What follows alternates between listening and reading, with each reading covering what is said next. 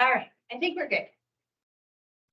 So we'll start with just a little bit of history and context here. So the tool in 2015, we were requested to come up with tracking and reporting for the TMDL. The Rivers program was asked to look at this for our credits on river restoration projects and looking at how those would work towards our gaining stream equilibrium, which in the phase 1 of the TMDL is what we look for and achieving the credits for stream restoration projects. The tool is structured as a planning tool, and so clean water service providers and other partners can use this to help calculate phosphorus, load reductions, and other co-benefits, as well as consider where projects might be looked at. This is also a consideration for tracking and accounting systems that are based at the watershed scale and promote good watershed science in project planning.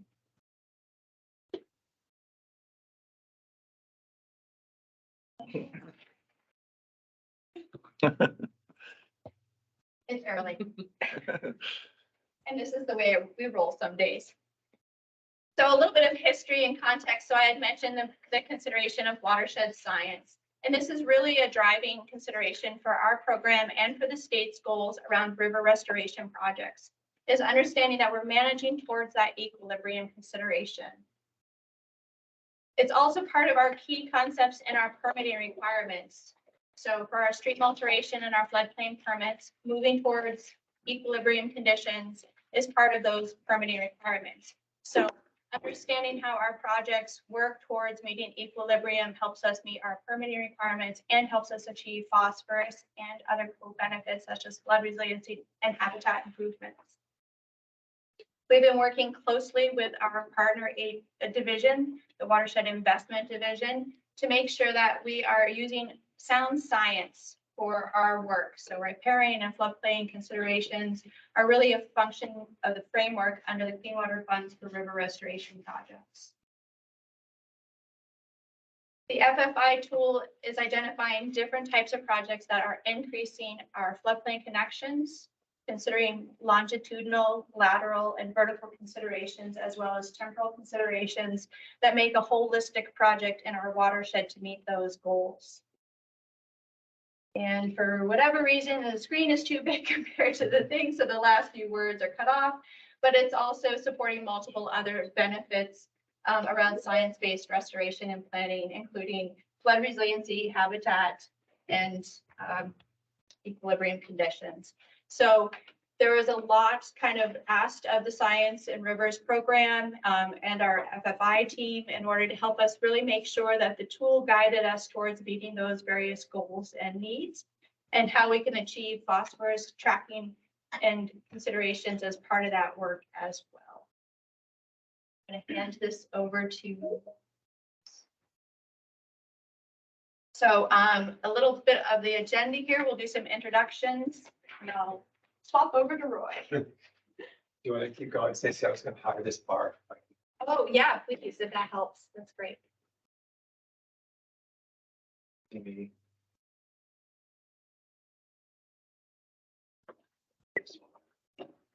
Okay, so good to see you all. It's an amazing group, lots of history working on floodplains over the years, so it's good to be together to talk about it. Framework of FFI. So here's the agenda for the day. We could print a couple out, but just in the sake of saving paper, we just figured we'd go through it. Really, the morning is looking at the background, first 45 minutes to an hour, and how to develop a project with FFI in mind. Just keep in mind, this is one tool that will help you plan a project, calculate phosphorus credits and resiliency benefits, and eventually habitat benefits. But you're going to hear from us, like, there's a whole project development approach that's been out there, and this is just another piece of that. So then we're going to really, after the break, we're going to dig into the web application and really start to do, where's everything located? How do you move around FFI? And that will take us pretty close to lunch. Stacey's going to have a little session on companion data that you all probably typically are familiar with from what I hear where you all work. And then after lunch, it's going to pick up Evan, Kristen, and I are going to run through a couple quick case studies. We'll show you the project and then kind of how you calculate the credit. Today, we're going to really focus on water quality credits, but there's other components of FFI that we're going to brush on. And then finally, the last hour and a half or so, we're going to do some student exercises. And we kind of have some pre-baked items really to help you move around FFI and how you would think about your own projects. We've done this a couple of times. We think doing a follow the leader version. So maybe I'll be up here, one of us will be up here doing them and you'll be kind of doing them and asking questions to try to maximize the learning. So that's the plan for today. Thoughts, questions? Please feel free to chime in. If you have a question, I'm sure other people in this big group do. So yeah. So we'll get started here. First, I just want to acknowledge there's a few of us presenting, but there's a pretty big team that's been working on this. Probably first and foremost, Stone Environmental built the web application. Jody's here, I believe she's online, and she'll be doing some application work. And then you've heard from other members of the consulting team, but there's been a lot of stakeholders. Many of you have kind of helped to develop FFI over the last couple of years. So we're excited to kind of be rolling it out with the group. We're going to take a couple steps back. You all probably are very familiar with the history of Vermont's river management. Stacy touched on it. And really, over the years, we've realized that we've done a lot to our rivers to disconnect them from their floodplains. A lot of it's our settlement patterns, and then eventually what we did on the land. And we've laterally disconnected the mouse. On the left here, we've laterally disconnected rivers with things such as roads, longitudinally up and down river with dams, bridges, constrictions, a lot of berming and straightening you've all heard about. And then the other thing we've done is we've changed the temporal movement, the temporal aspects of the river by changing hydrology, whether through land use conversion or actually installation of flood control dams and whatnot, and ultimately disconnection of our floodplains. So this is the context we're all working with, and we've all chipped away over the years at projects to really fundamentally reconnect rivers, improve habitat, improve resiliency. And now we have a system to kind of think about that. And with that disconnection often comes two things: a higher risk, right? We have damages we saw around Irene, and also higher export of materials. As rivers get disconnected, you all know, less spreading out, less slowing of water, more transport and export of sediment and nutrients. And that's impacted the lake and really led to the TMDL at the lake. So this is a pie chart showing the estimated percent breakdown of phosphorus loading to Lake Champlain in the TMDL of 2016. It's really a game changer. Like I look back in my career and what we do, and like there's some pivot points, and I think this is a big one for us. We have a really novel TMDL that focuses on river stability. It's the only one in the country as far as that I know, and that's the 20% piece of the pie. And DEC, building on their legacy of geomorphic data collection, river corridor planning, and project implementation, said, well, we're going to connect this to channel evolution and dynamic equilibrium. And that's how we got this really unique TMDL, Champlain.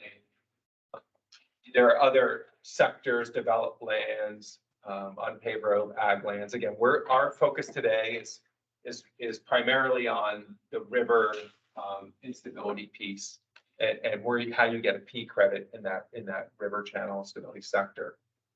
We'll probably touch on other things over the day, like as we talk. So the state worked with EPA, came up with this unique TMDL. And so things like providing stream bank armoring do not give you a credit, even though they can stop reduced sediment loading. And if you look at the language in our stream alteration rules, they say things like we have to allow streams to go to dynamic equilibrium, the most stable state, and a least erosive geomorphic condition. And that's kind of the legacy of our permitting and how the TMDL is structured. And with that, we have to let channel evolution play out, how a river moves through a cycle of cutting down and reconnecting and building new floodplains. That's what you see on the left here. So this is a quick review of the channel evolution cycle. Think about your projects. Many of them we do actually work or should work within this cycle, right? If we reconnect a floodplain, we often are taking a stage 2 in size channel and physically making it, a 4 or 5 or a 2 to 4 or 5 channel. That's what a floodplain reconnection is when you actively go out and do that. If you wanted to put on a river corridor easement and walk away and say, okay, in a couple decades or the next big flood, that floodplain is going to form naturally, that's a passive approach to letting the channel move through this process, and one that our state's been keen on taking. We have time to let the rivers kind of do their thing and build their floodplains and restore all these valuable functions. So start to get in the weeds. Evan's going to follow me and take this a little further, but I'm going to start at the a little bit at the TMDL level. And so for the TMDL, there are phosphorus loading estimates out of the basins. And we use, this is all set up on the Vermont planning basins, not the Huck 8s, which are subtly different around the lake. And just please raise your hand if I say acronyms or something you don't understand, just please interrupt. So there's phosphorus loading at the planning basins, and then there's reduction targets. And then those reduction targets were projected to what are known as TMDL subbasins. It's actually, the language gets really confusing as you drill deep down into this, but really what it is they've taken reduction targets and projected them like up into the Lake Champlain Basin. And then what Evan's going to show you, what we did was we actually assigned those into river corridors and assigned those the channel stability P credits. We link them to reconnection, so you know how much you get if you do a certain.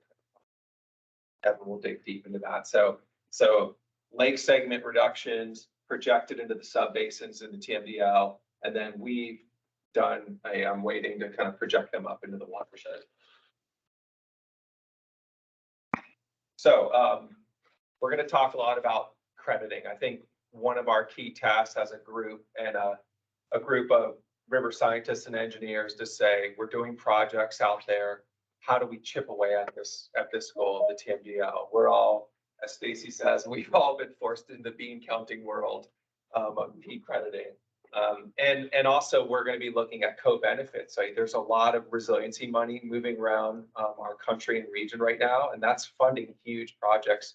So we're going to see really nice co-benefits of P crediting and resiliency. And layering on top of that, an ongoing project is looking at habitat. So it's kind of the triumvirate of river science, really. And so when do we get credit? So we kind of grouped it into two little bins. The classic Venn diagram on the left, the black circle, stream stability, and this is a reconnection of unstable streams, and that gets you a credit. Okay, and this is things that like the ultimate filter is really dynamic equilibrium getting to play out. So I'm working in the river corridor, I'm reconnecting the floodplain, and then can channel evolution play out? And if I do those things, I should get a stream stability credit in that 20% piece of the pie. On the right is storage. And you see a picture here from the Dog River floodplain, a project we'll talk a little bit about and do a case study later. And you can see a thin veneer of sediment on the Dog River after a berm was removed, on the floodplain, excuse me, next to the Dog River. And so we know that when a floodplain is reconnected, some materials put on that floodplain in a flood and recedes. Then there's still some debate about what's the fate of that material, but we believe there's uptake and there's a estimate on how many kilograms per year you take on that floodplain. 10 to 20, I'll throw that out there as a 10 to 20 pounds per year. Thank you. And Kristen and UVM and her colleagues UVM are doing some really novel research on this topic right now. It's not very well known what this P budget is. Like, any sediment gets on, there's probably timing issues and all that. So we'll dig into that. So when we're crediting, you'll see when we get into the FFI, we're going to look at the stream stability piece and we're going to look at the storage piece. I kind of touched on the first bullet, a new gain toward equilibrium, that's not impede channel evolution. And that's really how, that's like the ultimate filter. If you're debating a armoring project, if you're in the corridor, then you're actually not doing that first bullet. If you're outside the corridor and it's associated with a reconnection project, and you're protecting infrastructure, maybe you do still get a P credit. We'll talk a little more about this. The other thing that is baked into FFI is long-term land protections. And this is really a continuation of the movement to protect river corridors in the state. So that's why that's baked in FFI. You get a P credit if you protect in perpetuity the land the river is going to move, because over the long term, that land's not going to get developed and the river's not getting confined. We also know buffer vegetation plays a role in sediment and P uptake storage. So if you have a 50-foot buffer or a river corridor buffer. So just to recap, the vision of these connected floodplains is, you're laterally and vertically connected. Your land is vegetated naturally and you're protected in perpetuity. That's how you would maximize a credit on a floodplain reconnection. The other thing is projects completed post 2010. You guys just correct me if I'm not a little foggy on this, but there was a TMDL monitoring period from 2000 to 2010. Except stormwater basins, they're post 2002. So if you put in a project in the past 10, 20 years, you can actually get a credit for that. Go back and use the tool and get a retroactive credit for that.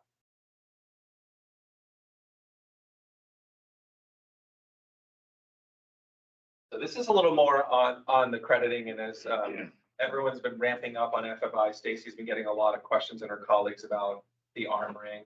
And so we wanted to just show this. This is the river corridor, the meandering channel and a river corridor. And the schematic cross section on the back shows a meander belt, right? The area the river is going to be moving back and forth over the long term, a berm removal project, and then bank armoring inside the meander belt. And you would not get a credit for that. You could get a credit for the berm removal and that lateral and vertical reconnection, but not the bank armoring. And then you would get a credit for the buffer here. So if however, let's say you were outside the river corridor and you wanted to protect that house and there was some armoring, that, that's, I guess I'm not sure you would get a credit for that in terms of reconnection, but it might kind of change the construct of your project and how you would permit that project. So again, inside the meander belt and the river corridor are kind of key issues for you thinking about a project. And I don't know if Stacy or Shannon or anyone else wants to add a thought on that. So bank armoring can be a component of a project, but not the primary aspect of the project. And what you can see in this area is there was an area left of a 50-foot buffer vegetation. So, the bank armoring might have been a component of the project. You would get credit for the 50-foot buffer and you would get credit for the berm removal. The bank armoring would not be what you would get credit for. So armoring is kind of a component that could be part of the clean water project as it's building out a larger aspect of the project, but it won't be what you would actually get the phosphorus credit. Will it retract or detract from the credit? No, but it can't be like the larger component of the project. Focus is to reconnect the other floodplain, and then in this instance, the armoring was a component of recognizing they gained all of the rest of the floodplain. Armoring was done outside of the belt width. There was a 50-foot buffer allowed for it. It reduced the conflict in that area by providing the larger floodplain in that component. The trade-off. So there was a trade-off. Stacy, just a logistical interruption, we don't see the people, like in case people online have I'm questions. trying to pay attention to. Okay. It would actually be good if you could tip your camera a little more towards you, Roy. I had attempted to, but I'm still seeing part of it. Okay. I did. That? There you go. All right. Okay, Is this a good time to ask more questions or not? yeah, definitely. Yeah. Just back to that graphic. Your riparian buffer is in the river corridor. Is there credit for riparian buffers that are outside the river corridor and the riparian buffer aren't always? Yeah, so the channel stability credits, we had a big debate about this, really originate in the river corridor. But if you do a buffer project outside the river corridor in the floodplain, there is a storage credit that you can get. So you can get, and in fact, a lot of times those storage credits are a bigger pot. You'll see that they can add up to some more credit. What if it's not in the flood? Then you would not get a credit because it wouldn't contribute to like piece storage and uptake. Okay. The box or the two corners of the stream was and corridor or the buffer. The buffer would be mapped. Outside the corridor if the stream line was. Right, but that buffer, if it wasn't in the floodplain or the river corridor, it would. Yeah, what Evelyn is describing is kind of a rare situation where the stream, the state mapped the river corridors, but maybe the stream since then has moved and butted up against the edge of the corridor, maybe even beyond it. And so the FFI mapping calculations that we did accounted for, well, I don't know what vintage, but if you're putting a buffer on that stream, as long as it's not way outside the corridor and floodplain. And then just, is it 50 feet hard and fast for that buffer? Or can it be 100-foot buffer? Oh, it could be 100. Okay. Yeah. As long as it's, okay. And we're gonna get into like, what are this sort of units? What's the corridor? And the floodplains are really interesting, came out of UVM mapping. So we'll look at all that, like what the framework of that applies spatially. I think, and then the examples will start to answer your question a little better over the day. So folks online heard most of that conversation. Just recap that buffer, the overall buffers of at least 50 feet can be counted. Both buffers that extend beyond the corridor, as long as they're in the floodplain, can also be counted. Those can be counted as storage. For storage credit. Okay. A little geography, just so we're clear. FFI right now is calculated for the Champlain Basin. I think there's a lot of focus on that. There is a TMDL for phosphorus at Lake Memphremagog, and there's been some discussion at the state to extend the methods up there. That has not been done yet. And then there's been a little talk about the Connecticut River Basin as well. And some methodology changes would probably be required. There's a Long Island Sound, the ultimate receiving water of this drainage has a nitrogen TMDL in it as a coastal water. So there would have to kind of be some more thinking on the methods for that.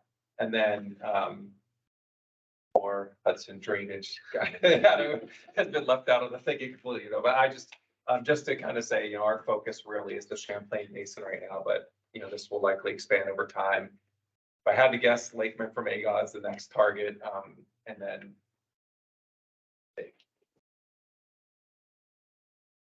So let's just take a look at some of these projects.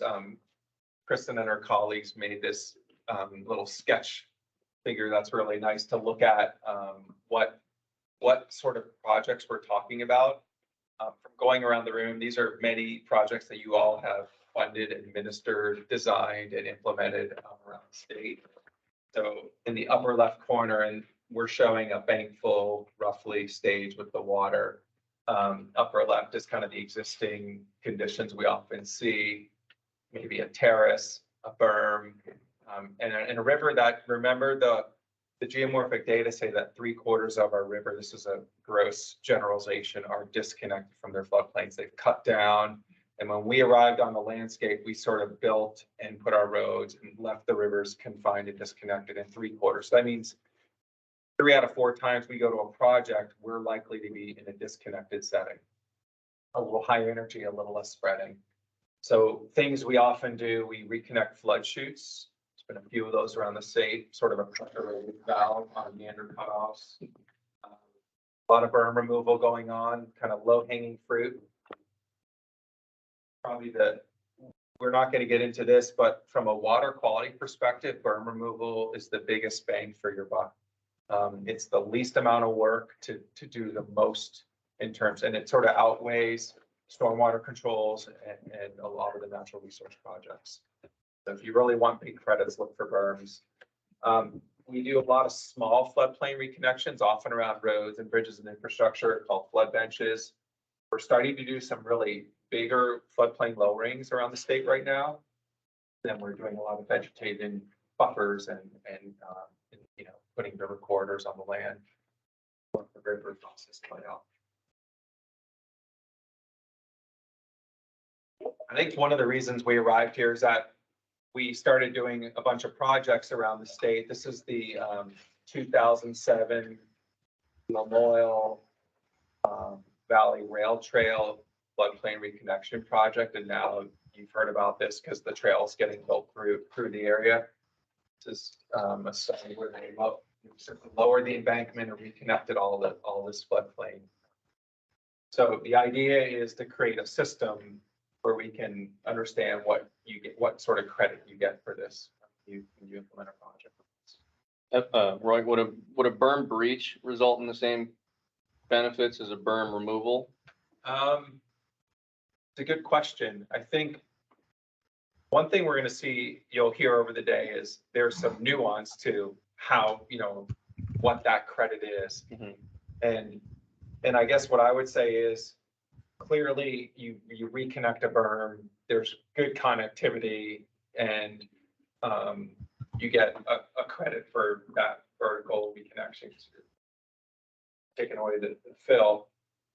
And as you scale that back, you have to sort of, in the design process, say, well, What's worth what?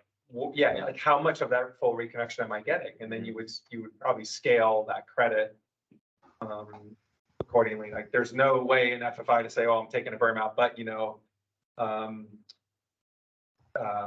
only doing it partially, or but you know, one thing you can do is it's very area based. So if there was a 10-acre floodplain behind there, and I said I can only take out half. There's a home or something. If I'm reconnecting 5 acres, then you would just scale that credit based on the area. Does that 5 acres need to be protected to get that credit? It doesn't, but if it were, it would get a larger credit. And that's another thing you'll see is the credits sort of build up. Like when you do the reconnection alone, that's great. You get a credit. If you do the buffering, you get a little more credit. You do the protections, you get a more credit. So every step of the way, you can get more credit to that ideal target of the natural setting, and that's protected. I'm just wondering. Doesn't necessarily protect the flood. Most towns don't have floodplain regulations that restrict filling and development. That's right. We have had berms taken out and rebuilt. Yeah, and that is the exact reason. One thing we didn't mention, yeah, it's a lot of towns, right? And like, you know, sort of Mike Klein was kind of he kind of was like brainchild behind a lot of this thinking and in your program. And that was one of the things, like how protections really got in the FFI. And it didn't really make sense to me in the beginning. Like, why would you put a protection in a P crediting where you're physically not reconnecting? But it's this exact reason, is that this thing has to be functioning over the long term to like realize that credit. And so Evan will show you there's a bucket of that slice of the pie, each river corridor that's associated with protections. And if you're not at that highest level, then that bucket's just going to sit unobtained, so to speak. So there's going to be buckets for connectivity, buckets for protections, and buckets for vegetation. And you have to kind of do all that in the project to get all that credit back. Otherwise, you won't get it. And you can do it over time, or you can do it all at once, depending on how the project plays out. But the other thing, I think, with the clean water service providers, like operations and maintenance is key too. So I think like if a project were to happen and then something were to, you know, happen on the landscape, take away that. Put it in the credit.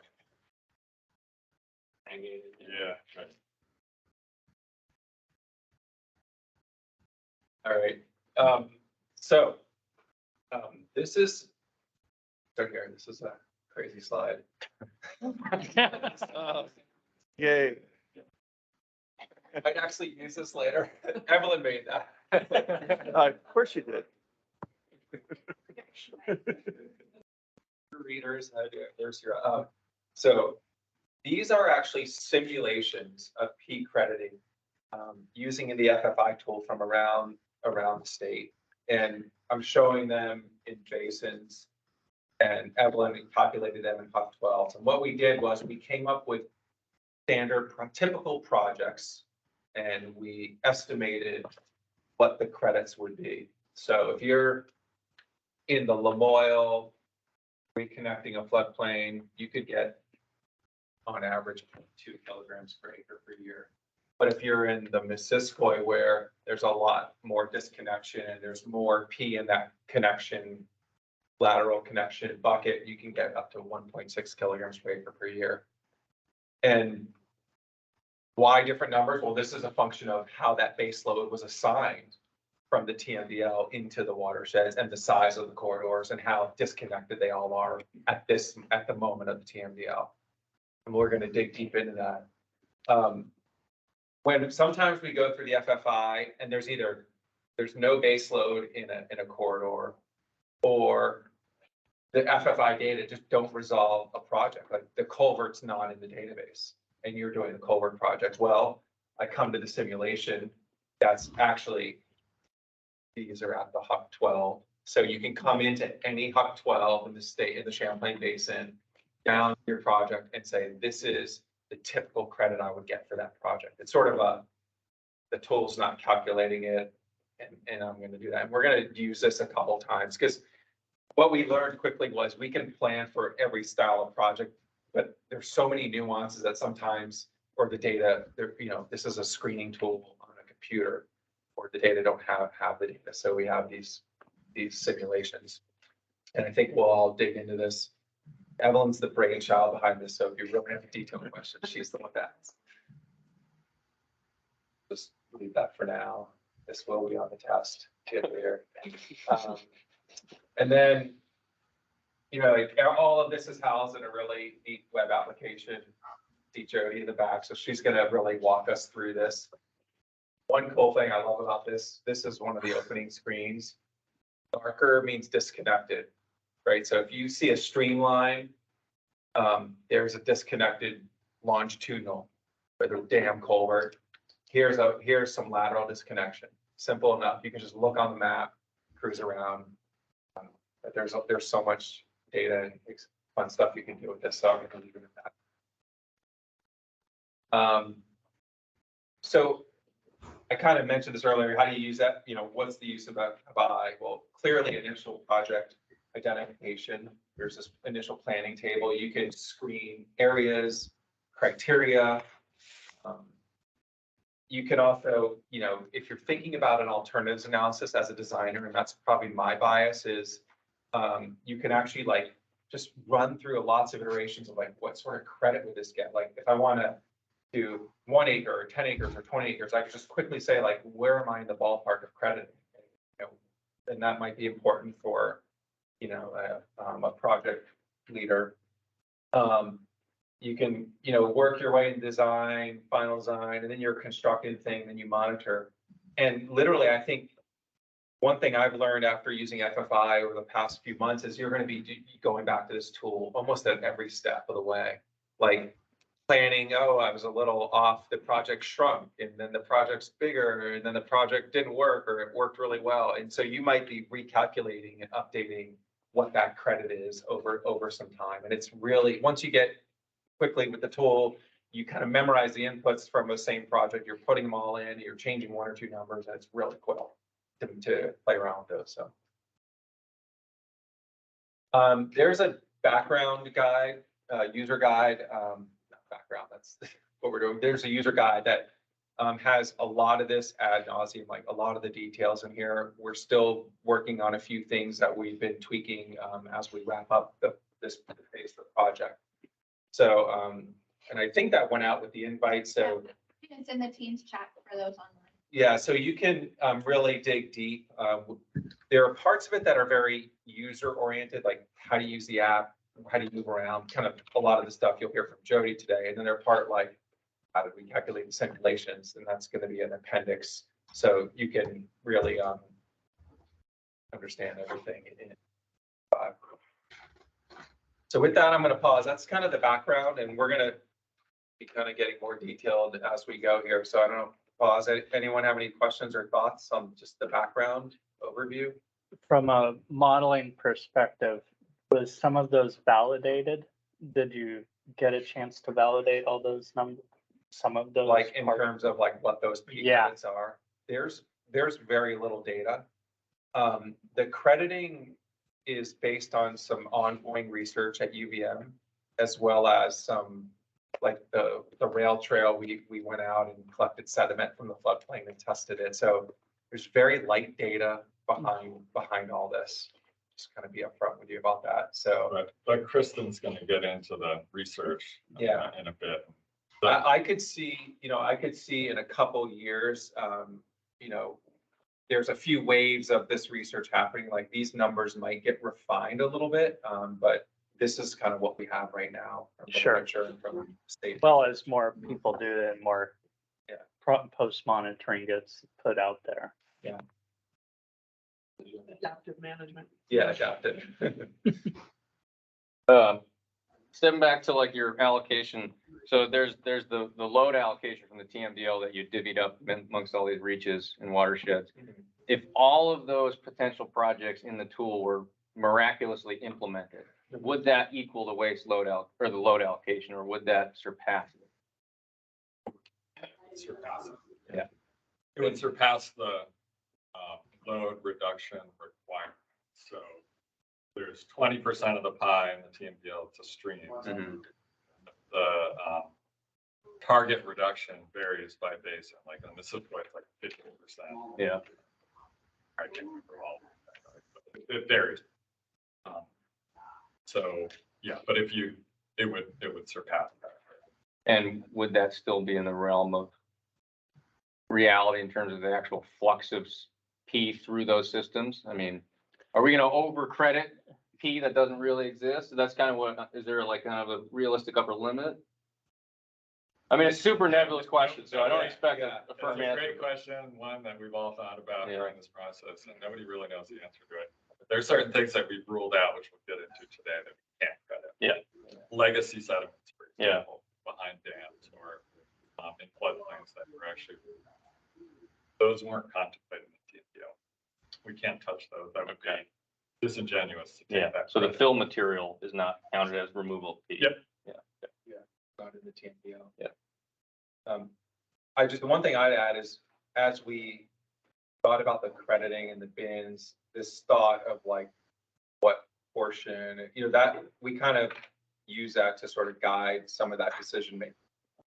Crediting approach, as well as the research. So.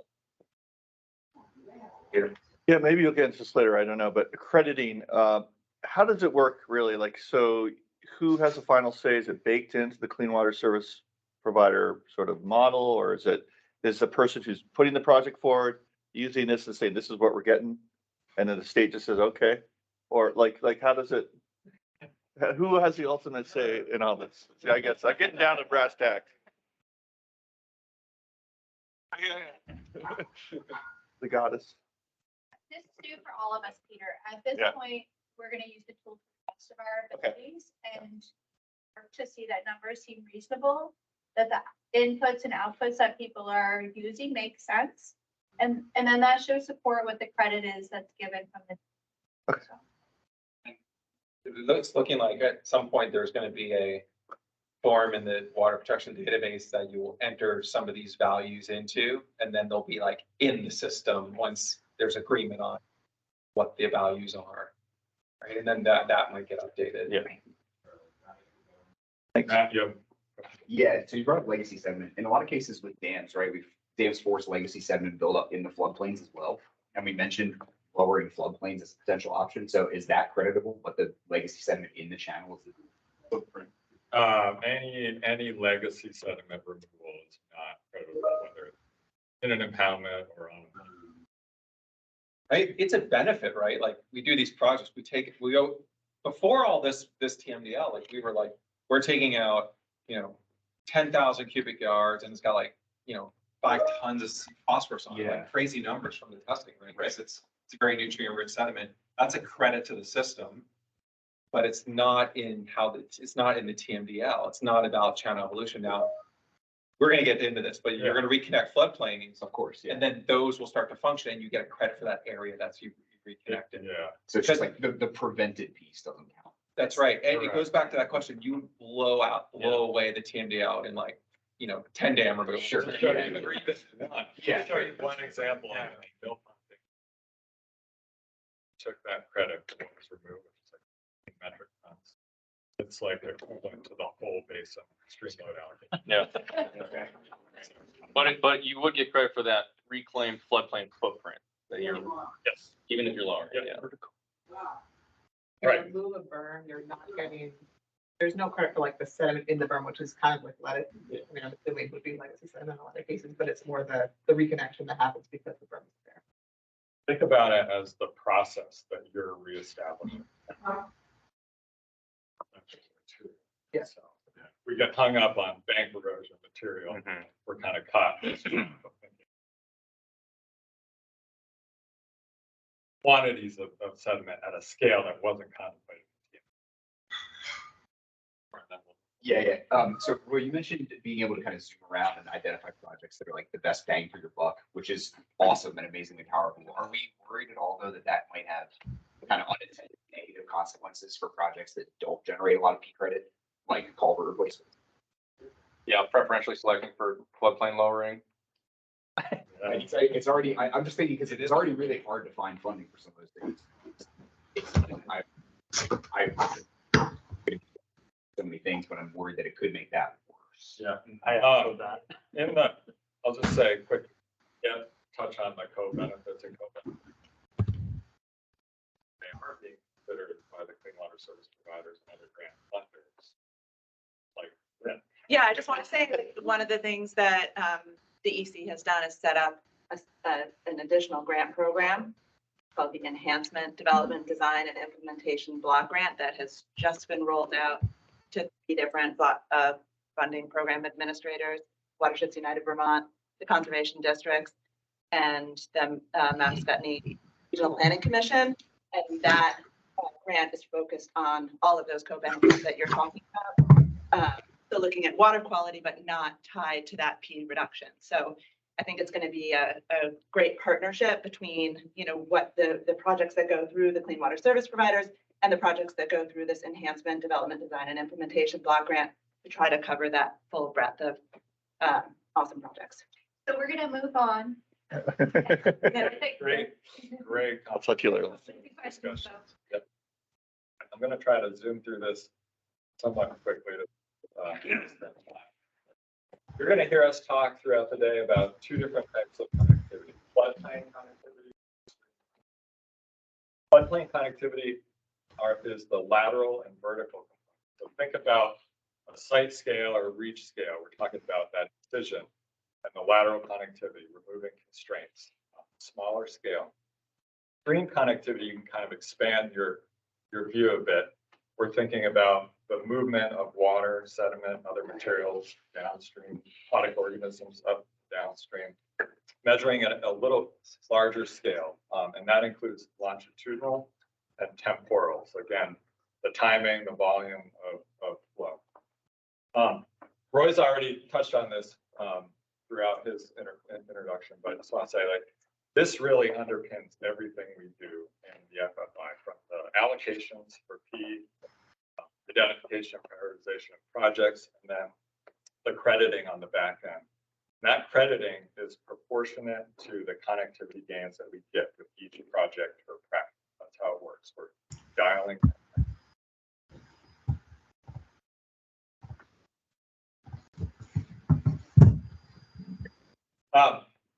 So this is just an illustration again of that target condition that Roy was mentioning.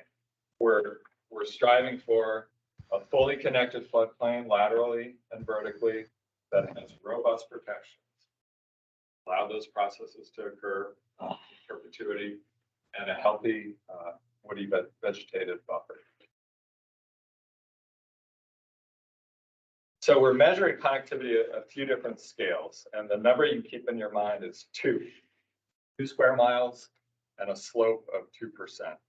So we divide what we call the lower valley reaches that have a drainage area of 2 square miles or larger into one bin, and the headwaters with less than 2 square miles into another. Then we further subdivide the headwaters into high gradient and low gradient streams, separated by that 2% threshold. And you'll see as we get into the application and the ultimate P allocation, these bins matter for allocation and crediting. So Roy touched on the different scales when we're down at the reach or stream level. I'm sure you're all familiar with the river corridors that were mapped by the state. That's over on the left-hand side figure. And during the river corridor drawing process, this is something that we became familiar with in this project that some of you might not be familiar with yet. There were these subunits that we later called sub corridors or subunits. And during the FFI development, we decided we liked those because they were at a scale that seemed to measure changes on the landscape better. So that's where we're measuring that floodplain connectivity. With streams, we're talking about the actual stream reaches. So if you've seen stream geomorphic assessment data, those are the reaches inclusive of what we call the segments at the smaller scale. That's where we're measuring, again, longitudinal and temporal connectivity. We also have floodplains, and Kristen's going to talk about the methods to develop these shapes, floodplains across the Lake Champlain Basin. And again, those were separated by those divisions that you see over on the left, those purple subunit breaks. We applied those to the floodplains to sort of chop those up and have floodplain units. There's some numbering convention on here. The 36, for example, that first number in the line, that's the basin, the planning basin. And then next is the reach, and next is the subunit, and then some other letters indicating the scale, corridor, etc. Okay, I'm going to dig into the actual methods now, one by one. So this is lateral meander connectivity. This is really a measure of how much space does the river have to move and dissipate its floodwaters in a big flood. This is an example of sort of downtown Waitsfield. There's a downtown. The lower village of Waitsfield. Small subunit, and you can see what we're measuring here is the area that's left after we account for what we call the hard constraints. So roads, bridges, culverts, buildings, anything that would constrain the river from migrating across its valley. And here we've got 71% of the corridor is left over after we account for that. Seems like not bad, but it's actually a ding in this measurement, and we're dropped down to moderate connectivity. So that's one component, lateral connectivity. We mentioned the protections. So this is a measure of different protections that we have mapping for at that subunit scale. River corridor easements being sort of the top notch, right? If there's a river corridor easement, that gets the highest protection score. These other moderate protections, floodways, wetlands, we give sort of half score. And so in a GIS, we see which of these are present. We do area weighting. We apply. It's not really it's kind of a dimensionless number. We translate that into a rank: high, moderate, limited, or mostly absent. That's the protections. Buffers is pretty intuitive. This is a measurement using the Spatial Analysis Lab mapping across the Lake Champlain Basin of the presence of woody vegetation. And we did that within the 50-foot setback from the bankable channel. I will note, in those environments where if it's more of a wetland ecosystem, and but the forest state may not be sort of the end target state. We use the shrub, sort of that shrub scrub condition as a natural condition that counted for a buffer.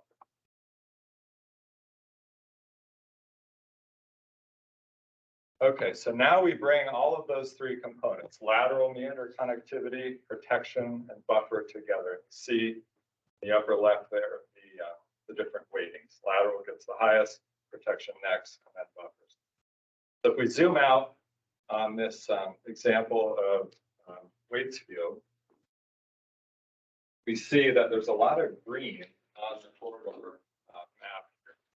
That's because in the Mad River Valley, there's not a lot of stuff, and there's not a lot of constraints generally in the corridors. So a lot of freedom for the river to move in theory. Buffers, maybe not so great.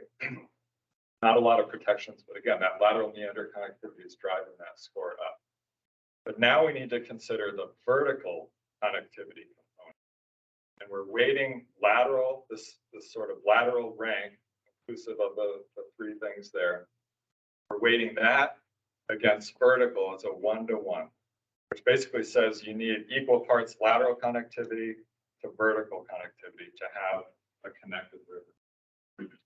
The way we do that is we use incision ratio, which is a measure of how well connected the river is to its floodplain.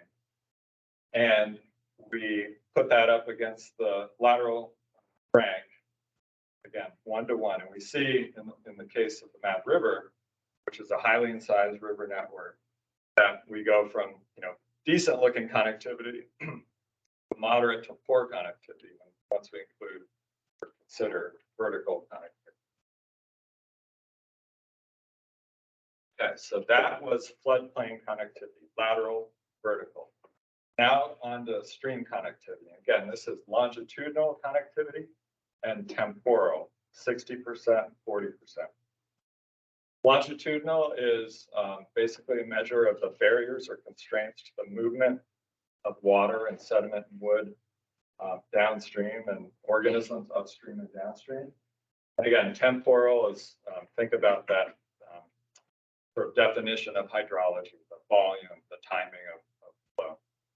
So one example of a human constraint that affects both that you can think about is a dam, right? Think about a big flood control dam. That affects both of these drastically. Basically, you've lost essentially all your longitudinal connectivity and your temporal connectivity. The big dam in an account.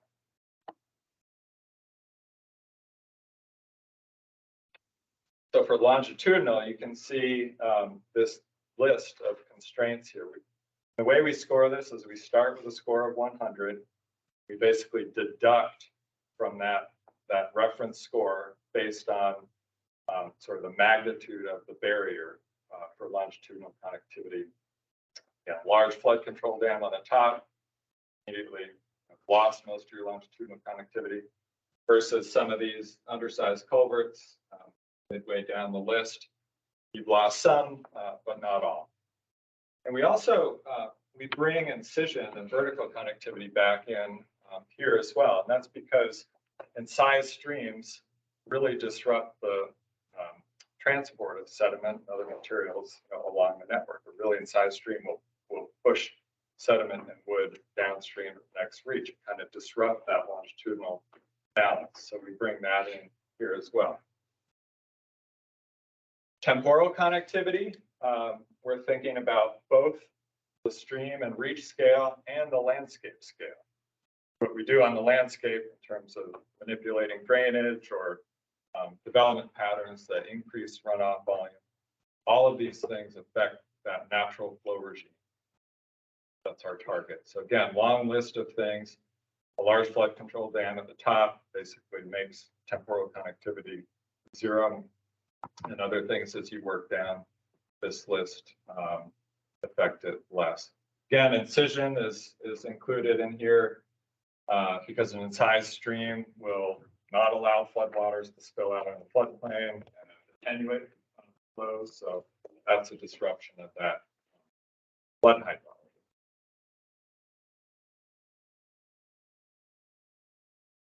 And bringing it all back to the phosphorus crediting. So again, Roy mentioned this, but you haven't seen this figure yet. This is what we called our P allocation tree from FFI. So we start with this baseload allocation, the HUC 12 scale. That's given to us from the TMDL. We distribute that allocation down. I mentioned these different scales of measurement, headwaters, lower valley. That's our first split. We say 60% to the lower valley, 40% to the headwaters. From there, we're further dividing based on gradient and these lateral vertical versus longitudinal temporal components. So by the time we get down to the end of this tree, basically distributing that P load at the HUC 12 scale down to these different bins based on these characteristics. Then we take the floodplain and longitudinal connectivity score and the size of the subunit or stream and allocate down at that small scale based on what's available in each of these bins. And projects then that are implemented can basically chip away at these loads that are available.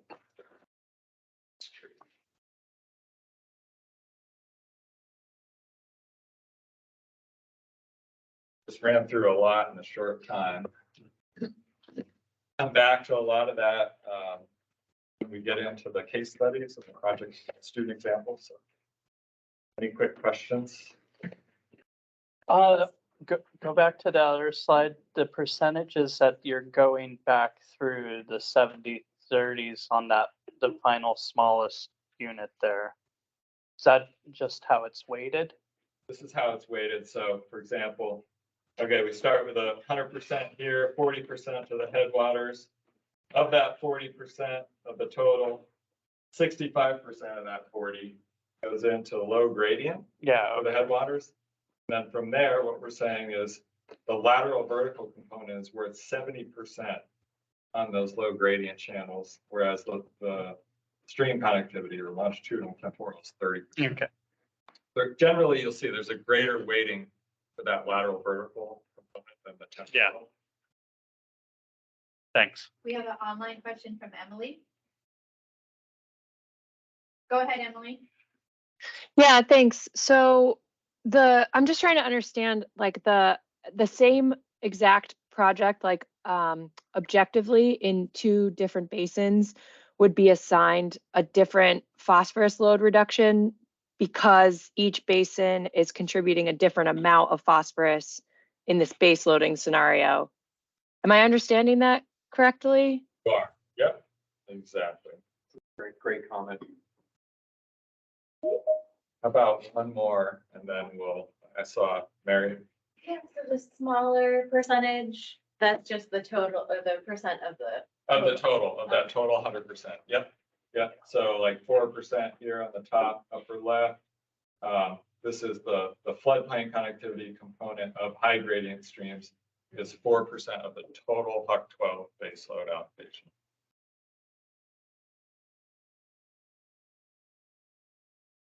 Now. Great, okay, so, it's important for me to disclose that I have two roles on this project. One is as a consultant for my Doing stuff, I think I'll need it. And I became involved in the project at phase one to try and help inform some of the methodology from my past experience in river restoration and conservation, geomorphic assessments and so forth. But I also wear a second hat, which is as a UVM research faculty member, and I'm the lead PI on a subaward to Roy's firm SLR to integrate some of the latest research on rivers and floodplains into this FFI methodology. And so that's what I have a few slides here to go over today on just very high level notes on how some of the latest river and floodplain research from UVM that's being conducted in the basin primarily is being integrated into this FFI methodology. And it's coming from three key areas. which I'll touch on. We have floodplains on the far left. We have some in-channel and floodplain estimates of stream power, which you see there in the graphic on the center top. And then we're also informing a classification for all reaches around the Lake Champlain Basin in terms of their sediment regime class. Many of you may be familiar with that terminology from Mike Klein's river corridor guidance and doing river corridor plans. So I'll touch on these three really quickly, but invite you to email with any questions as a follow-up. Evan mentioned just prior to this that we have this spatial scale on the right-hand side here of the floodplain. And when we first set out to think about this FFI methodology, we realized that we don't really have floodplain coverage for the better part of the state, and we needed to generate a layer for that. And so my colleague Rebecca Deal and Beverly Wemple at UVM have engaged in research funded by the Lake Champlain Basin Program and others, including the Nature Conservancy and USGS and the Water Center at UVM, to generate floodplain mapping for all rivers in the Lake Champlain Basin, draining greater than 2 square miles in area. So these are different from FEMA floodplain maps that you might be more familiar with. As you know, those are only available for discrete locations, usually in populated areas where we worry about flooding interfering with development or impacting development. This layer that you see a screenshot of there exists for all river segments that drain greater than 2 square miles across the Lake Champlain Basin. It was derived using what we call low complexity hydraulic models. These are not HEC-RAS models. These are not process-based models. These are low complexity models that are built off the topography, basically the very high resolution LiDAR data that we are lucky to have here in Vermont. And we're generating layers of floodplains that are probabilistic in nature. And so they're showing you a range of floodplain extents based on the size of the flood. So on this graphic, you can see in dark blue, that's the theoretical flooding extent for a 2-year storm, ranging all the way up to a 500-year storm in the rust color there. So these layers are available. They can be downloaded from Vermont's Open Geodata portal. And I invite you to also download the technical document that describes how they were generated and what the limitations are. We're using this 500-year floodplain layer now as kind of under the hood in this FFI development or FFI app to represent the approximate extent of floodplains. And we're also using that layer, if you will, within the FFI app to calculate area-based estimates of phosphorus crediting for storage. And the upper right-hand slide is the same slide or same picture that Roy showed you previously. So this layer generated at UVM and available for download is working under the hood in the FFI app to help us quantify project areas where we are realizing sediment deposition and phosphorus deposition in the floodplain.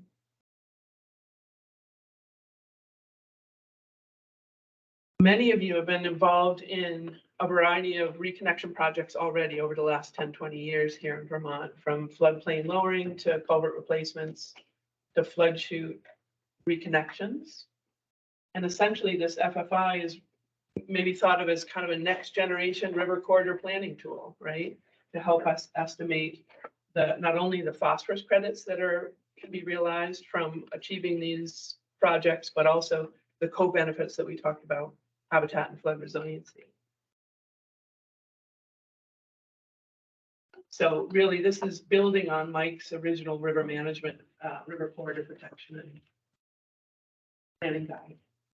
And within that guide, we talked about sediment regime classes that were assigned to each geomorphic reach based on the stream geomorphic assessment data that's been collected over the years. And there was a rubric of sorts stored in this document Many of us have assigned river sediment regime classes to river reaches as part of our geomorphic assessment work.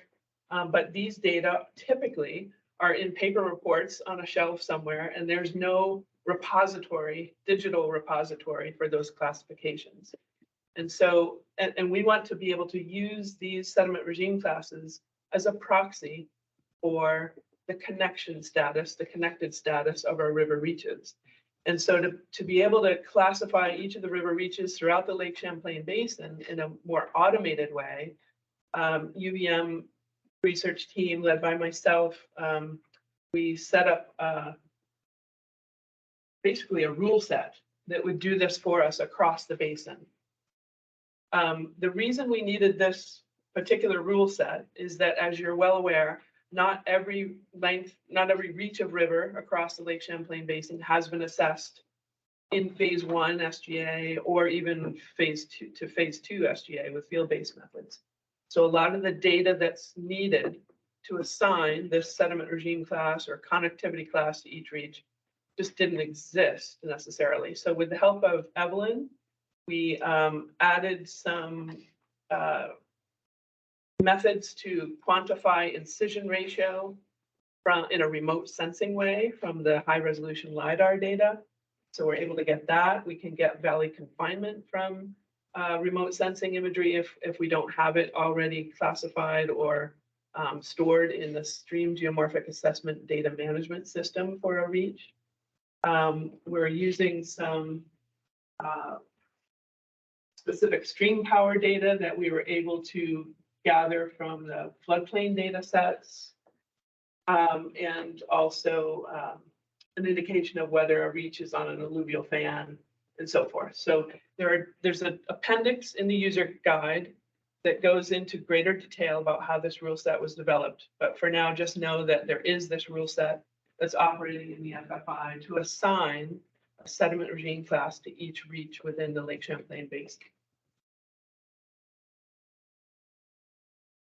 And these were sediment regime classes, or this work was based on some work that was vetted in the peer-reviewed literature, a publication that was co-authored by myself and Mike Klein and some other colleagues. We're using this sediment regime classification as well to assign a provisional classification of erosion damage potential for some of those lower valley reaches, the larger reaches draining larger drainage areas. So a reach that's in stable condition, what we call our green reaches, coarse equilibrium, fine deposition, would be assigned a low erosion damage potential. Reaches that are incised have lost connection to the floodplain, so they have very poor lateral vertical connectivity scores. They would have a very high erosion damage potential because of the likelihood that they will implode when subjected to the next big storm. And then in the middle there, we have what we call the red reaches, those reaches that are actively widening and aggrading, moving through stage 3 or 4 of the channel evolution. And they would be assigned a moderate erosion damage potential within the FFI app based on this classification, this provisional classification of sediment regime class. Again, we don't have a lot of time to go into the details of these methods, but I invite you to reach out with any questions or about the specifics. We're using that sediment regime classification or connectivity classification to inform project types as well. And we're going to get into the weeds of this in a little bit later. But for example, one of those red reaches that's actively widening and aggrading might be a good candidate for protection or a river corridor easement to support that natural evolution process and help that river regain its equilibrium at a new floodplain elevation. On the other hand, a reach that is in an unconfined source and transport sediment regime, a reach that's lost vertical and lateral connectivity, maybe as a result of encroachments like buildings, as you see on the left-hand side, or berms, could be a good candidate for a more active restoration project type like remove those constraints, remove the berm, lower the floodplain, perhaps raise the channel relative to the floodplain using log structures or stone structures. And that's exactly the project that you see here that was achieved on Beecher Hill Brook in Heinsberg within the past few years.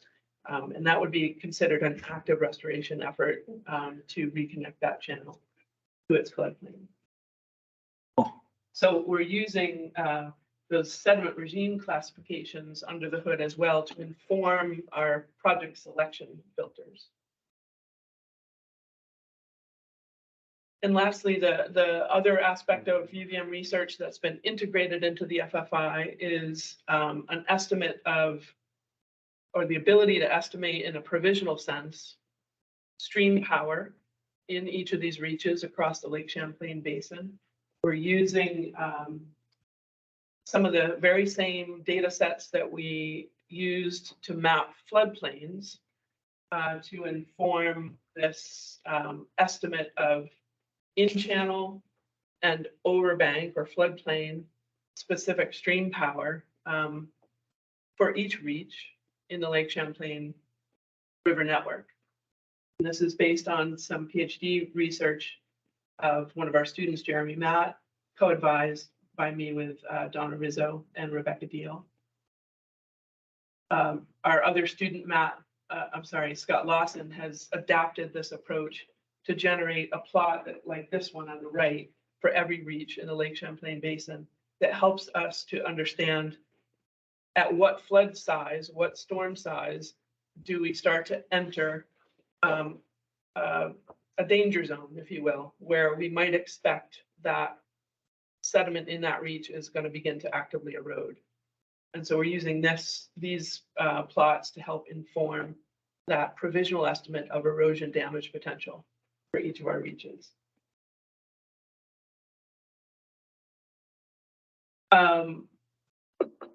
And you'll see this in some of the tables that we'll dig into a little bit later this afternoon. We're also using the floodplain extents that I mentioned before to inform how much infrastructure within that floodplain is at risk of inundation or erosion hazards during flooding. The floodplains are informing the inundation hazards. The stream power curves are informing the erosion hazard vulnerabilities. And finally, I just wanted to mention that we do have a large empirical data set of sediment and phosphorus that has been measured across 24 sites in the Lake Champlain Basin, the Vermont portion of this. This research has been led by Rebecca Deal with funding from Lake Champlain Basin Program and has been going on now since about 2019 actually. So we have these sites and we're continuing to collect sediment and phosphorus stored in floodplains at these 24 sites. And that data is informing us about a few things. So we're seeing lots of spatial variability in phosphorus deposition across an individual floodplain. On the upper right here, you can see that we're from various plots that we've distributed in transects on these floodplains. We're noticing higher deposition rates closer to the channel, which is not surprising. But it just underscores the importance of that vertical and lateral connectivity between channel and floodplain. And from across a basin scale, we're seeing a lot of variability in the amount of sediment and phosphorus being deposited. These are the 24 sites ranked in order from low storage to high storage of phosphorus. As we've measured it over the last 2 or 3 years, you can see there's a lot of variability there. And some of that is related to the energy setting of those floodplains, whether they're in kind of moderately steep settings at a midpoint in the watershed, and therefore have a little bit of higher energy. Coarser grains are being deposited, less phosphorus because there's less silt and clay in those settings, versus very low gradient Champlain Valley settings where we do have lots of silt and clay and therefore higher amounts of phosphorus being deposited in those settings. So lots of variability. For this current phase of the functioning floodplain initiative, we've taken a very simple approach. And we are assuming an average of 12.5 pounds phosphorus per acre to support the phosphorus crediting in the FFI, and it's based on this underlying data that showed that range between 10 and 20 pounds per acre. We expect that future phases of the FFI and future research, those future waves of research that Roy mentioned, will help us to dial in a little closer on what those true phosphorus values should be. And Rebecca Deal has a project right now with funding from Sea Grant to help inform 30% designs for river restoration and conservation. And so I'll take questions about any of that after the fact, but I think we have to skip on to stay to our agenda. Yeah, we're a little bit behind. We're gonna try to make up a bit of time here, and then maybe before the break, through the break, if there are questions. Okay, so from here to the break, I'm gonna talk about the different types of projects that you're gonna see in the FFI. I'm gonna kind of gloss over this because we are gonna dig into this and the student examples and the case studies. Just quickly, lateral vertical projects, projects that help regain connectivity in the lateral and vertical dimensions include restoring connectivity, floodplain lowering, removing berms, a lot of things we've been talking about, the protections and the vegetation. We also have this remove constraint. So of course, if you take one of those hard constraints we talked about out of the floodplain, you're reconnecting the floodplain. That is a project that, of course, regains connectivity.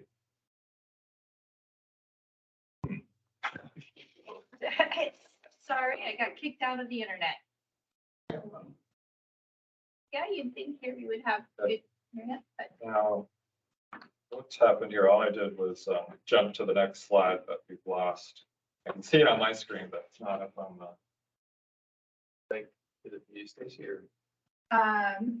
well, I don't think it's just me. Is anybody else I love there? No. Okay. That's true. So it Take a break? Yeah, let's do a 10-minute break. Okay, come back here at 10:40. Can I get a thumbs up that we got a 15-minute break while the internet? Are they online? Yes. I had a question about your work. I'm not even So connected. when you're coming up with segmentation, you can like. How you figure out all these, you still want to have the whole thing online. I just want to like wired. Yes, Yes. it's kind of like. Oh, okay. So then it's projected to space. To escape. Okay, okay. And so. Yeah, that's, Ratio. From like the data management system, not actually from. We did create a process to extract it.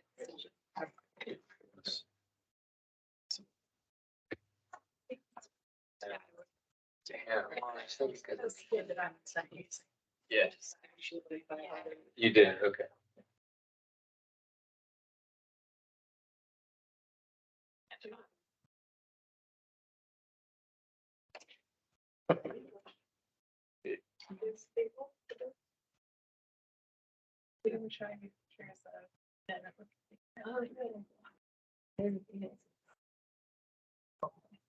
And then floodplain, flood. Activity. Uh-oh. Seriously. Flood ironic. It's not us. Right on the road, right on the main drag. It's the town beaches, right? But it's mostly drained. Yeah.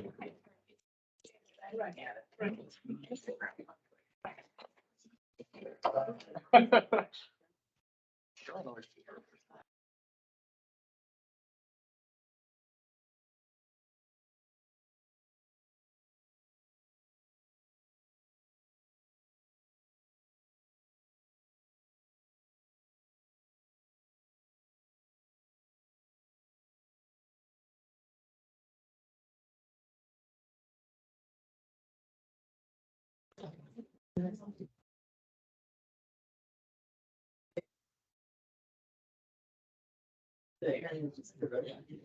it seems like they have internet in the other room, in the other room.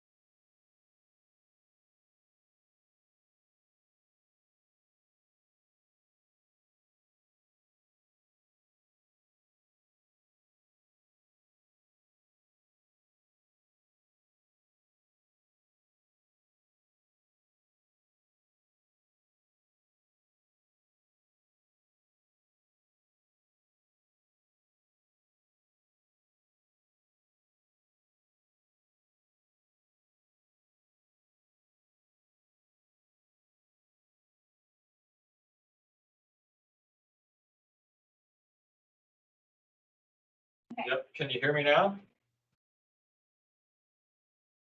Thumbs up, folks online, can you hear me? Yes. I Okay, got good. them.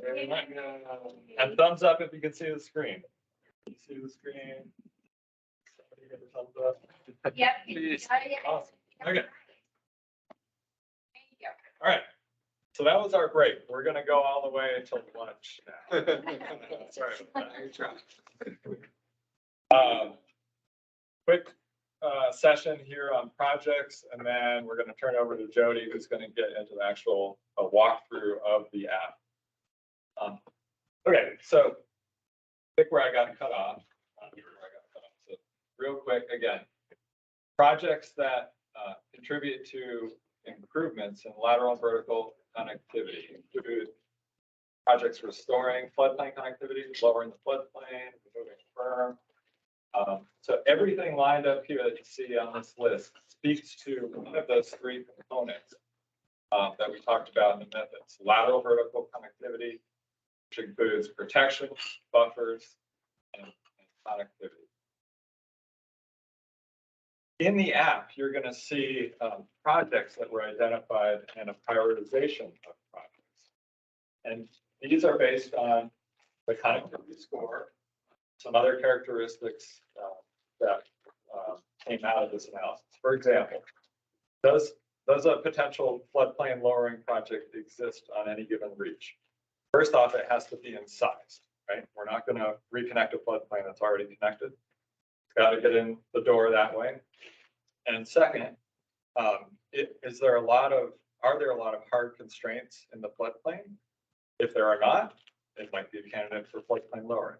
This is an example of how we use the data to identify projects and then prioritize them in the app. So taking that same example, lowering a floodplain to the next step, how do we prioritize? We're looking at stream geomorphic assessment data, stream sensitivity, some initial feasibility data, and it's really important we emphasize initial feasibility. A lot more work is needed after you see these projects and think about whether they're actually feasible, you know, from a landowner perspective. One thing we could measure at a desktop level is like the number of parcels that overlap a potential project. That's an initial cut at feasibility. Longitudinal and temporal projects, again, include this long list of projects. And you might notice this is the same list that we use with those deductions from the score, right? So if one of these barriers to longitudinal or temporal connectivity exists on the reach or in the watershed, then it's a candidate for a project. And this one's really simple. Is it present or absent? Present. It's a potential project. Again, this is a range of impacts on stream connectivity, again, based on the sort of magnitude of the barrier. Is it a big dam? Or is it a slightly undersized culvert, et cetera?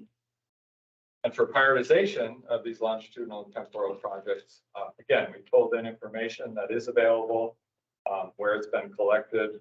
In particular, for culverts and bridges, this would include the geomorphic compatibility scores from surveys that have been done and the aquatic organism passage ratings. So I just touched on this, but we're going to keep saying this throughout the day. The FFI is a screening level tool. It's a first cut of projects and a first cut at estimating their benefits. Evan, can I just ask one question before you move on from the previous slide? Okay. So are you saying that compatibility data from the DMS for structures is in the FFI? It was considered in the FFI for prioritization. Whether it actually like is going to show up in the data. So if something shows up as a project, it was shown to be incompatible in the DMS? Whether it's a high priority project. So let's take a simple example. An undersized culvert, let's say the culvert is 50% of the bank full width. That's a pretty high, definitely going to show up as a potential restoration project in the FFI.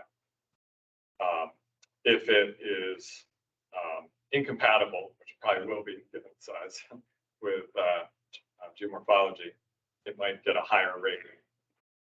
If it also had, created a barrier, longitudinal barrier for AOP, it might get a extra priority level. So, but if it was found to be compatible, then it probably won't show up as a project.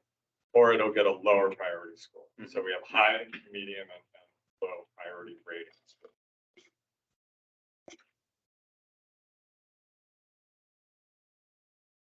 Okay. I think all of you in the room probably, having used information and taken projects from the planning level, understand this notion that this is a screening level tool for projects and for their benefits, and really a lot more work is needed after you get down on the ground, collect more information, see what the scale of the project is, et cetera. And this next slide just speaks to that. So initial feasibility data, number of parcels present, existing protection. So if a river corridor easement is already there on a floodplain, maybe it's a lower priority than one that was not, or maybe it's a higher priority. So these things that we could measure consider in desktop analysis. Additional feasibility. Yeah, but the point of this slide is really like, you'll see when we get into the app, like we're going to generate lists and projects. Like, I don't think you'll be generating those lists and submitting them from the FFI. Like, you have to kind of vet the lists and kind of see what's really possible and feasible to work on. So data that might help you, and I think Stacey's going to get into this a bit more later, data that could help you further refine that project potential. Past river corridor plans, other data that's been collected. So bottom line, what do you need to do an initial P credit? Jody will get into this in a bit. Got to know where it is, the FFI, the type of projects, so those lists of projects, what types fall in, and the size. And the change in connectivity, the gains in connectivity that that project will provide. Not a long list of things that you need to calculate. The project, yeah, sure. So what happens when you identify a project and you're compiling a list, like Roy said, now maybe through some outreach, initial outreach or whatever, you get down to a shorter list of potential projects. What's your next step? I think a lot of this is intuitive to you guys. Got to do some landowner outreach. You need some field evidence. You know, a lot of this is, I would say about half of the data in the FFI is remotely sensed, so that's desktop based. Quite a bit of field data from astromorphic assessments that supports this. But you're going to find differences, of course, on the ground at the site scale level, what the FFI has to. And all the subsequent steps that you're probably familiar with, securing funding, doing further analysis. Finally, you implement the project. This question came up earlier. Who is the ultimate arbiter of what that P credit is? Well, you know, move further along the design process. We understand the setting better, do calculations. That's really the end answer. The FFI is an initial estimate. We've got to get to better refined answer at the end of the project. Real quickly, so today we're focused on P crediting. That's really one of the key themes, obviously related to TMDL. In the app, you're going to see, when we walk through a project, you're going to see 3 types of benefits: water quality, resiliency, and habitat. Through these different tabs. There's a habitat component of the FFI that's underway now with some glacier based program funding. Again, same group of researchers, private and UBM, looking at different scales of habitat. So that's forthcoming in the app. You're also going to see resiliency benefits. Kristen touched on this, and this is supported by a lot of research from UBM. And you know, in a nutshell, what we're trying to do is give you an estimate of the potential avoided damages from flooding and erosion, 2 main processes. If you're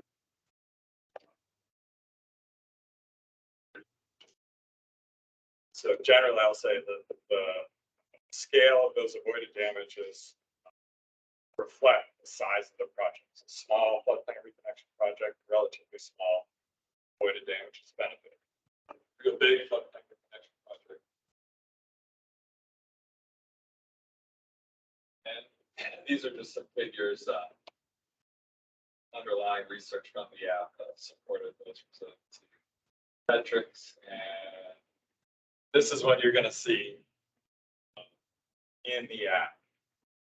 And you know, Roy mentioned there's some folks here from emergency management. This is almost like another presentation and focus that we're not going to really get into in much detail today because we're pretty focused on phosphorus. But there's a lot in here.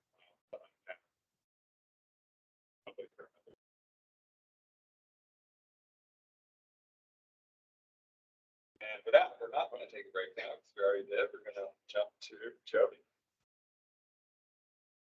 Just use the computer you guys have up there, right? Sure. Yeah.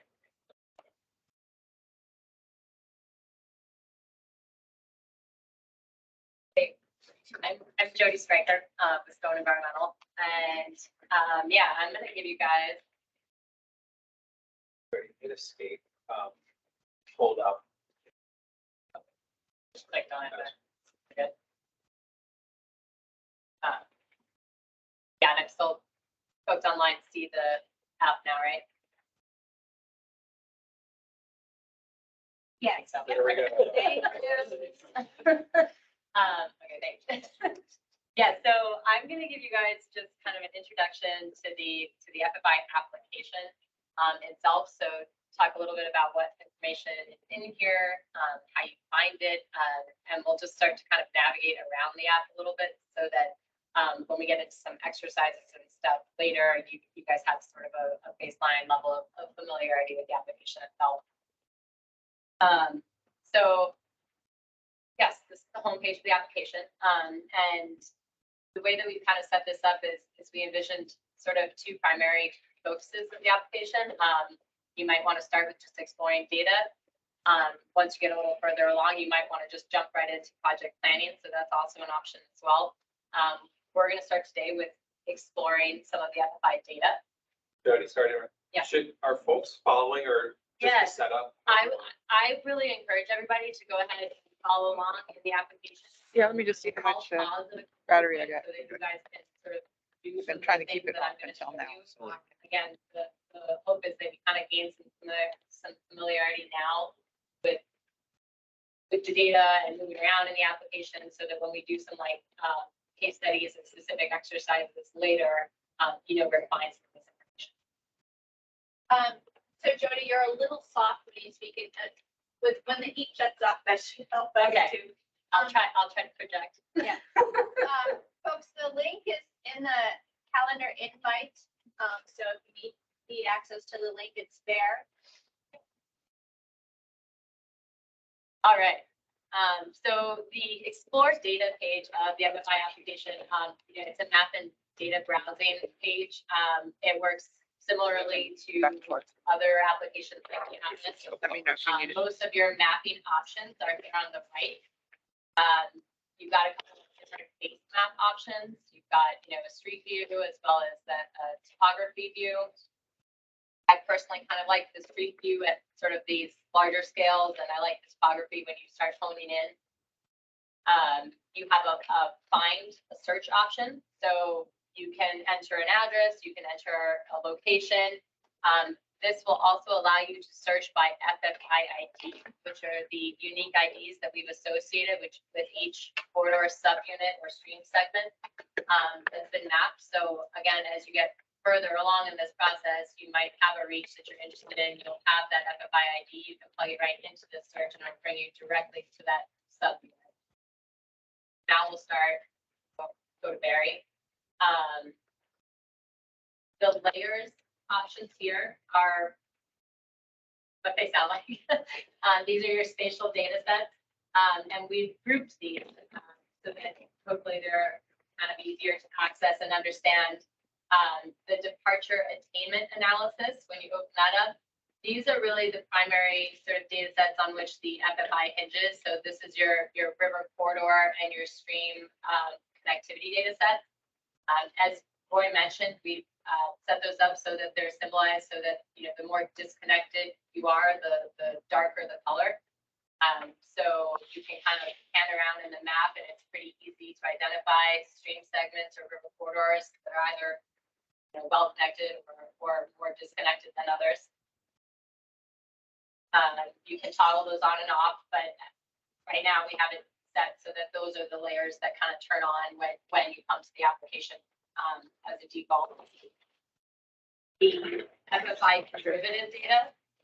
You could these are keep doing default it from at the standing top, by. but these are essentially some of Finding the a link for it. data sets that were generated Calendar as invite. part of the FFI analysis and Right there. initiative and sort of went into the connectivity analyses. So for example, you have your unconstrained river corridors. Let's zoom into those. The hand floodplains are in here. Protection levels. I'm not gonna turn that one on because I feel like I might blow up the internet, but so yeah, you can toggle these on and off to sort of, you know, help get a sense of the layout and of your areas that you're working in. Note that some of them are designed to come on at specific resolutions. So if you turn one on and you don't see it, you might need to zoom in a little bit. The background data section, these are primarily publicly posted data sets that, you know, are going to be useful. We've further grouped these again so that they're easily sort of findable, navigatable. You've got boundary data sets. So this is your town boundaries, your county boundaries, your different puck boundaries. You've got some infrastructure data sets like dams and your road center lines, building footprints. And then you've got some land and soil data sets as well, like agricultural areas, and LiDAR DEM. And then lastly, you've got this layer, which is the DEC water quality projects. So this is a live data set. So these are the projects in the DEC watershed projects database. And they show up as these dots.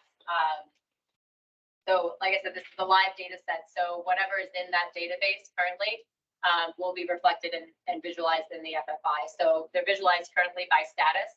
And as those get updated in the WPD database, they're also updated in the FFI application. Most of these layers,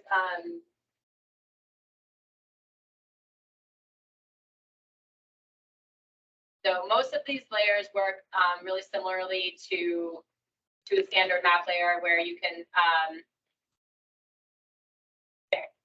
click on it and you get sort of a default Esri pop-up. The watershed projects data layer, if you click on that on one of these points, it'll actually open up and you can click on the URL, which will link you to the A&R site for that project so that you can get a little bit more information about that specific project that's shown in the FFI. So again, that information though is housed in the WPD. And then for the FFI data sets themselves, instead of the default sort of Esri pop-ups, what we've done, if you click on one of those, is we've sort of built out these custom pop-ups that you'll see in the featured data section on the right. There was a lot of information generated, as you can imagine, about each of these subunits, both the corridors and the streams. So here we've kind of further grouped that information. So you've got information for the river corridors on the connectivity details. So you can find all the connectivity scores, your lateral floodplain connectivity score, the stream stability, phosphorus load that's allocated to that subunit. There's information on that went into the project selection and prioritization analysis, including presence of berms and flood chutes, some of the SGA data, if it exists for that subunit. And then a list of the priority projects that were identified for that subunit. As Evan mentioned, we also do have some co-benefit information in the application. It's not a focus today, but you can see some of these vulnerability details that are associated with the subunits as well. And similarly, if you click on the streamline, we've got the connectivity detail information here, your scores, information that went into that, and then a list of your priority projects for that subunit.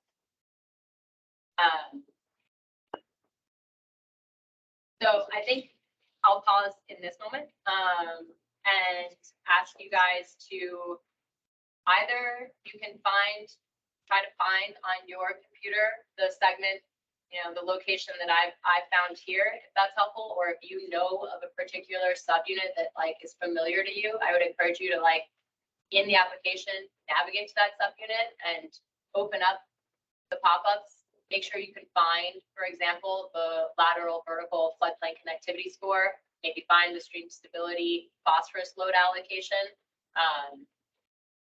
Look at maybe what priority projects are identified on that unit. You could do the same for the stream segment. And if anybody has any questions at this point, I'll pause for a second.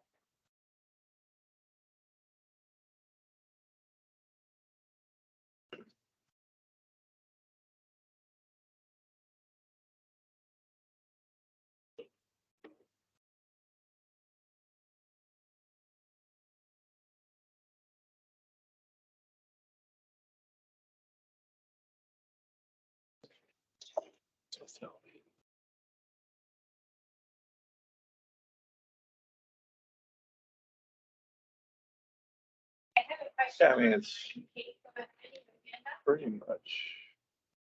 You guys find everything all right? Yeah, I What just, percent? Oh, right. DC. okay, you might have to speak up, we can't quite hear you. Yeah, click I'm, on I'm this. So hearing this is background just- noise. I hear someone else just talking at the same time. So like close it. Like somebody maybe So talking in the room. But click on But this. I will go ahead and So- ask my question anyways, and hopefully you guys can hear me. And, My question is just regarding like showing. the Hey, did you hold background. on a Status. Yep. Sorry, we have some sound difficulty here on this side too. Is the volume there?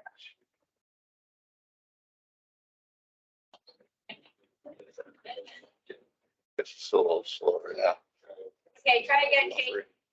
Yeah, Click sorry, on- I hear Peter Danforth. Sorry, Peter, to call you out, but I think there must be a microphone near him or someone. I don't know. Is that a? Yeah. So there are the ring mics. Wait a minute. Is there a- Oh, it's right here. That sounds a lot better. Can you guys hear me now? No, now we can't hear the room.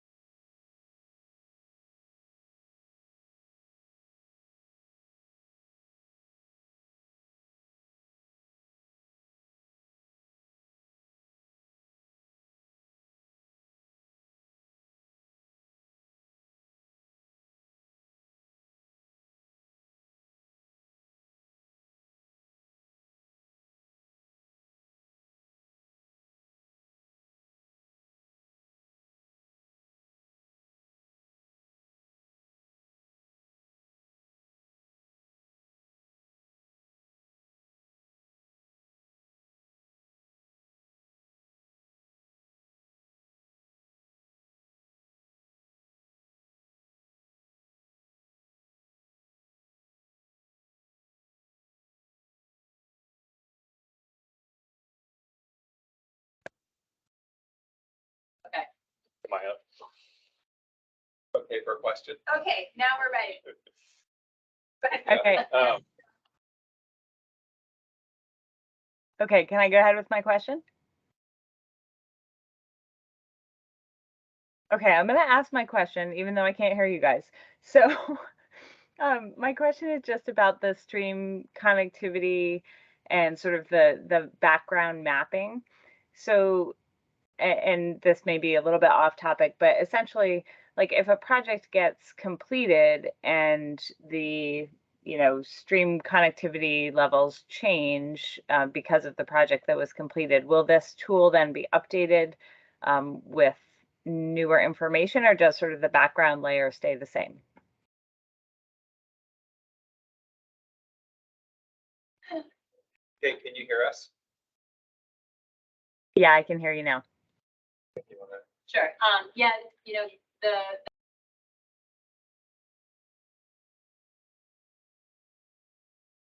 Now I can't hear you again.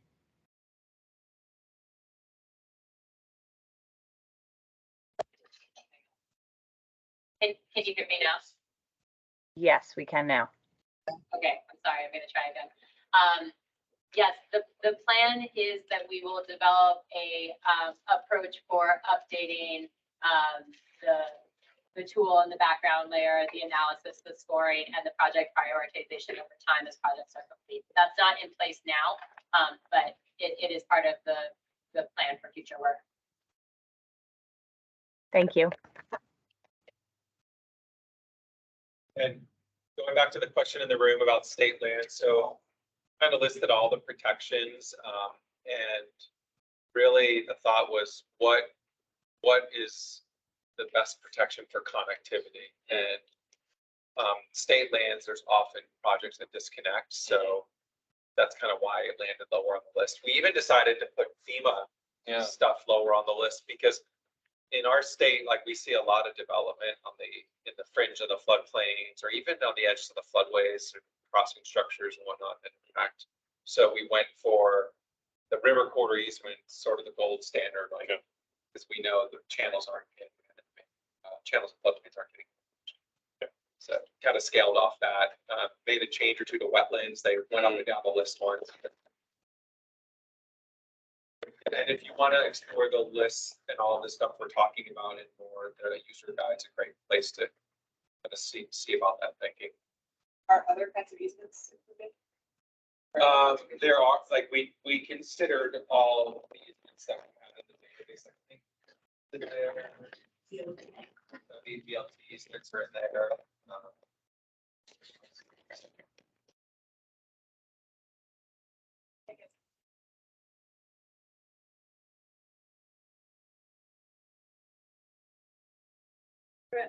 Move on. I would say if there's nothing else, I will kind of keep moving here. So the other, so I'm gonna move kind of from the exploring data piece to project planning piece. And so you can get there from, the home screen. If you're done exploring data, you want to jump right into a project planning exercise. You can get to the same place by the tab at the top, the project planning tab. And so when we built this out, we envisioned two primary ways that people might want to start locating projects. One would be that you kind of already have a location in mind. So in that case, maybe you just want to go specifically to that location and start looking for projects. So if you click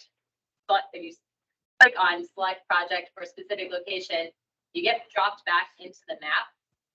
And then you can kind of pan around, or you can use your search, and you can select your reach of interest, your subunit. And then you can go here to the right in that featured data section, and you click add to project screening. And when you do that, you'll see that a table pops up below with that corridor in it. And this project screening table was designed basically to be a place where you could select one or multiple subunits or stream segments, and start to sort of compile them in a way that you could, look at some of this like basic screening level criteria, and from the lens of sort of project planning. So here you'll see you can unnest this. So when you add, this is, so this is a river corridor. We've got some of what we considered most important sort of information to consider. You've got your lateral vertical connectivity score, your feasibility score, the total phosphorus assigned to that subunit, incision ratio, and again, some information on vulnerability and habitat, a placeholder for habitat. And when you add this from the map directly, you'll see that all of the projects that were identified on that corridor get added here as well. And so then you can open that up and you can see that list of projects. You can see their priority. You can see their typical project unit cost and this simulated watershed average P credit, which again is like sort of a really high level screening estimate of the credit you might get from that type of project in this area. Talk a little bit more about that later. Similarly, and you'll see here, it's designed so that you can interact with this screening table and the map sort of at the same time. So maybe you've got this subunit here, and then you want to also add that stream segment. So you go ahead and add that. And you'll notice that you've got several things that got added here. The floodplain, the river corridor subunits are really like the high resolution base unit for the FFI analysis. So the stream segments are going to be nested underneath the river corridors. So when you add a stream segment, it could span multiple subunits. So if you add that stream subunit, all of your river corridors that are associated are going to get added to your project screening table as well. You'll notice that I had already added this corridor. So the corridor projects are here. In the case of the corridors that I didn't add, you've only got your stream segment information, not the associated projects. But similarly, the stream segments show up with some basic information like their longitudinal temporal activity score, the phosphorus load assigned to the stream, and the number of projects that were identified on that stream segment. And similarly, you can drop down into that. You can see those specific project types and their connectivity priorities, and their typical unit cost, and this watershed average P credit. You can also, there are some nuances here, and we'll pause so you guys can play around with this a little bit too, but for example, if you've got this corridor and you've got your stream here, but maybe you actually want to add that corridor projects too, like this one. There's a couple of ways that you can, again, interact with the screening table and the map at the same time through these icons on the right. So this magnifying glass will essentially zoom in to that subunit. Or, sorry, it's a stream segment in this case. If you want to go to the subunit, you hit the subunit line. This stacked icon, if you click that, it'll open the pop-up for that associated unit directly here. So then you can actually go ahead and add that. So it added those projects now, those corridor projects to the table as well. It sounds like a lot, but once you guys start playing with it, it'll make sense, I promise. And it's designed that way so that you have, flexibility in, for example, maybe you only want to add stream projects to your table, but then you have some information about the corridor that's associated with them as well.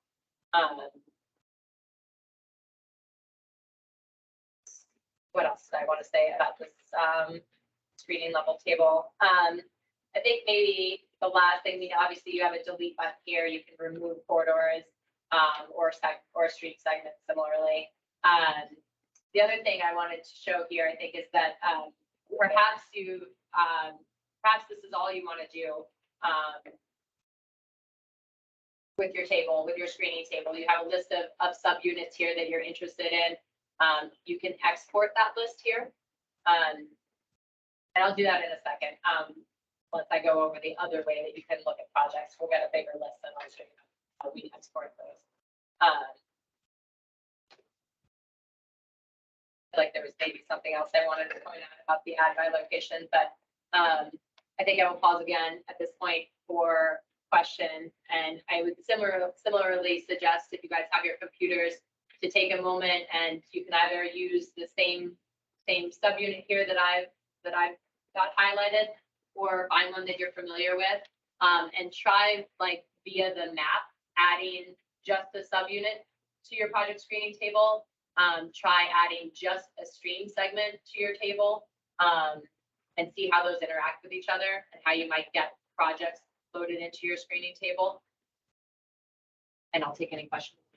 Jody, can you just maybe the search? I don't know if we've done that yet. Can you just show like the search feature to like find an address? Yeah. So if someone's searching for a location. Yep, I did that initially. So Okay, I missed it. you can search by town. You can search by you can search by address. You can also search again by FFI ID. So for example, I don't know if you off the top of my head, but you can actually put in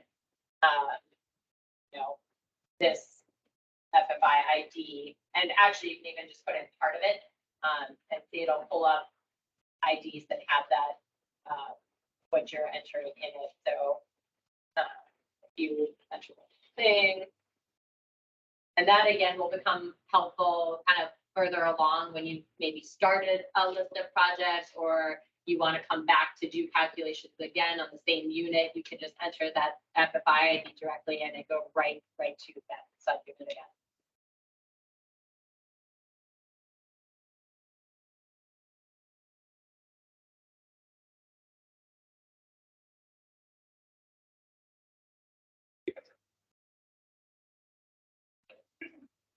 Paula has a question online. Go ahead, Paula.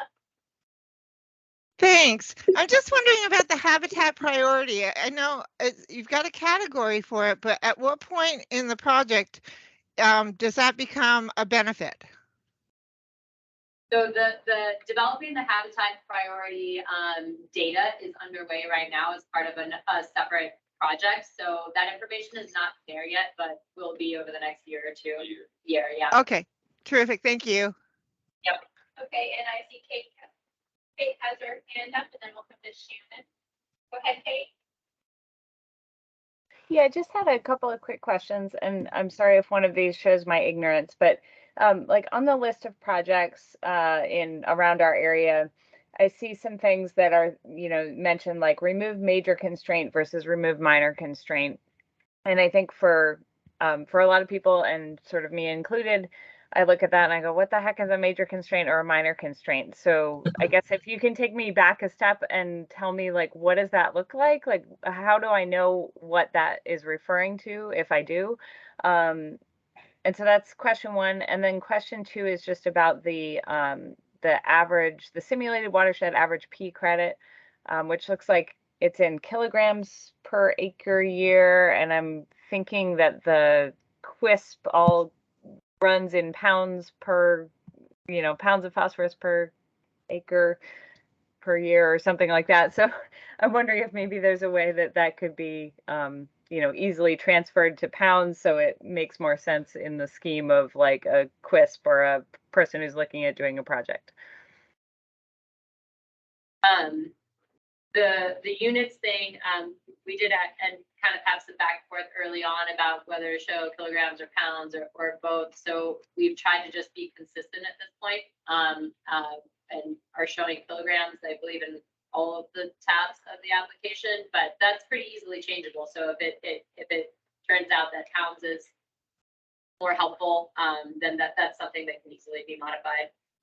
Well, on that one, like, we actually all are more comfortable in pounds, but the state uses kilograms and we pretty much had to switch it all. Eventually you'll see in some of the details calcs that we show it in both for people who want to think in pounds. But I think we're kind of married to what the state does. Yeah, that's right. I forgot the state. Like 2.2, so. Yeah. I mean, we could think of some things to make that. We talked about maybe like a little in-app calculator or something. So, the tool, these are the first stage of the tool development. So as we move forward, we can definitely help sort of refine workflow and build out more components that are, helpful. At least it's not that fair. And Kate asked about constraints. So it's really kind of, in the FFI, it's a measure of how many, the degree to which hard constraints were measured in that subunit. So if only a few hard constraints, like let's just say a half acre or something, were measured, then it likely got tagged a minor constraint. If hard constraints are really present throughout the subunit, then the removed major constraint got checked as a potential. It's not like explicit to any one building type per se. The generalization. Kate, does that help answer your question? Yeah, I think so. And so the hard constraints really are like buildings or culverts or whatever. It's not like a berm that doesn't qualify as a constraint, or is that not correct?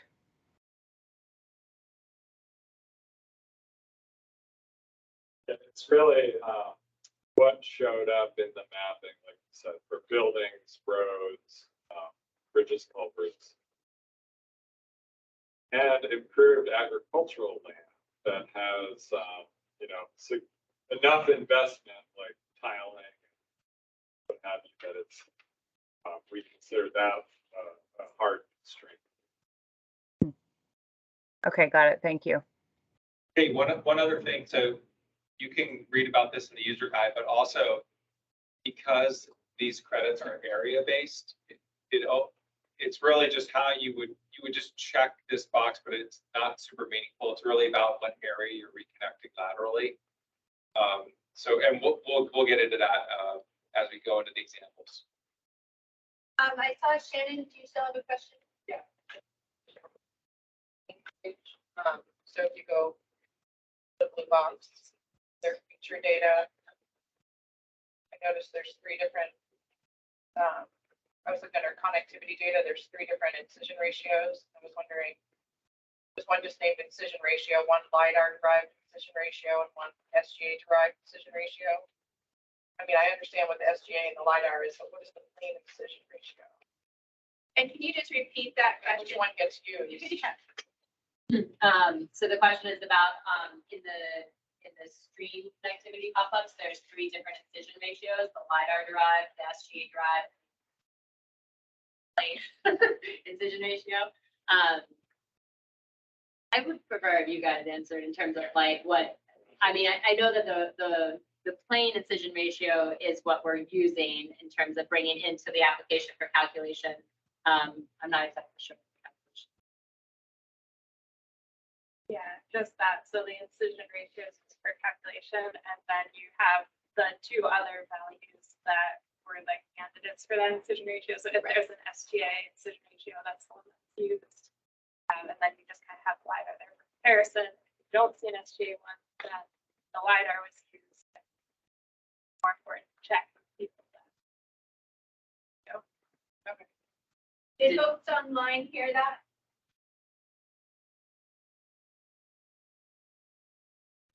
Okay, thank you. Where you find all of like the detailed like minutia of like what categories ended up in like water and by like where's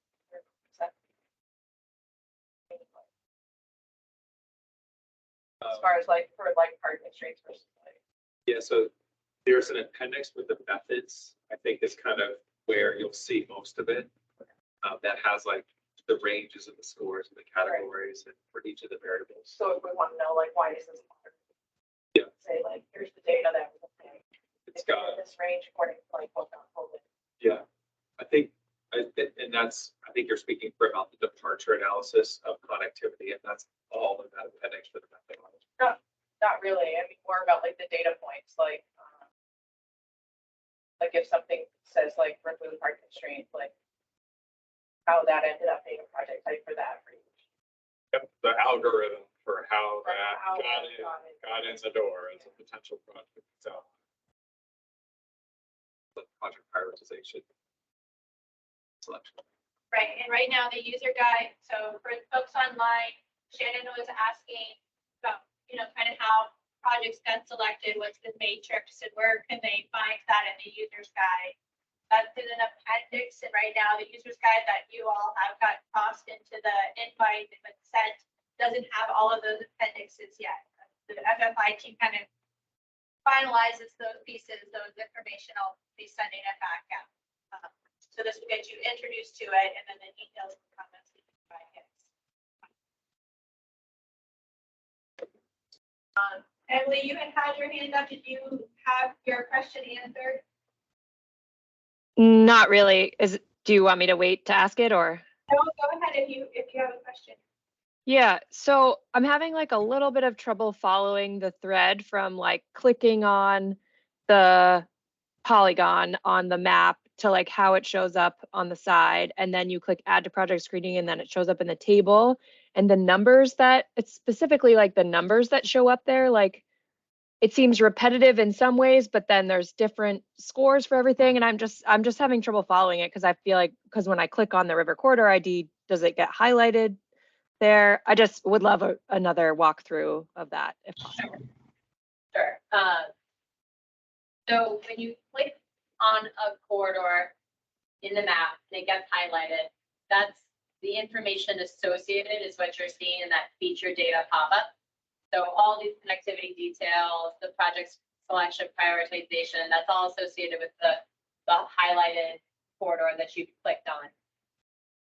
Then when you select this add to project screening, when you click on this add to project screening button in that feature data section, that same reach subunit information gets added to your screening level table.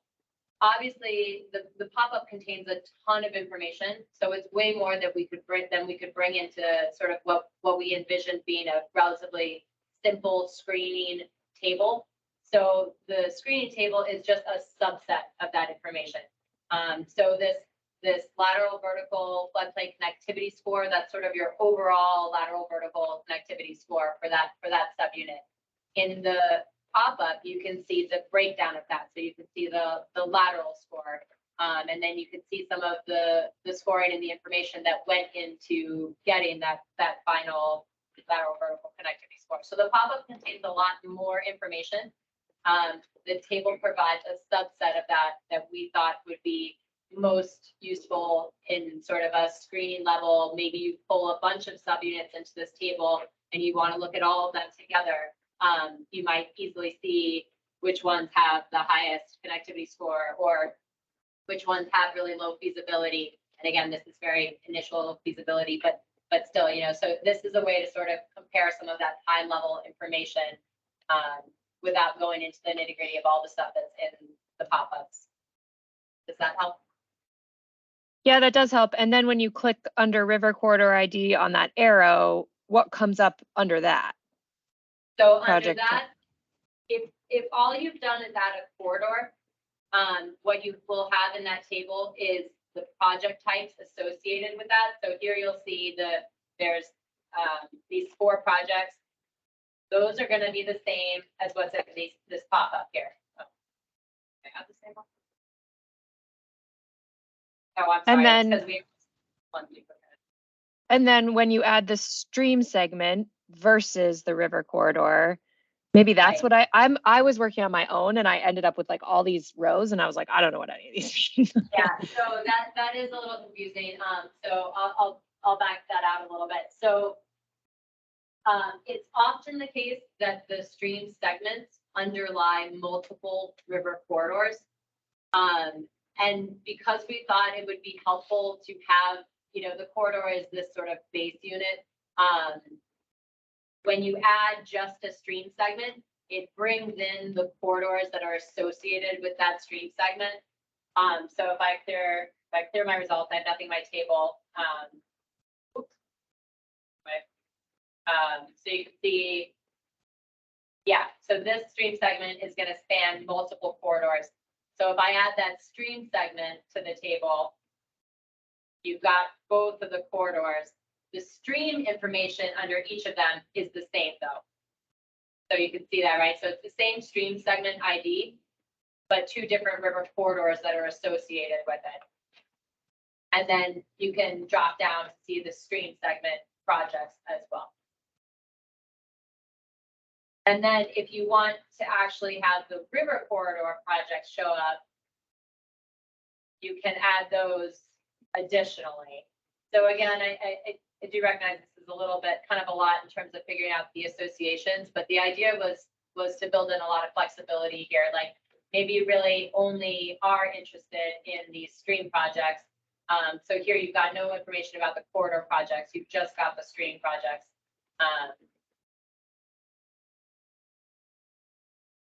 But anyway, so yeah, so then you can add the river corridor projects too. So if you do that, now you've got the corridors highlighted. You add that, it'll tell you that it's added those projects. And so now the corridor projects are in that table as well as the stream projects. So there's a couple of different ways that you can add things to this project screening table.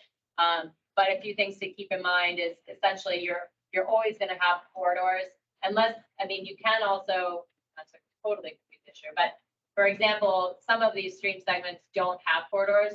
You can also add those to your table. Oh, that was a great project. Here we go.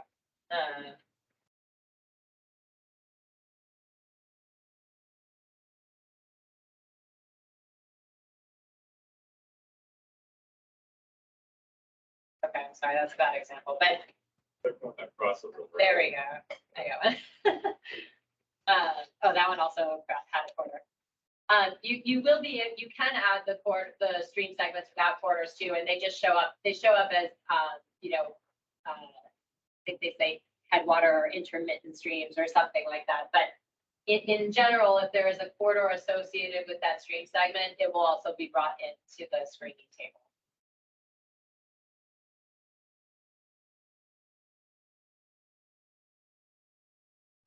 Does that help? Yes, that was very helpful. Thank you.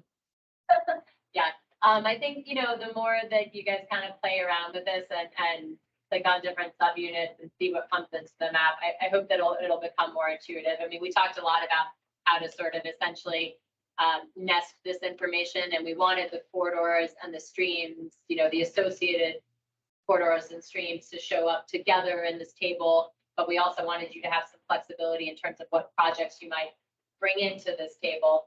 As I'll show you in a second, you can also then export this and essentially get sort of sort of this list of information. And so we wanted to have you to have some flexibility in what showed up there. So, but yeah, that's how that's set up.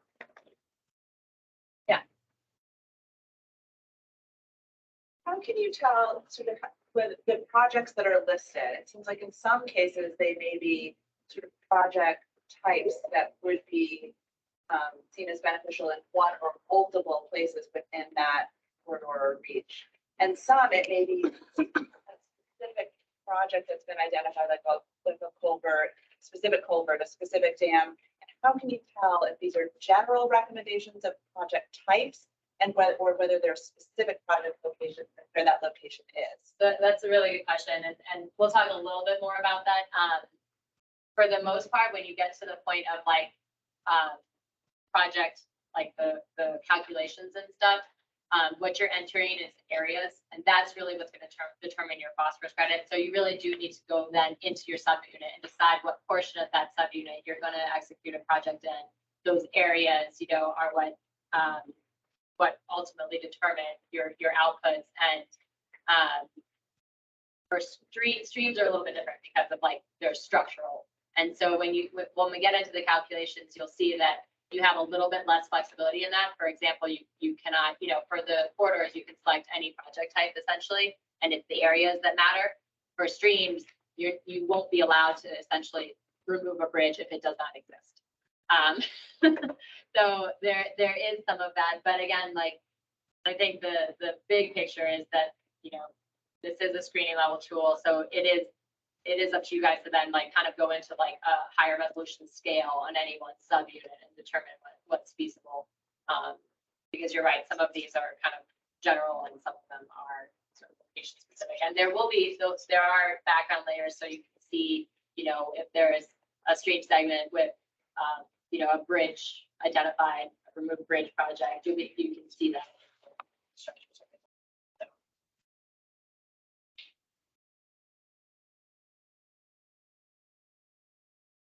I'm going to keep going to the other project selection piece or way to find projects, and then we can pause again.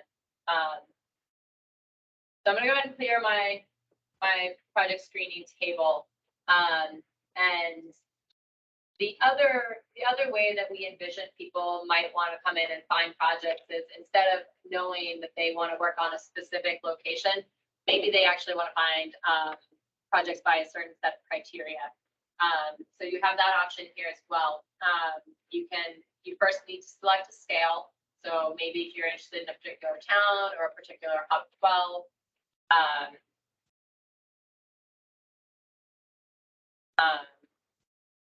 and so once you've identified your sort of area of interest, you have some options here. You can identify projects based on the function that they ultimately you know, restore. You can, for example, nutrient load reduction in the water quality section. There's some habitat stuff. You can further say, I only want projects that are highly applicable to nutrient load reduction from unstable streams, for example. So you can kind of get this like high level of projects that address these functional components. Alternatively, you can also search by project type. So for example, you know, maybe you want to find all the buffer projects in a particular region or location. And then you can also similarly go and say, maybe I want to find only the high priority buffer projects in this region. And I want to take a minute with this because this may also seem a little funky until you get used to it, but what we've tried to do here, this is set up to be dynamic filtering. So when you select one, you know, one criteria, it filters out the rest of the criteria. So when I hit, you know, plant 50-foot riparian area, if I go in here and I want to select a project priority, see how I clicked on it and it actually dropped the high priority, because there are no high priority buffer projects in that area. So you kind of need to do a little bit of clicking back and forth if you want to go kind of from up to down. But the idea is that any of these choices will filter out other choices. The goal being that we really wanted to minimize the chances of somebody getting an empty list, something that doesn't meet their criteria. So we didn't want people to be able to select high priority buffer projects in this region if there weren't any. So that's how that's set up to work. Similarly, you have this pretty long, these are all the possible project types for the river corridors. Maybe you just go and you say you only want high priority projects. And then you go back here and these are the high priority project types that are available in that area.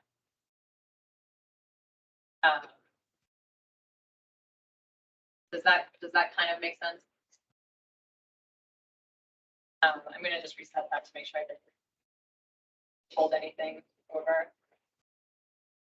So for example, let's go back and I think I'll just do all the high priority projects.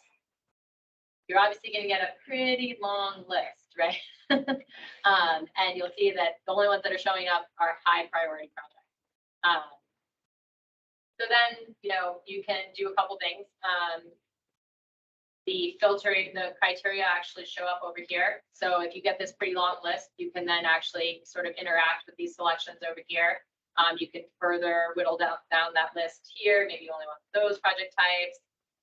It'll update your screening table, so accordingly. So dropped projects.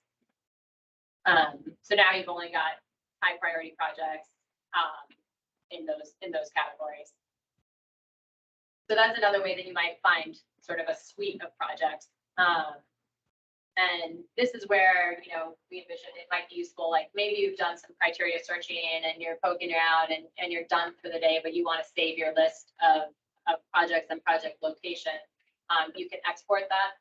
So they all have this, all the exports currently have an option for you to add like a WID ID. I'm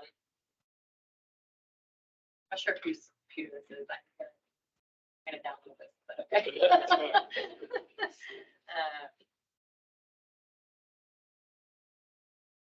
Yeah.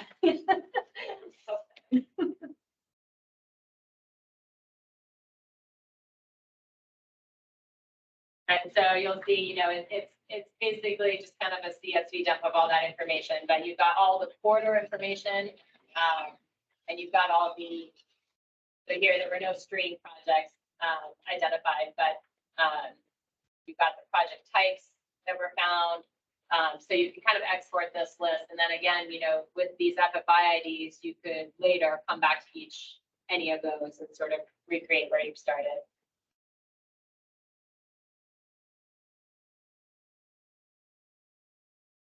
So that's kind of the high-level overview of finding projects. You guys want to pause again and play around with the criteria, or maybe I feel like maybe we should keep going? Yes. Question. So I did a query for like screen projects rather than report projects, and when you execute that query and it populates the project screen, it's this list of river corridors with everything closed rather than expanded, so you're not actually seeing any stream stuff, you're just seeing river corridor stuff. Yep. Is there a way to, I know you can expand all, I saw that, but then it's not super readable because you just have layers and layers of like lists. Yeah. Is there a way to see just like the stream stuff instead of the river corridor stuff? Not as of yet. Because like I said, the way that we kind of envisioned this, we really nested everything, like assuming that corridor was your base unit. So that's kind of, everything gets nested under there. But I mean, when you export it, I close that, but when you export it, it is a little bit more obvious because all the stream stuff shows up in one section and the river corridor shows up in another section. Okay. So that might be an easy way, especially if you're looking at sort of a long list of projects. But yeah, otherwise right now, the way we have it set up is that everything is nested.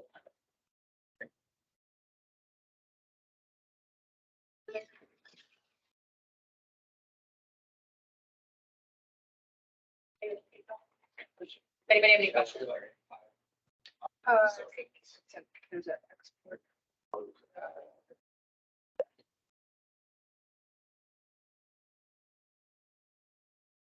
Start hand up. Yeah, Paula, you have your hand up.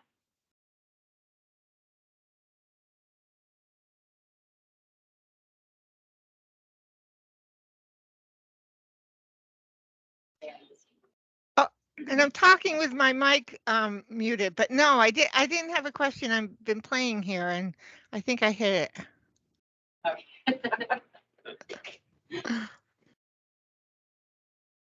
All right, then I'm gonna keep moving here to sort of the last piece that I was gonna again do kind of a high level overview of.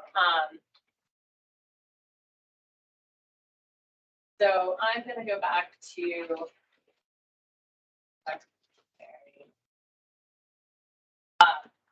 so the last piece that I'm gonna talk a little bit about is the project calculations. And again, we're gonna do a lot more of sort of specific exercise to the case studies on that. So what I want to do is just kind of show you guys how to get the information into that module of the application. So I'm going to go ahead and add the stream segment, and I'm going to go ahead and add that corridor. So say I've done some research already. I know that this is a good candidate for projects. Again, screening level tool here, so there is plenty of other information that you may need to consider in terms of feasibility, but I'm going to assume here that we've done that. And I'm going to say that maybe I just want to work on this corridor. So I'm going to go ahead and I don't have to drop these, but for the sake of sort of keeping things simple here, I'll drop those. And I know that this subunit is one that I want to estimate the phosphorus calculations for. So you'll see this checkbox here on the right of your screening table. It says add to project calculations. So I go ahead and click that, and you'll see right away that the calculation inputs tab gets highlighted with yellow. That means that there's now information available in that tab for you to work with. Alternatives, and I'm going to go ahead and add a stream segment too. You can add just a stream segment. You can add just a corridor unit. You can add both. You can add multiple corridor units, but you can only do one stream segment at a time. And that is for the reason that we touched on earlier in terms of being able to know that there is like a structural project there and only wanting to deal with that one at a time. So, so I've selected this corridor and this stream segment. And that is now available here. So you can go to the calculation inputs tab. And when you get to this calculation inputs tab, you'll see there's a floodplain, the river corridor section, and then there's the stream section because the inputs are a little bit different. So starting on the river corridor section, if you added it, whatever projects were in your screening table will come automatically sort of highlighted here. But you can then further say, no, I'm not going to do all of these. Yeah, we'll do that one. So you do want to select the project types that you're interested in. However, for the corridors, what is going to affect your calculations are the inputs here in this blue section, the area inputs, and then the incision ratio changes. So for example, let's work with, I'm gonna say, and what you want to enter here is your project values. So if you're doing a 3-acre project, you plan on reconnecting 3 acres, you enter here that 3 acres, not the existing acreage plus your project acreage. It's just your project acreage. Maybe I'm gonna add that 3 areas to robust protection. I've got to take it out of no protection because see that whole river corridor area is currently not protected. And then I'm going to say that I'm restoring the incision ratio to 1. That whole area is for protection. And then you can hit calculate. The calculation successful. You'll see that there's information in these subsequent tabs. Before I move over, I will also show you that for the river corridors, there's your stream stability inputs. You also have a section for storage inputs. There'll be more to talk about these, but I just want you to know that they're there. So for example, for storage, say you're going from low to medium connectivity, and it's still that 3 areas. So you add that. That'll be included. And you can do this all at the same time too. And then if we go down to the stream connectivity inputs, this is where the project types become a little bit more important. Like the project types that you select here will affect your P credits because there's baked in credits for some of these structural projects. So we didn't want, again, you to be able to say, I'm going to remove this culvert when there is no culvert. So only the projects that actually exist on that stream segment will show up in your table. Whereas for floodplain connectivity, you'll notice that all of the project types are here. So even if there's maybe the FFI data didn't pick up a berm or something, you're not limited to that. You can still enter the area that you may be reconnecting. You'll still get credit for that. With the stream connectivity, you can't remove a bridge if it doesn't exist. So this only gets populated with the projects that were identified by the FFI analysis. We'll just pick one of these for now. And similarly, you can enter area values with other inputs and hit calculation. And then, again, the tabs get highlighted as information is populated in them, just as like a little indication of where you can go next. So the water quality benefits tab is where you kind of see the results, the water quality results of your calculations. So the projects that you've selected will get pulled in here and are listed, both the corridor projects and the stream projects. It'll identify your town, it'll list the subunits that you're working on, your overall project area. And then you've got here a sort of summary table of your phosphorus credits, including the stream stability credits for your river corridors, storage credits associated with river corridor projects, and then the stream stability credits for your stream projects.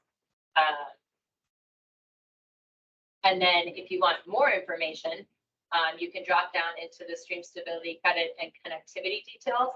So this really breaks out how those credits were calculated and into which components of connectivity. So you can see here, whether you're restoring more of your lateral connectivity versus more of your vertical connectivity and how those credits got parsed out.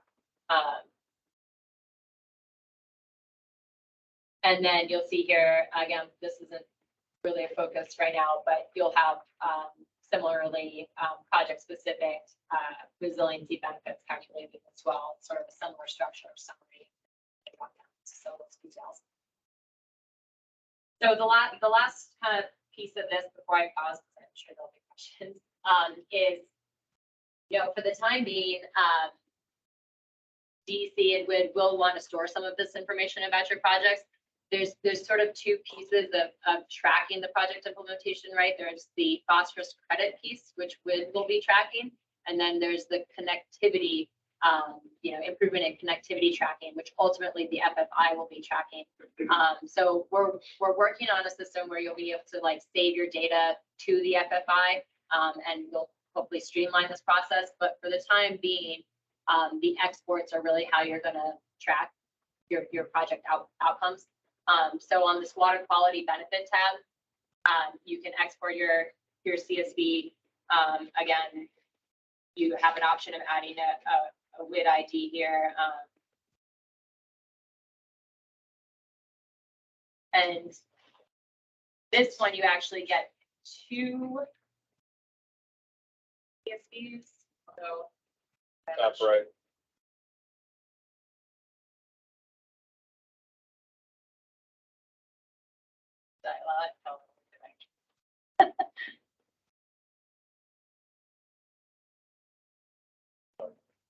There we go. Okay.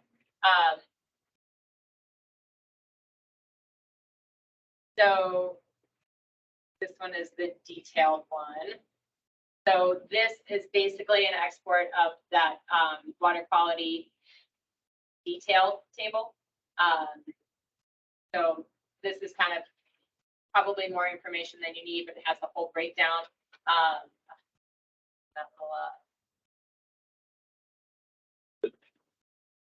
Yeah, those three dots. Go down to download. So this water quality benefit summary CSV that gets exported, this is what's going to have the information that you'll want to ultimately report to WID. So here you've got your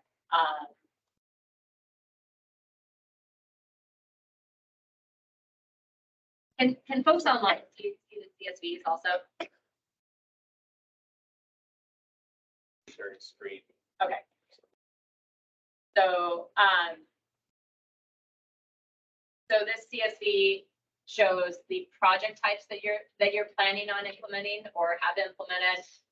It shows your floodplain, your river corridor stability credit, your storage credit, and your stream connectivity credit. So ultimately, I imagine the stream stability credits will probably get thrown into one bucket, and then your storage credit will be a second bucket. So this water quality benefits summary at CSV is what you'll want to keep track of in terms of submitting your estimated P credits to WID. And then on your calculations input tab, you similarly have an export CSV option. I won't necessarily go through showing that to you, but it basically exports the existing, all the existing information for your subunits, as well as your proposed project values that you've entered. So that is what you want to store and will ultimately get uploaded to the FFI to reanalyze the connectivity and redo the project prioritization when we get to that point. Jody, I'll just jump in here. So for the WID information, basically we'll just be tracking kind of the two phosphorus and value for a project. But what will also be, and that'll come under the end form that typical data gets entered into with working on that. For the time being, until we get the tool so that I can store the data within the tool, we just ask folks to export the CSVs and it'll be an attachment into the WID database. It will not ask you to enter all of those numbers into the WID database, but for the moment it'll be an attachment, so you'll export that out. And we're really just looking for the final numbers on a project once you kind of get that process. So you'll keep track of the project as you're kind of going through the different phases. What WID will ultimately kind of keep track of is when it's implemented, what those end values were. So, but as Jody mentioned, we'll be developing a user management system that will allow us to kind of store the data in the database and allow people to have their own projects so they can kind of come back to those projects more easily. That's kind of in development over this summer and fall and should be ready for folks later this year. I keep getting kicked back with an error when I try to say for instance, you have 6.6 acres of buffer and I want to put, I don't know, what is that, 10.7? Because that much area doesn't exist in your map. So because this piece is like the phosphorus credit, associated with stream stability, you're constrained to the area that was associated with that. You can't propose an additional 10 acres of vegetative buffer. Not in this section. Oh, that's in the storage. Yeah. I see. Can you show, if you go back to where that number is? Buffer. Six. Oh, right here. Oh, that. Oh, I see. Okay, so that's the limit of your 50-foot Right. acreage. I see. So you can't propose 100-foot or whatever. Think about stream stability, right? You have the channel migrating through the main river belt and the river corridor. Like that's really the vegetated area that impacts Opposed to the stability of the river and its progression and channel evolution. Once you're in the floodplain, it's more about storage. So yeah. I Okay. think you go to that storage calc and add a larger number. Yeah. I The see. storage is unconstrained. But yes, we did put in some checks so that essentially you are constrained in this piece. That makes sense. Thanks for that. Thank you. Thank Jody, one other thing, so you said that the check marks at the top of this don't matter, and they really don't for the calc, but when you go to your output, you see them listed, and so I do a lot of screen grabbing of this stuff to like document this as well as have CSV. I kind of like having the right projects, see how they're listed up there, so that's one place it matters a little bit. Yeah, I'm sorry, I shouldn't have said that. No, you're right, they don't really. They don't, they don't impact the phosphorus credit calculation on the corridor, but they do matter, and I definitely, I agree. I mean, I think that the goal is to track the project types that you're doing, but there is a difference in the river corridors versus the streams in terms of how they impact this. And Jody, some of the streams that you clicked on, it said no project or no information. Does that mean we can't do projects on those streams, or how would we determine, information if the FFI tool? Roy mentioned it, between the stream simulations, information. Yeah, so actually, I honestly think that this is a little bit of a bug, and I thought that I fixed it. You should still be able to, I'm tempted to clear your cache, but I don't want to mess too much with it. Because I thought, Very regrets. well, and actually, maybe this is a good thing for everybody to learn too, because, so this is our FFI production site. We have an FFI development site because this is under ongoing development. So as we push new changes to the application, especially sort of when we start doing the user management piece, I mean, we'll try to push those in major chunks, and I imagine you'll be notified stuff, but we often like to clear our cache. And the way that you do that is you go to these three buttons on the right, and you go down to more tools, and you go to developer tools. And once you're in developer tools, you can hold down this refresh button, and you'll have an option to empty cache and hard refresh. So if you're experiencing kind of something that seems like a bug, or that worked once and is now not working or something, I would suggest that you try that first. Feel free to also send me an email, because again, this is a rollout of the tool, so we've done our best to test scenarios, but the more people that use it and poke at it, we will kind of find things, and we're happy to correct them. And a lot of you guys are going to be sort of using this in ways that I haven't used, as somebody who doesn't. I'm not as much in the practical applications of this, so yeah, it's definitely it's helpful to hear people find robots and stuff, but and so forth. So I'll look at that. You should be able to bring streams, even if there's no projects, into your project screening table. They just won't have projects associated with them. So for example, I just bring one in. You wouldn't have projects up here, but you would still have the option to, for example, put in an area of sort of change. So if you have, you won't be able to remove a bridge that doesn't exist, but you could still propose some type of project and do an area-based calculation of your phosphorus. I will look into this.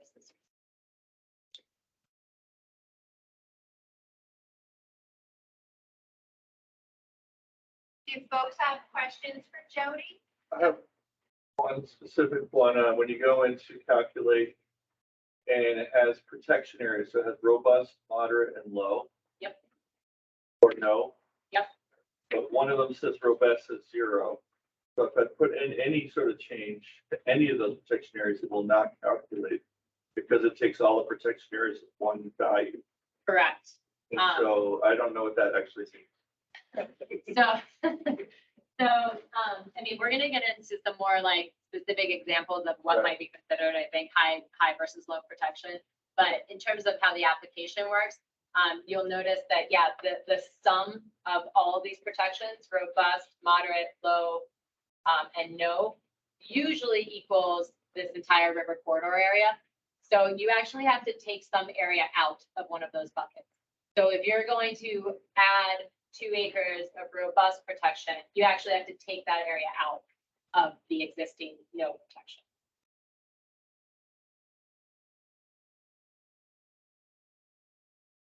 Does that make sense? No. I mean, like, so the automatic number that comes up for robust, I picked a project that was done, complete, it's in a corridor and it has 0 robust protection area. I don't know how's that even, does that mean? Oh, you mean, you mean. It's actually the automatic number that's there already, is 0. It probably just is a shape file, yeah. Right, maybe that's it. Maybe I Yeah. found the wrong project. It's not. That's what, Eventually we get a shape file. Okay. Okay. But there's other numbers that are there. I missed it. So there's a moderate protection area that's noted, and then there's, okay, so I'm just not getting something. So if there was an easement location that has happened in the last year or so, it probably has been uploaded. Okay. All right. Right. Yeah, I'm sorry. Yeah, I mean, the methodology has been developed over the last several years, so, projects have been implemented since then. They could very well not be reflected in the data. But they're eligible for credit, right? Because we did the initial FFI calculations are like a snapshot of the existing conditions. So things have been happening on the landscape. Credit. So we're at 5 past noon, and recognizing that most people's sugar levels and energy levels start to taper off after paying out. We're gonna hold off on the little section of companion data until after we come back from lunch, just to give everybody brain a little bit of a chance to relax, and kind of go back through. So I think up until 1. So we'll take a break until 1. If folks need lunchroom, it's through the door to the left. Folks online, take breaks. We'll see you at 1. Thanks for hanging in there with us. I'm going to stop recording here and then they'll come back after.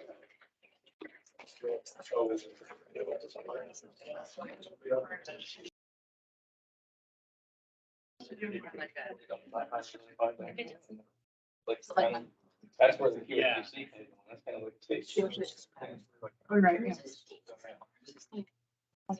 Hey, everyone. Welcome back. Folks online, can you hear us okay? Yes. Thank you. We're going to spend a few minutes here just looking at some companion data.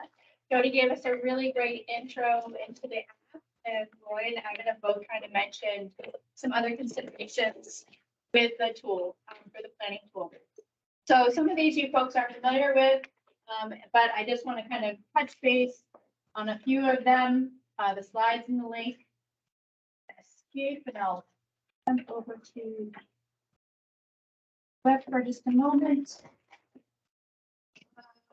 All my tabs are closed. Okay, we'll go back to the presentation and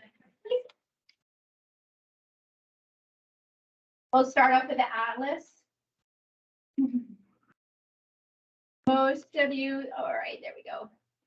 Most of you are familiar with the ANR Atlas.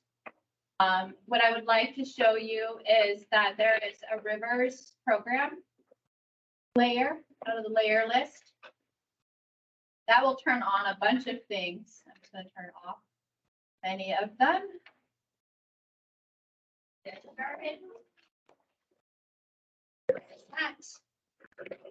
Zoom in here a bit.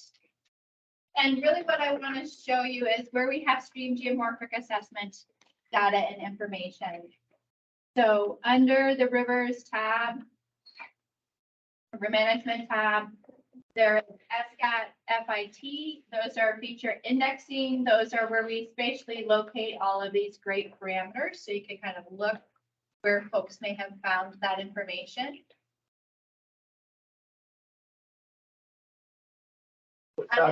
What tab did you say? Sorry. I'm sorry, Stacy, which tab did you say? Yes, sorry, Peter. Under the drop-down layers list, if you go to rivers program. Other one. Yep, and under the rivers management tab is where we'll find our base, our stream geomorphic information.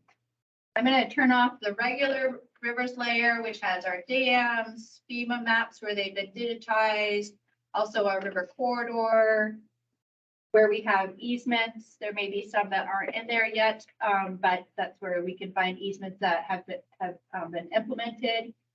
So just for convenience, I'm going to turn that off. What you really see here is where we have stream geomorphic assessment information. Phase 1 is pink lines. Phase 2 is phase 2 are the yellow lines. So you can scroll in and start to get some more idea of where those information are. Phase 2 segments is if a reach was broken into smaller sections. When we were out in the field, they cover more data or information, and our reach breaks are those larger reaches that we start off with in phase 1 and phase 2. I'm going to just turn off the phase 1 layer for a moment. If you click on the streamline, if we click up, the information comes up. If you do view additional information, there are these great links that will bring you to the phase 2 data and information. I say this as it takes a moment here. There you go. So you can start to get some information. You can see when it was collected, some other context for the information on the reach. So that's a really easy way to find out where you have assessment information and then how to link back to it in the database. This is the database itself. Many of you who have helped collect stream geomorphic assessment may have an actual password and user, but you don't need a password and user to just get into looking at data in phase 1 or phase 2. You just will not be able to edit or modify any of that information. Fairly slow internet here. So if you want to kind of dig into the data a little more, you can come back into the database itself and find the information. You'll also see this data sets. This is where there are bridge, I'm going to really mess it up, bridge and culvert data information. There's BOPSIT, which is the Vermont Bridge and Culvert Inventory. I believe that's changed the name at this point, but that will also link some of the information so that you can find out some more about bridges and culverts that were assessed. So just wanted folks to realize where this was linking to, and you can come into the database if needed to look at information. The other part of the database that's really helpful is our final reports page. So we have lots of river corridor plans that have been put in place that talk about different projects, that talk about reach conditions, watershed conditions. So this is a really important resource. So if you see there's phase 2 data on phase 1, there's typically a report that goes along with it, and that can give you more details about the reach that you're looking at, or potentially some of the specific projects that might get called out or that were called out in the report that might not have made it into the FFI tool selection. So a really valuable page to kind of connect back up to. One other kind of good information is wetlands inventory map. So this is a great resource for lots of information about wetland mapping and inventories. You can show the map layers. So if the tool calls up a wetlands project, or you think there's a wetlands project in the area, this can be a really nice page to come and kind of do a bit more exploring. There's also some considerations for where wetlands folks have been out. So you can gain kind of more perspective again around your site or sites that you're looking at.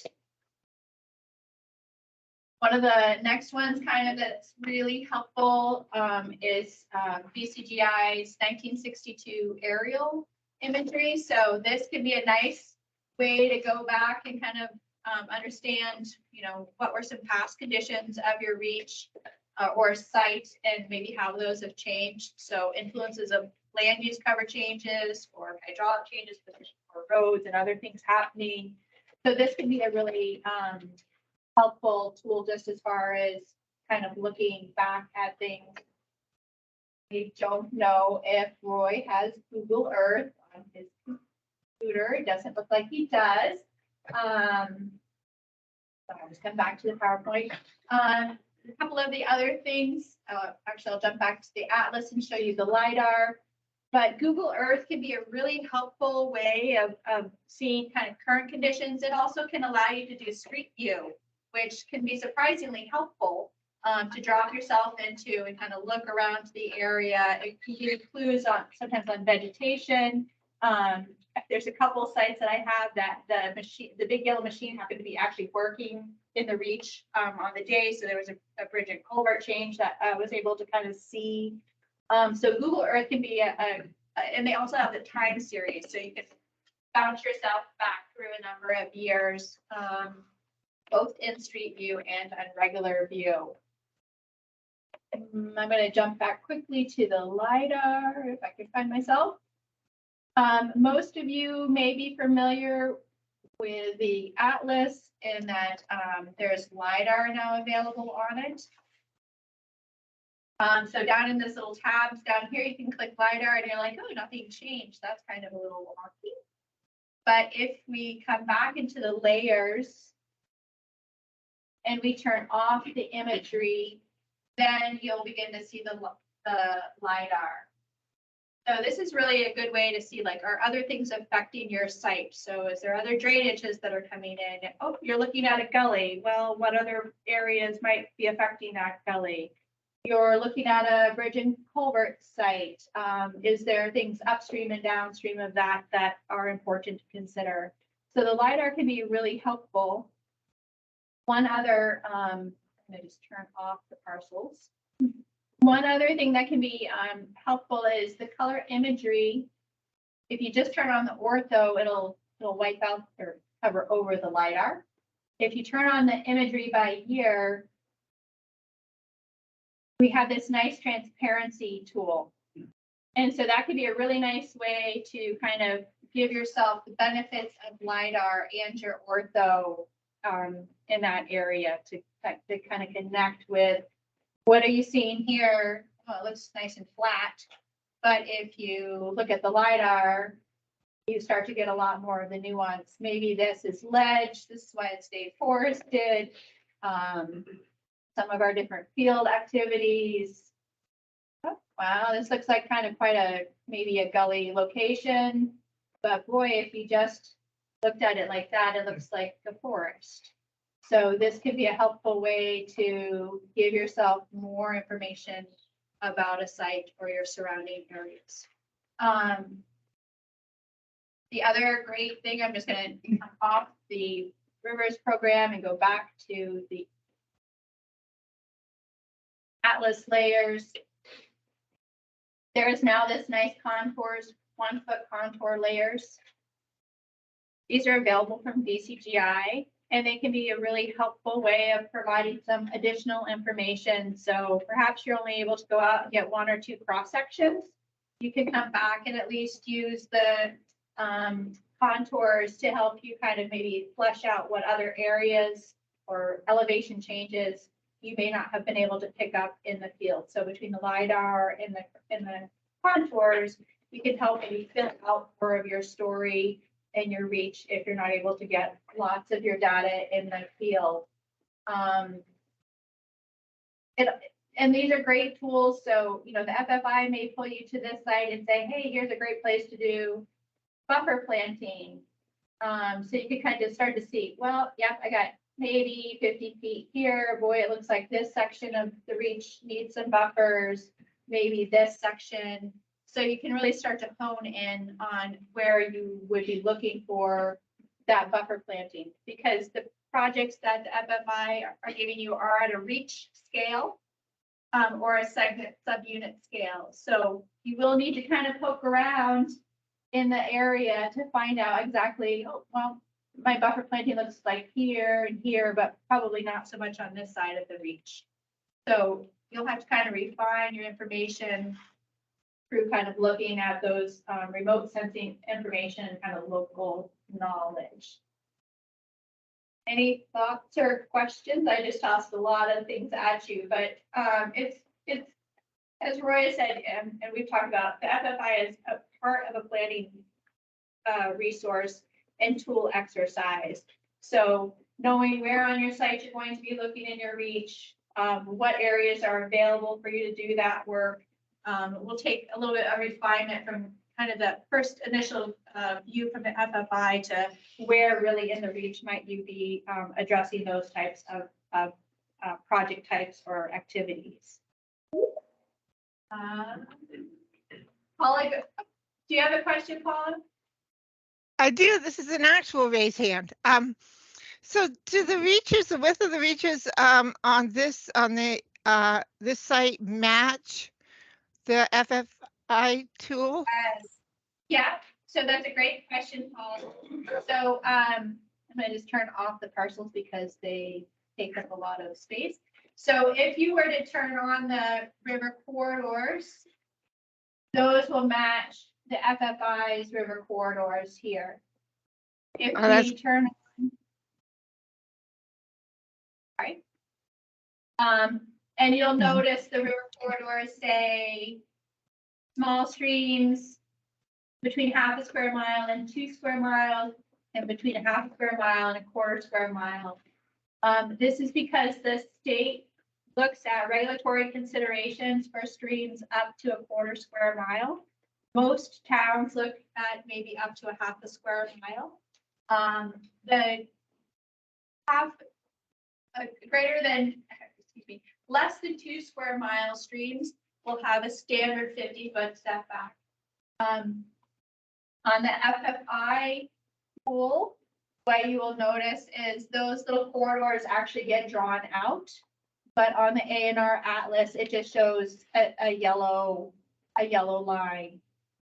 Evelyn ran some of her GIS magic and helped us create the corridors based on the categories of half square mile to 2 square miles to half square mile, 100 feet plus a channel width, and then the half square mile to a quarter square mile, again, kind of 100 feet plus a little bit smaller channel width, so that we get a polygon in the FFI tool for us to kind of calculate and know those informations within that corridor. They're not drawn on the atlas that way because it really takes going out and measuring from the stream bank back. But for the FFI tool, in order for us to have kind of a corridor to work with to calculate that information, there's a polygon. Does that help, Perfect. Paul? Yeah, no, that's perfect. And it makes everything much simpler it's going to reduce confusion. And that's perfect. Thanks. No, that's perfect. Thank you. And any other thoughts or questions? Otherwise, I'll hand it over to Roy. All right. Thanks, Stacy. So we're gonna jump into some case studies now.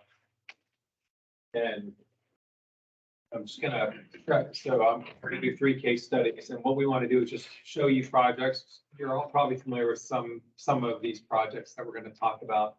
And then just, you can start to watch us fumble through the FFI tool and click and point and, determine, calculate credits for it. So help start learning. Especially me fumbling, yeah.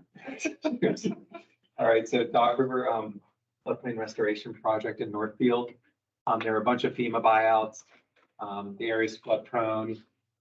And we went in and did a floodplain restoration with Friends of the Winooski and the town and other partners.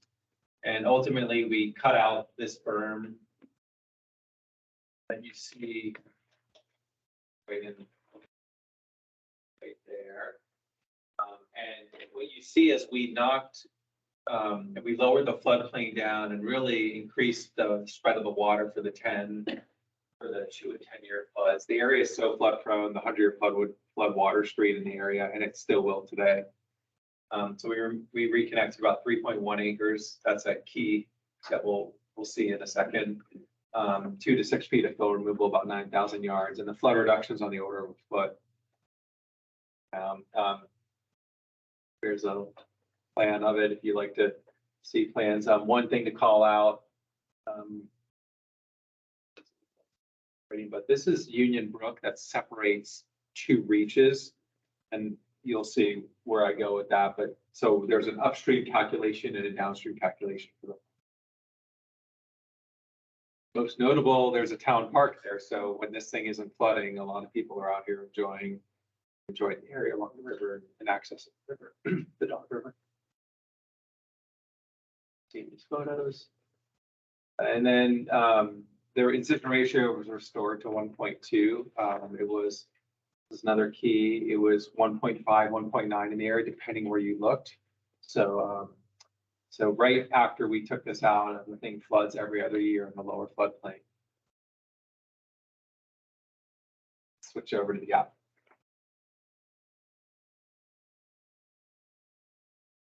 Okay, so I'm going to explore the map. And since I'm interested in a specific site, I'm going to just search North Water Street.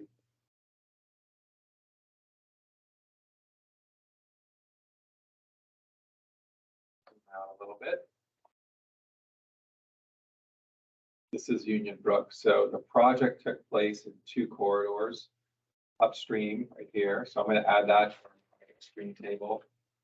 13.1. And then this downstream corridor as well.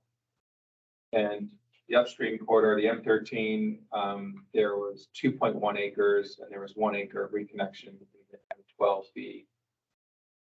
That's really kind of the key.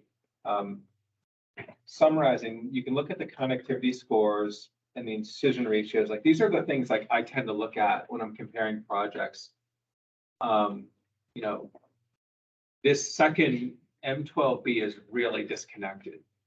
And if you go out there, the river was very incised. There's some infrastructure, bridges, you know, classic village setting for river. We kind of walled it off essentially. Feasibility score. This is a function of how many parcels are located around this the corridor subunit. And there's a lot, so it'd be a complicated project. It was. It just happened that many homes were damaged. Friends of the Winooski initiated a big buyout program that people were willing to participate in. This is the base load assigned to this area for floodplain connectivity, the lateral and vertical components. As you do projects, start to look at these numbers. You can see that the potential credit, because there's 58.5 allocated to this downstream reach, is a little higher than the 4.8, a smaller amount. That's because upstream, there's actually a piece of this that has some pretty good connectivity, and also it's a function of the departure level for that whole reach. And then the incision ratio, and we'll talk a little more about this, but 1 for the upstream reach and 1.9 for the. So since I know what I want to do, I'm not even going to get into the projects for the sake of time. Select these two, and again, the calculation inputs highlights a late change to help us guide us through the data entry. The constraints were already removed. And again, this really doesn't matter. I'm just going to put this in for my use of this. We planted the buffer. Actually, what we really did was we removed a berm. We lowered the floodplain, implemented a river corridor easement, and actually planted it. Full river corridor. So you can see the two areas up here. Here's the 12B, which is the downstream, and then here's the upstream. One thing you notice is that the assessed incision ratio is 1.0. This area, there was only a couple 100-foot berm here that we lowered. So when the assessment was done, they weren't in this area. So this happened. So you can actually go in and change your incision ratio to account for your local conditions, because in a geomorphic assessment, they do one cross section. So I'm going to actually change this to 1.9, which is what I know it was at the reach. And I'll just fill out the information for this bottom area. What we did was we added an acre of robust protections, took away an acre of moderate. And then we planted an acre. And then we changed the incision ratio to 1.2. This is a common natural connected vertically, 1.0 to 1.2. 1.0 is pretty low. You may see that in a flatter, broader floodplain type setting, but in the Dog River, 1.2 is kind of the norm. So that's where the design landed. I'm going to go to the upstream reach now and, excuse me, the downstream reach, the 12B, and that's 1.9. And again, we did a smaller area. 2.1. Oh, the area with vertical change, I forgot the next entry, that's 2.1 acres. So again, pulling this right out of the design. And then the robust protections, this was for an acre, so.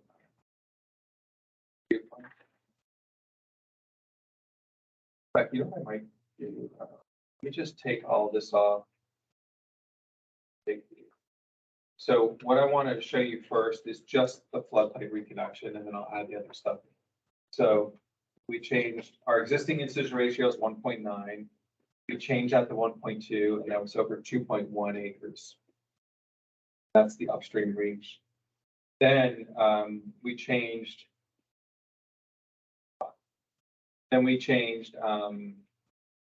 Upstream in the downstream reach, we made it the incision ratio 1.2, and that was over 1.0 acres. So my total was 3. Right, one question. Yeah. Your acreage, that could be construed as like your actual flood bench that you're cutting, but when it's a berm, how do you determine the wetted width of that work area behind the berm that you're activating? Is it based on the flood prone width? So the flood prone width would be roughly like the 50-year flood width. This was kind of the area that we were changing the inundation characteristics on and reconnecting, so it was flooding more. So we kind of delineated that cut area as. So you use the cut area. The cut area. Okay. So you don't have to do like the high water mark post burn to determine No, kind of I think the work area essentially. Yeah, I think it's often the work area, but there's some nuances to this decision, depending on how connected it is and will be. So, but we chose the area, because again, if a big flood comes, this whole area is underwater, including the village. So let's see, so we can calculate water quality benefits. And so we get a credit of 2.1 kilograms, 2.1 kilograms per year. And then this projections out the 15 years. It's a simple multiplication to kind of know what you get down the road. One thing I want to do is go back to the inputs and go to the storage tab. And based on what we know about the site had some level of connection already because it's flood prone. So we're going to say it was medium, and then we kind of made it high.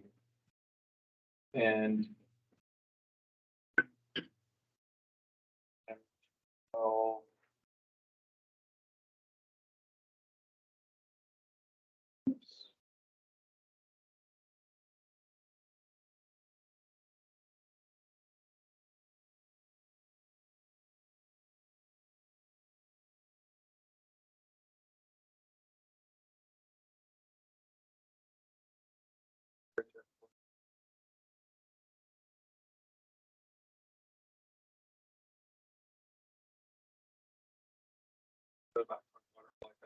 now you see that 14 kilograms in year 1, 7.1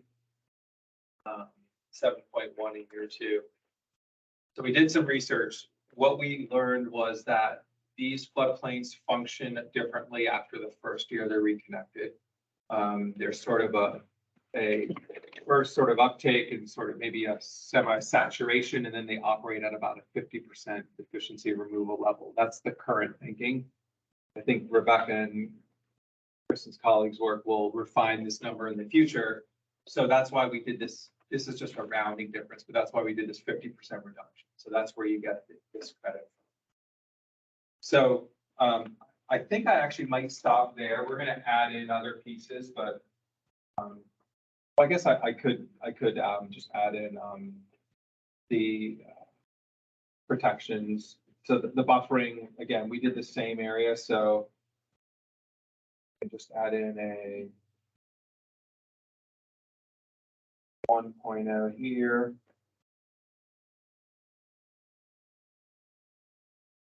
Then for the buffer at a 2.1. Calculate, and this says the proposed area of the buffer results are larger than what exists on the reach. So that's a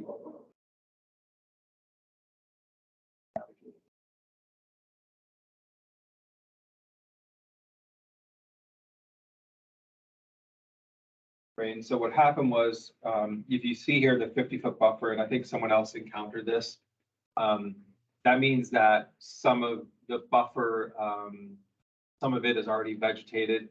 So you can see the 1.2, if I add 2.1, it's larger than 2.4. So I can only, there was already vegetation in that buffer, so I can only be vegetated. So then the calculation works, and I go to the benefit, and you can see it bumps up a little bit for that. And then finally, we put on there's a corridor easement. And so robust protection.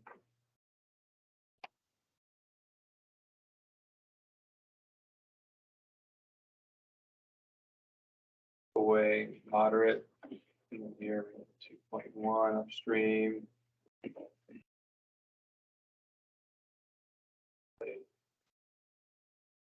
And then you can see that you get there's a little more allocation, a little more crediting. So this is the end credit for the project. Export the CSV. And again, I often will grab a screenshot of this table.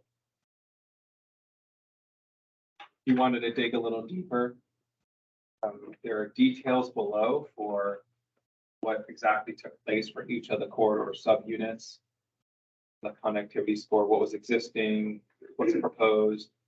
And, you know, you can kind of iterate through this. The project did change through the design and implementation. So but now the project's out there and and I often do that additive process to watch the credit build and understand how the different components are contributing. And you can, one over here, there is a calculation of the total for both kilograms and pounds for folks who are more comfortable thinking about the pounds per year, as Kate asked earlier. Looks like Paula has her hand up. Question. I do. I want to just make sure I'm understanding this. I understand that the proposed values you just put in were actually as-built values that the project produced. But as the project is being developed or identified, those particular proposed values, are they calculated from the plan, the design plan that we saw in that design drawing? Is that where you're getting the acreages and the different incisions, and it's through that design, correct? That's right. There's a couple options depending on where you are in the process. I would say that you could even start as high as this information right here, and that we know if we were working on a flood bench, you know, you could say we get 2.5 kilograms per acre per year. I could go to the map and I could simply say, you know,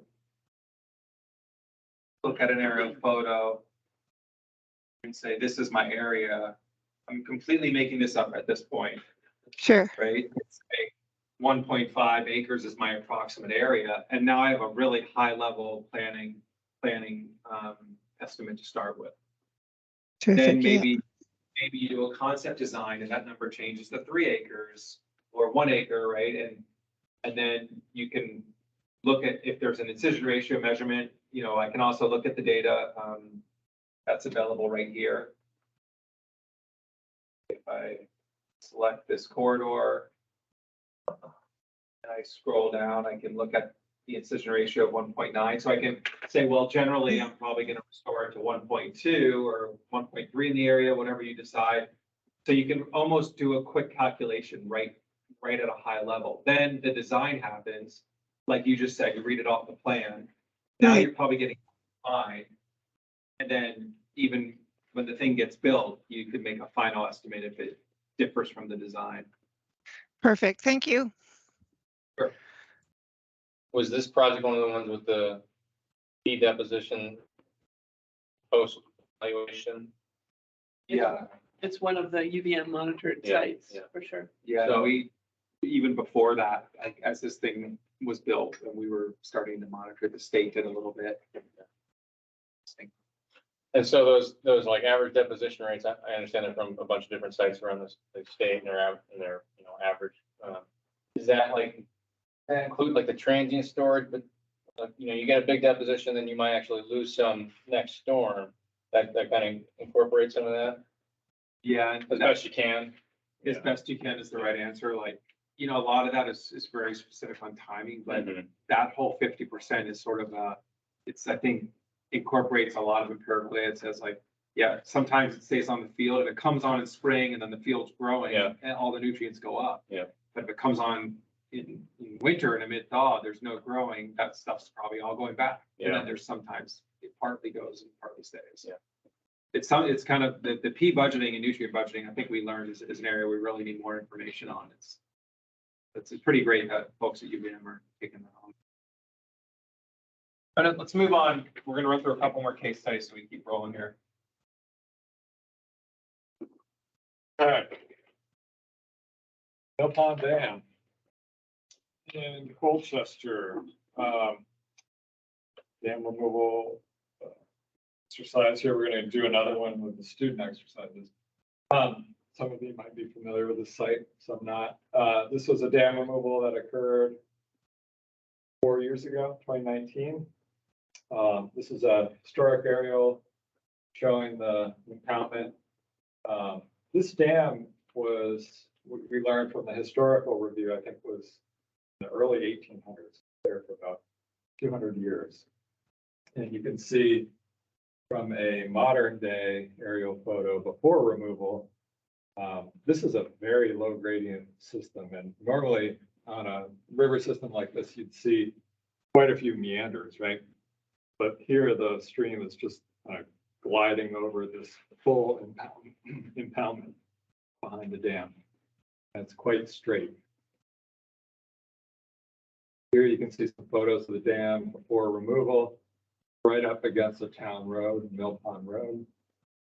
About a 6 foot tall stone dam, some mortar in there, some not. Because of the low slope of the river reach, the impounded sediments extended about half mile upstream.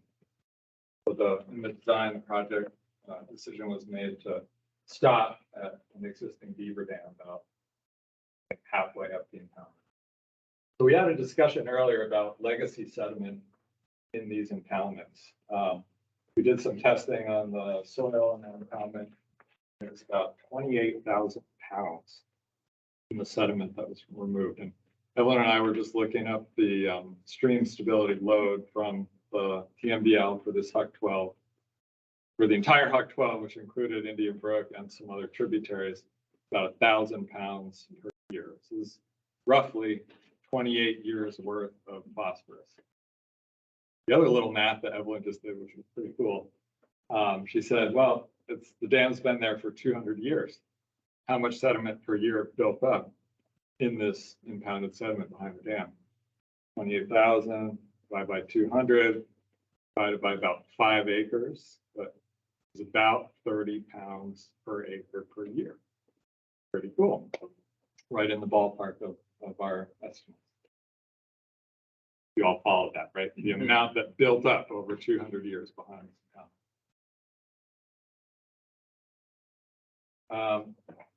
Some photos of the Halloween flood that occurred in 2019, just after removal. Some parts of the impoundment restored floodplain were well connected, some parts not so well, is a better picture. All right, hop into the app now.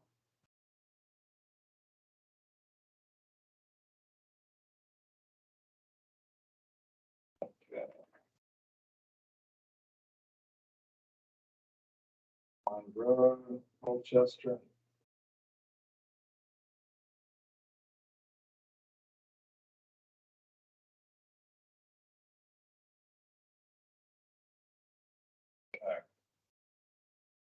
Here's Mill Pond Road. And this photograph, yeah, it's post. If I click on the stream, so remember, dams are part of the stream connectivity component, longitudinal and temporal. If I click on the stream itself, like Jody said, I'm going to get both streams and corridors. Add to project screening. Got 2 corridors here because the stream reach spans 2 of those subunits. I'm going to keep this simple at first and just click on the stream segment. I gotta pop this down. I did that on the other subunit. See, it's the same exact stream. Click on that. Calculation inputs. Down to stream connectivity. Remove medium breach dam. So this is the one stream project that's in this database. I want to know the credit from simply removing the dam with no other interventions. All I do is leave that button checked, hit calculate, come into water quality benefit. We just clear everything. Yeah. Thank you for your results. Okay, let's try that again. Let's retain some of the stuff from Louis' past example.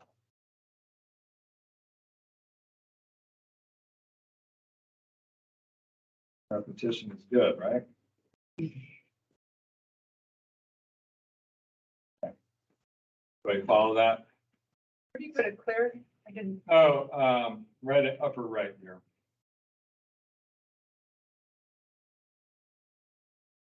Okay. So now I'm going to hit calculate. Water quality benefit. Nothing under lateral vertical because we're not changing protections. I'll get to the incision ratio in a minute. We're just saying, what do we get for a longitudinal temporal credit for removing it? See, it's 0.7 kilograms per year. Pretty small amount. And that is because remember that P allocation tree, we're weighting the lateral vertical components heavier, right? We're at every turn of that tree, we're saying lateral vertical gets more than longitudinal temporal.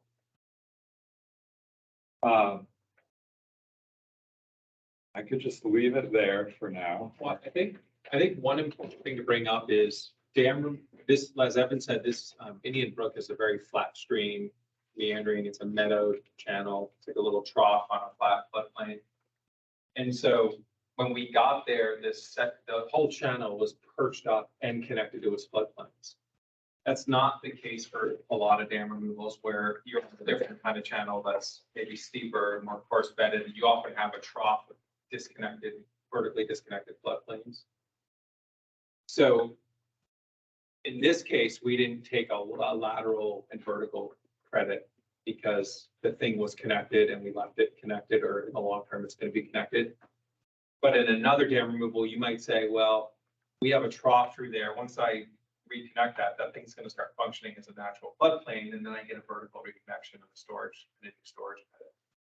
So dam removals, they're variable. It happens on different systems. You have to sort of think, what are we reconnecting? And in this case, that was our decision initially. Yep. But in the end, there was like a buffer planting there, like could that be added to it? Yeah, there already was a naturally vegetated buffer there to start.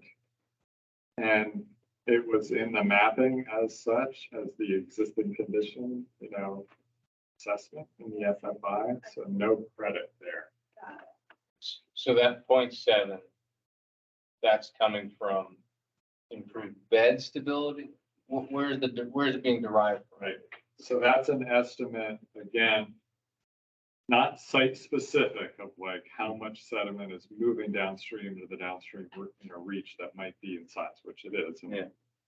we could get into that, go down that road. Now I'm trying to keep this simple for the moment. It's it's like a generalized estimate of what you get for longitudinal connectivity, not site specific. That's the way I can. mean, that's what, that's a portion of the longitudinal load allocation that was put in that sub. Oh, it's from, okay, from low downstream. Yeah. Corridor. Okay. Yep. And I'm just looking at these other factors under the river corridor, like restore channel roughness and wood, you wouldn't add that to it. Yeah, for that, really what we're trying to estimate is any change in incision ratio that would happen for raising the bed of the channel. Again, we started with an incision ratio of 1.2 here. Bit artificial, as Roy said, it's this channel that's perched up on impounded sediments. We're just taking that condition, lowering it down. So in the scheme of these calculations with incision ratio, we're not changing that, so you can't get a credit.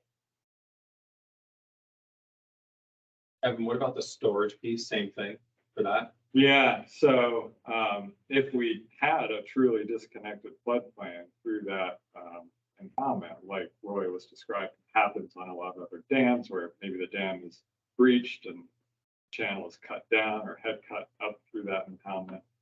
Now, if we go from an incision ratio, say 1.5 to 1, now we are getting a big change. We can account for that increased storage over the floodplain.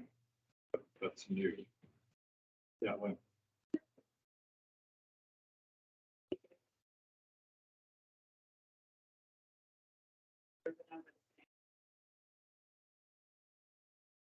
Okay. So the stream connectivity score is calculated at the reach level. So it is independent of any, reaches downstream, what their score. That's one thing. That said, the habitat element will actually have a fragmentation analysis of the network. Okay. So from a habitat point of view, this was one barrier and there's 20 miles on both sides. Yeah. It would bubble to the top from a habitat prioritization. Or this is the water quality lens of the project that we're talking about right now. Right, but still that's just in terms of even the sediment transport aspect of it downstream. Okay, yeah. No. Okay, It's a good point. Yeah. I think you maybe just hit on the downstream. Yeah, okay. So the downstream reach is incised and was much more severely incised before this project. This project happened, really big flood came through, big pulse of sediment moved downstream into the downstream reach that had been starved. So Roy and I did a walk downstream not long after that flooding, seeing reconnected, flood plants. Bed is raising up. So that is, to your question, Patrick, are we explicitly accounting for that in this like longitudinal bin that we're sort of assigning down to these reaches? No. But can we take a credit for saying, okay, incision is actually a lot less downstream and got a vertical reconnection downstream? That is, if you do that in this app, it will show significant credit. And we think that is a legitimate calculation credit to take situation. I'm going to caveat that though, in that you're going to have to kind of demonstrate that that's what your goal is and how that's achieved. So you can't come back to us with, I'm going to get 12 credits downstream because I'm thinking it's going to be reconnected. You have to kind of demonstrate how or why that's going to be reconnected. So having some information for the downstream reach and how you think the sediment load is going to move or what type of reconnection that would happen in order to consider credits under that scenario. So There's some monitoring happening at this site, just for us to understand what's going on. Do that. So it's certainly something that, as far as like the larger watershed, considerations, features, that's definitely a really valuable understanding of the whole system can improve over time. We're really focused at the one reach, but if you really feel like your project is going to be benefiting upstream or downstream reaches in a significant way, then consider that as part of your project and how you're going to think about capturing that type of benefit in those other reaches such that you could potentially claim the credit. So I guess just to follow up on that, like, this applies to the upstream end as well, right? Where we're seeing, especially if we're getting done, where we're not actually removing the sediment, but allowing some of the sediment to go downstream. How are we supposed to prove what that's gonna look like to you all for accrediting purpose, right? Like, we can take our best guess and say, like, this is what we think it's evolving toward. This is an idealized section of what we're guessing it's gonna end up at based on our planned profile. But how else do we prove that to you all? That's a good question, Matt. This is all new for us, right? We've not done phosphorus before. I think it's important to say, if you're feeling like the downstream reach is going to have significant benefits, then set up a couple monitoring cross sections and say, as part of our project, we're looking to claim credits on the downstream reach because we feel like the type of sediment movement in this area will benefit these. We're anticipating over the next however long that we'll see an improvement in the incision ratio. Will we necessarily see it in the first 2 years? Will we see it in the next 5 years? It will depend on the material that's moving, what level of disconnection it is, what section of area. Don't set yourself up for failure, right? Like, is there one small floodplain downstream of you that it's like, I think we could reconnect this floodplain? Are you going to reconnect the entire reach? Probably not. But if there's parts of a floodplain that you might see yourself reconnecting, or there's some areas in that, then maybe that's what you focus on for what benefit downstream you see. But I would not delve into this with lightly. I would say focus on your reach to start with, and then if there's some significant considerations for downstream or upstream in your project, then let's explore them. But we don't right now. We don't have a playbook for a lot of that. This was funded by like a dam rule block grant, not a P project. I think it's fish and wildlife funding. And for habitat. And clean water. What? Yeah. But we have not been counting phosphorus holistically up to this point. So that wasn't a key consideration when funding went to this to try to stay. But we can certainly go back now and take credit for the phosphorus that was completed by this project. So I'd say, like, for design, you have a reference reach or some target channel, and you'd probably use that as a guide, for how you expect things to change. Your precision measurements, how that works. Yeah. Okay. How nimble is the tool to change reality? It's static at the moment. So we'll continue to work with Jody to, develop a user tool that will help us with updating it more regularly and more live, but it's not going to change frequently. And the thought, some of the thinking, and this, progress, but is that like a bunch of projects would happen, maybe like every year or a couple of years, like DEC or someone would do a update and what's been done, what credit has been obtained, and then reallocate the rest back based on the new levels of connectivity. So I feel like for all of us who will be using the tool regularly, it's going to be like entering where a project's been done, and that's really it. And then it's going to be up to the state or whoever they're working with to kind of recalculate all that. I'm also thinking about like the changing reality with project externalities, like if it was anticipated, downstream effects, would that only come with new remote sensing data with new radar? Yeah, it could come with that, or say we have a flood and someone's like, I'm gonna go do some updated SGA data. My SGA data was 5 years old. We've had a flood. It looks like the project is kind of benefiting. I'm gonna go down and do some additional assessment. Be updated into that. I'm really glad you brought this up. Like, this is one of the more exciting things about FFI and this approach is that a flood comes, there's often like lots of erosion, lots of deposition, floodplains are reactivated. And then we go in there and like clean them all out and get everything back in order. And we're right back where we kind of started. And now you go out and claim all these water quality credits after a flood, just based on the reconnection, if there was monitoring incision ratio. So in a way, this could sort of incentivize a better flood recovery approach to help us meet water quality goals. Which is an exciting vision, I think.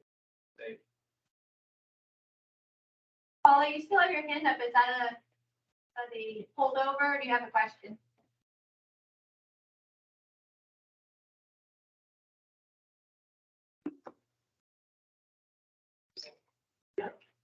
Was that question directed towards me again?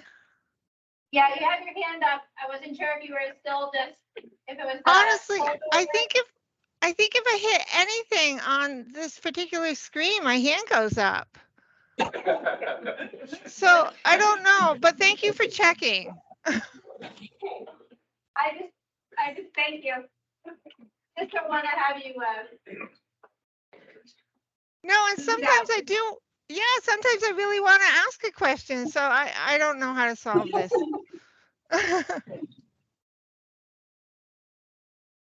Okay, so for our third case study, this is coming from the New Haven River in Bristol town. This is a project that has already been completed like the others, and it involves buffer planting, but also a corridor easement. And part of this project was also a bank stabilization, but as we talked about earlier this morning, the bank stabilization element of this project would not be able to get a phosphorus credit. And this is just a very dynamic section of the New Haven River along the Bristol Flats, Route 116, where we can see from historic imagery that the river has kind of been all over the place here. And through a series of flood events, including the 1998 500-year storm and a storm that preceded Tropical Storm Irene, we stripped off, or the river stripped off, a thin buffer of trees along the channel when it was in this position formerly. And then this meander bend continued to grow pretty rapidly over the next 3 or 4 years at a rate of 19, 20, 28 feet per year. And so these landowners got pretty concerned and approached us at the Conservation Commission in Bristol about what can we do about the river here.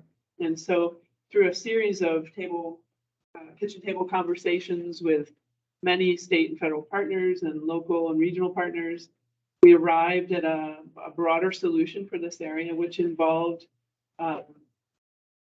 placing 40 acres of land into conservation. Steve was instrumental in this through the Vermont River Conservancy.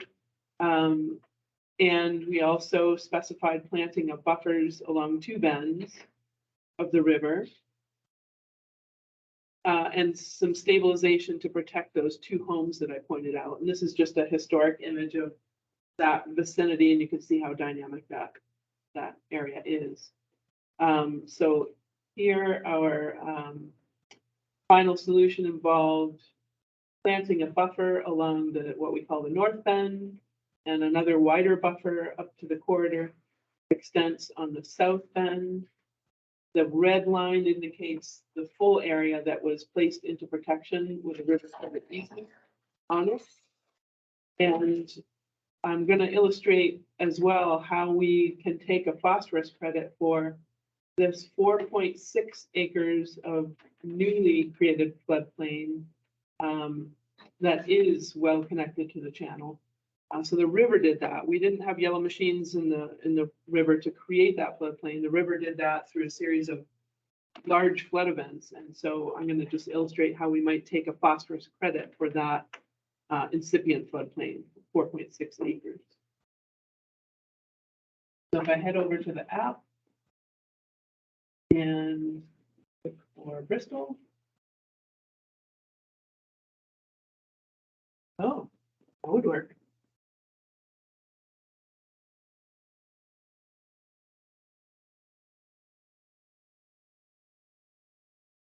Here's the Bristol Village right here, and the Saunders site is right about here.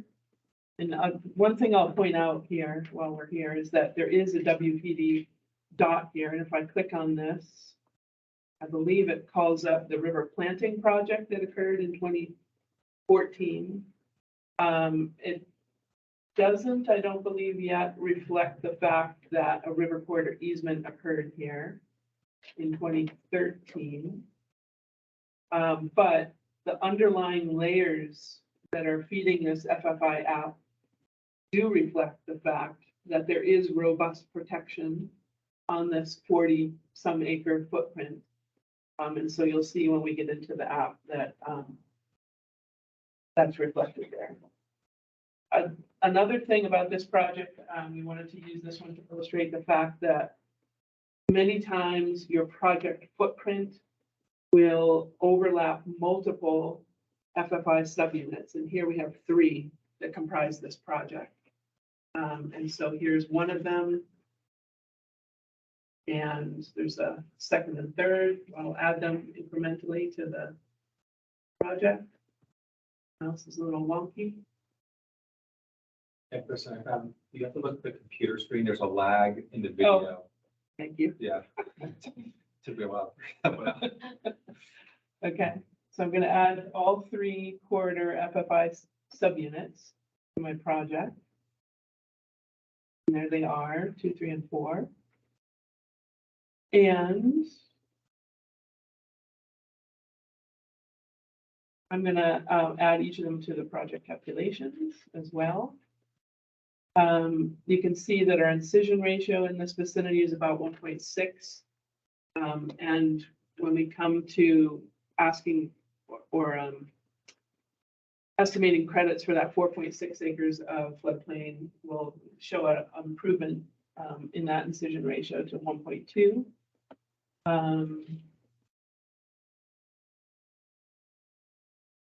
Go to calculation inputs. What we ended up doing here was planting and also implementing a river corridor easement. And I'm going to say plant the river corridor because we did that. We didn't lower the floodplain per se through active means. We are hoping to take credit for the passive restoration or passive lowering of the floodplain by the river. And let's see, I believe subunit 2 is the one that contains the 4.6 acres of new floodplain. And so our proposed incision ratio there is 1.2. The area across which we're, the footprint of our project is 4.6 acres. We then planted in subunit 3 and 2. And so I'm going to add buffer plantings about 1.9 acres in this and 1 in this subunit. And I just want to point out that here is where the river corridor easement that was implemented in 2013 is reflected in the underlying conserved lands layer that we're pulling into this FFI app. And so here, if you added up 10.3, 25.1, and 4.5, it would equate to about 40.2 or whatever that total of the river corridor easement was. It's important, I didn't say this before, but if you were to bring in the shapefile of the protected boundary that was in red on the previous images, you can actually use the area measurement tool here to estimate acres within each subunit up to the limits of the river corridor. If you are in that pre-design phase where you're just trying to envision what credits might be possible with a river corridor easement. So in other words, we had a much larger protected boundary here, but we can only take credit for the protected boundary that's within the limits of the river corridor itself. I'm going to head over to the storage as well. And in that subunit number 2, we're moving from what I would call a medium existing connectivity with an incision ratio of 1.6 up to high connectivity with an incision ratio of 1.2 over that 4.6 areas of new incipient floodplain. And so with all that said, I think I can hit calculate. And here we get that error message that the area that I've entered into the box for buffer planting in subunit number 3 is actually exceeding the total available acreage in that subunit. That was 3, I think, right? So here we only have 2.2 acres. So I would have to take a smaller amount here. We have 0.5 acres of 2.2 that are naturally vegetated. And so subtracting, I put in 1.7 or even 1.5, that shouldn't raise a red flag.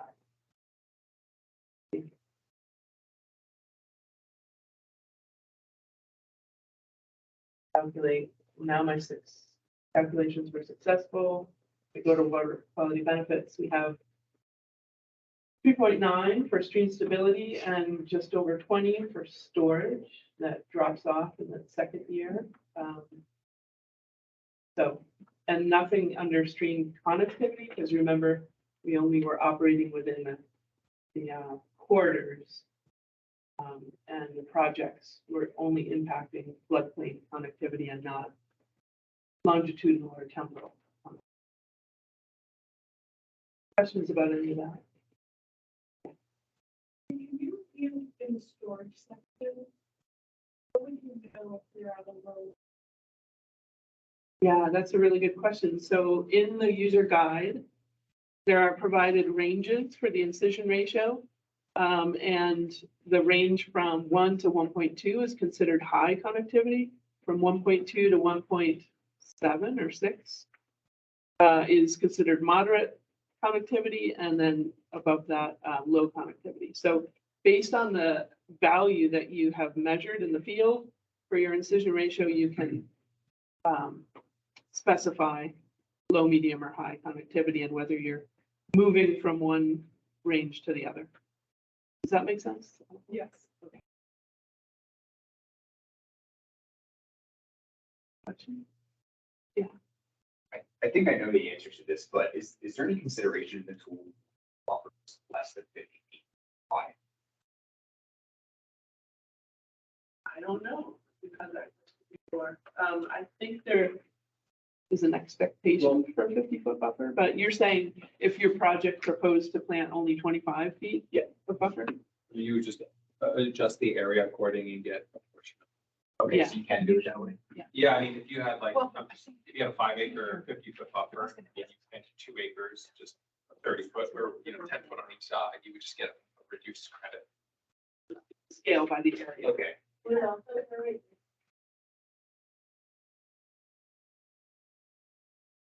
No. What were you saying? I'm sorry. For stream stability, you might have 50 foot wide. To get any credit? To get credit.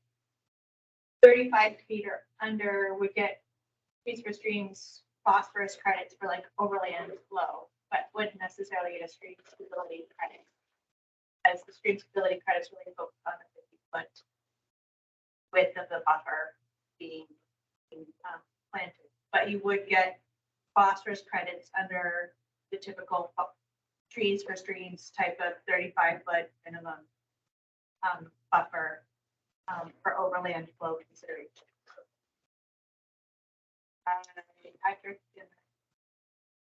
So the change in decision ratio was a result of migration, right? You guys didn't induce Channel that. migration naturally, you know. What's like the statute limitation?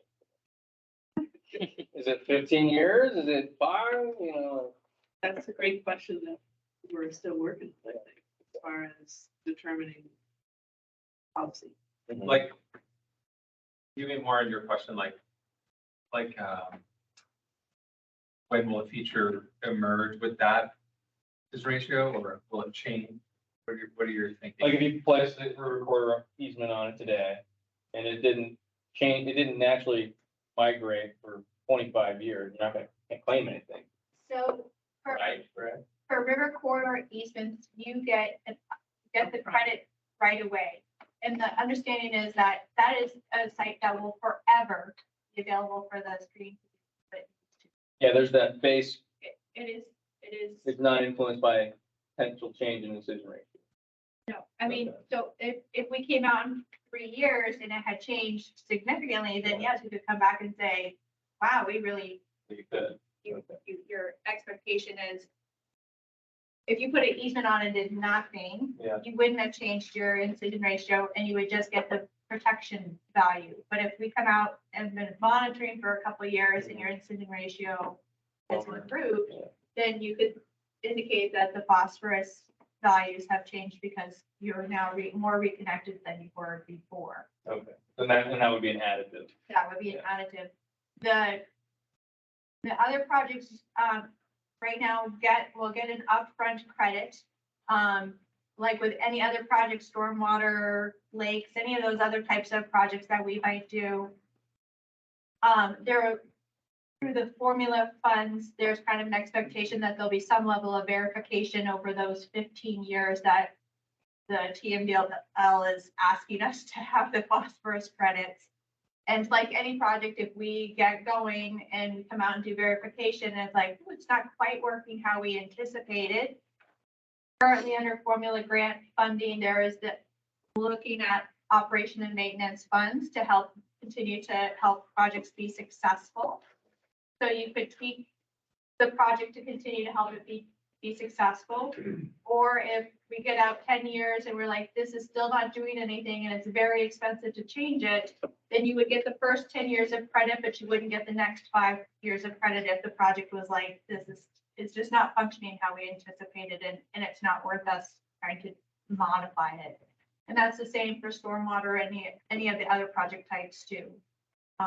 So the idea is that you would get the upfront 15-year credits. Yeah, there's the opportunity to continue to verify how things are functioning, some adaptive management as needed, and then, continue to get the credits. Or if you come out and say, hey, this is functioning much better than we anticipated, it's more reconnected than we anticipated, then you could come back and kind of reevaluate those credits and come back and kind of put them towards the clean water service, goals. Yeah. We got it. Oh, I'm sorry. Yeah, just going back to the 50-foot buffer. So I'm just to clarify, there's the river corridor planting. There's the 50-foot buffer planting. I'm assuming that the 50-foot buffer means the 50-foot buffer outside the meander belt. And then, I mean, what's the difference between those two things? Because when we think buffer, riparian buffer planting, 50-foot buffer would be from top of bank. Yes, that's always the case. Yeah. So what's the river corridor, plant river corridor then? It's the whole river, the whole width. The whole width of the corridor. Okay. Yeah. Okay. Actually, I'm glad you brought this up. I guess it's a little unclear to me because I guess it feels like it's the target, right? If you're planting a 50-foot buffer and you do a portion of it, like, I guess I wonder, like, how do you know if you're going, where does it come in that you're going for that 50-foot buffer? Or if you said, I'm just doing a 30-foot buffer, you know what I mean? Like, Hey, I didn't make this up. This was from Mike Klein. My understanding is that stream stability, you're looking at a 50-foot buffer, to kind of have that connection in those pieces. No, I know that's what Yeah. this is all about, but I'm saying like, if I'm planting, if I have half of that planted and I do more of it to try to get it to that full 50-foot buffer, that's important for channel stability. Like, you should get a prorated credit for that because that's the target, or else. Okay, so if you had 35 and you're adding the extra 15, Yeah. yes, then you get your 50-foot, even though you only planted the last 15. But if you only planted 15 feet next to the bank, Yeah. then you wouldn't count your buffer stream stability.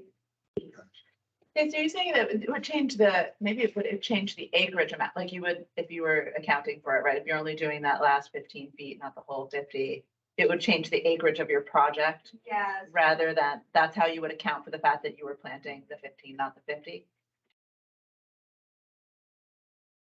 Did that make sense? Right. You would, if your total width of your buffer is going to become 50 feet and you're only planting 2 acres out of the thing, count your 2 acres because you're going to have a 50-foot buffer that's going to improve your stream stability. Does that? Yeah, that's. You're saying count the whole thing? Not But only the the entire separate- acres of the 50. Yeah, okay, yeah, got it. Just what you plan. Which, gotcha. But if, in the converse, if you had a totally bare stream bank and you planted only 2 acres up to a 10-foot width, you're saying you wouldn't get any credit for that. Right, because it's not the 50-foot stream stability riparian top. You would get the credit through overland phosphorus buffer. There's 2 questions online. The first one I see is Bob Hines. So maybe I missed this, but with respect to riparian buffer plantings, when are you, when is a project credited? Just when the stems are in the ground, or is there a performance standard involved in terms of growth rate, in terms of survival rate, in terms of size of plants? So, you would, similar to trees for streams, when you install your project, you would get your credits at that point. Meeting the general requirements of number of stems per acre, et cetera, that are asked for under the typical planting. And our planting follows the same as trees for streams. And so you would get the credits at the start of those, just like you would for trees for streams projects. So even though really those buffers are not rendering any ecosystem services for, I don't know, for a number of years, you're still crediting them at the time of installation. So you would have to ask the Watershed Investment Division. They may have some type of time frame that they look at buffer plantings, but basically, once it's installed, the numbers will go in at that point. Got it. Thank you. I have one more question related to buffers.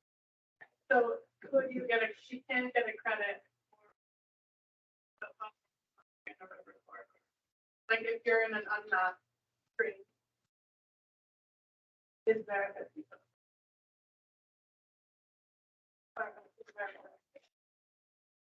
So you're like, that means you're maybe on an intermittent channel outside of the headwaters that are identified. Yeah. Yeah, and the base is the VHD, so we know there's some inaccuracies there.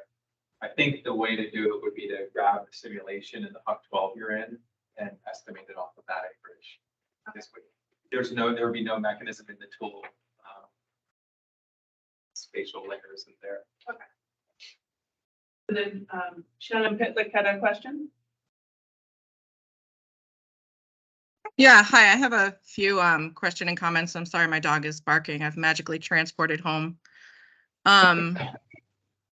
So just because I'm familiar with this project, I wanted to make a few comments. One is that the reason that that bank was stabilized was because it is at the edge of the meander belt width. So that was why that was consistent with the overall project objective, because we really felt like that inside bend was already starting to cut off. So we didn't feel like it was going to disrupt the adjustment of the channel to armor that outside bank. And it did make the landowners feel a lot more secure agreeing to the project. So that was how, part of that conversation.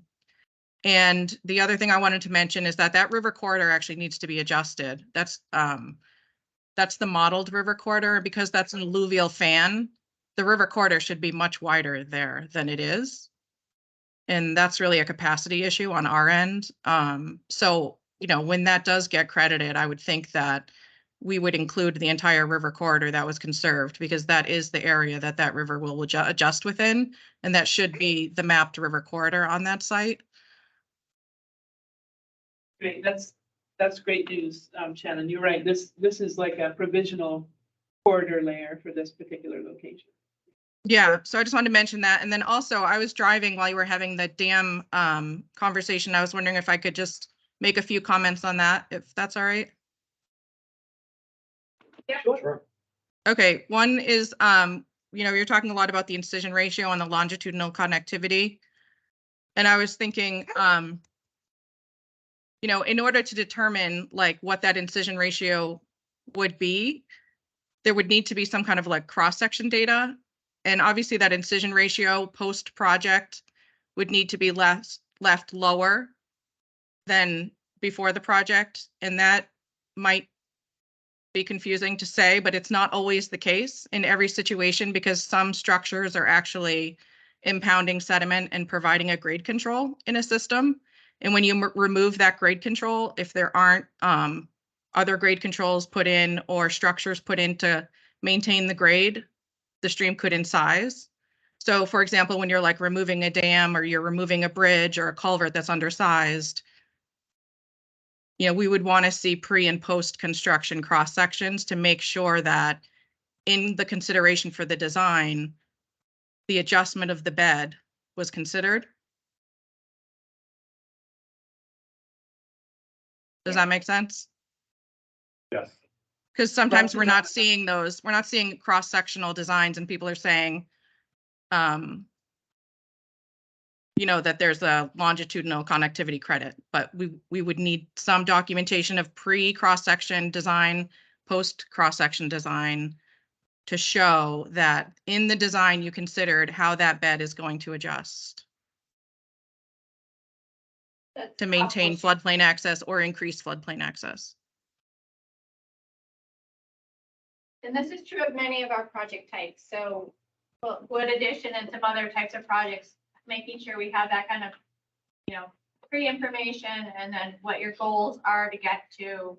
So not only does it help us understand, what we need to put into the FFI, but it also helps us understand when the project is implemented, what are the goals that it's trying to reach?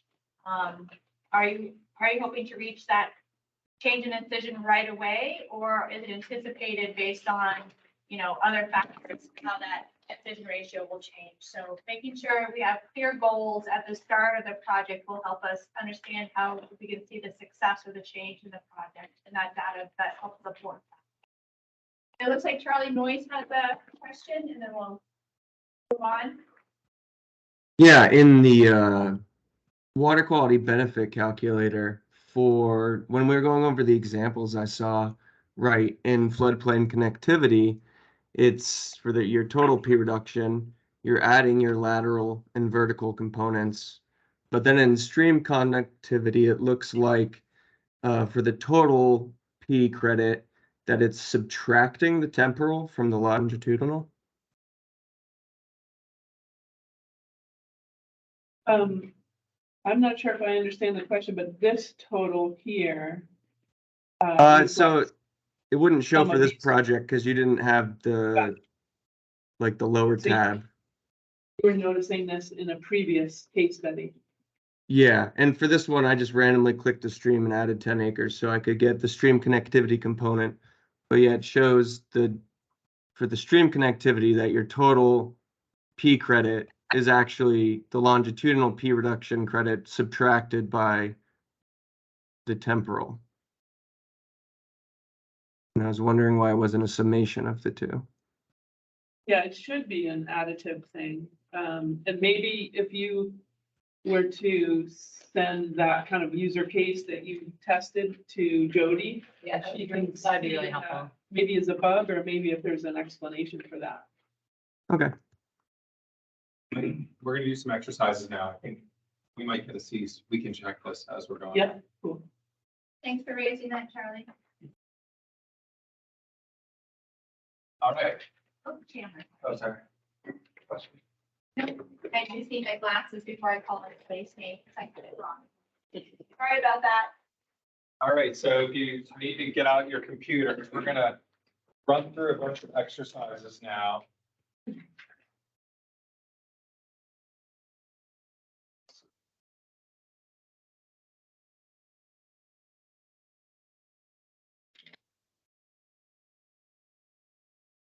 About another hour. Where we're gonna run through, try to get through as many student exercises as possible. You guys can follow along. We have to head out to pick up kids, but anyway, I follow up. Shoot it my way. So here's the exercises we thought we'd went through. And based on what we've done in the past, we're gonna do these sort of follow the leader style, and then whoever's not leading them from our group will walk around and make sure you can kind of get to the right place and answer questions as we go. So,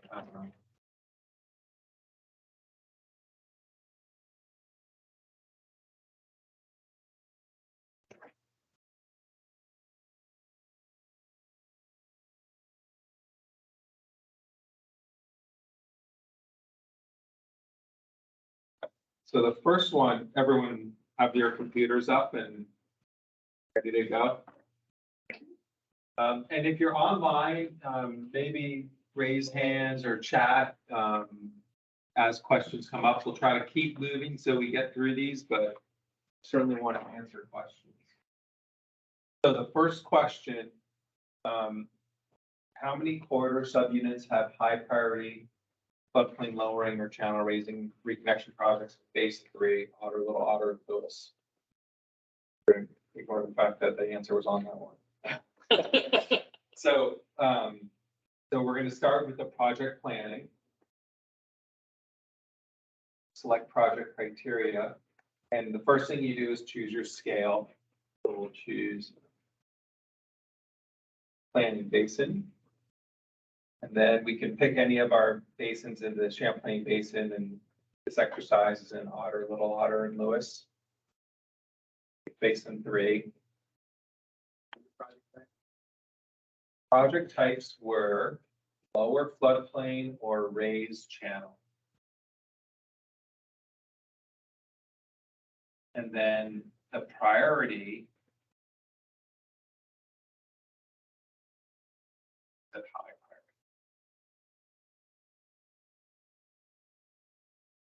priority. High priority, yep. C projects. So this is just one, the questions you can ask are infinite in what you're looking for and what scale you're looking at. And we get this planning table. So maybe just raise your hand if you have questions, or give a nod if you're good to go. I know Evan, Evelyn, maybe scan around and intersect issues.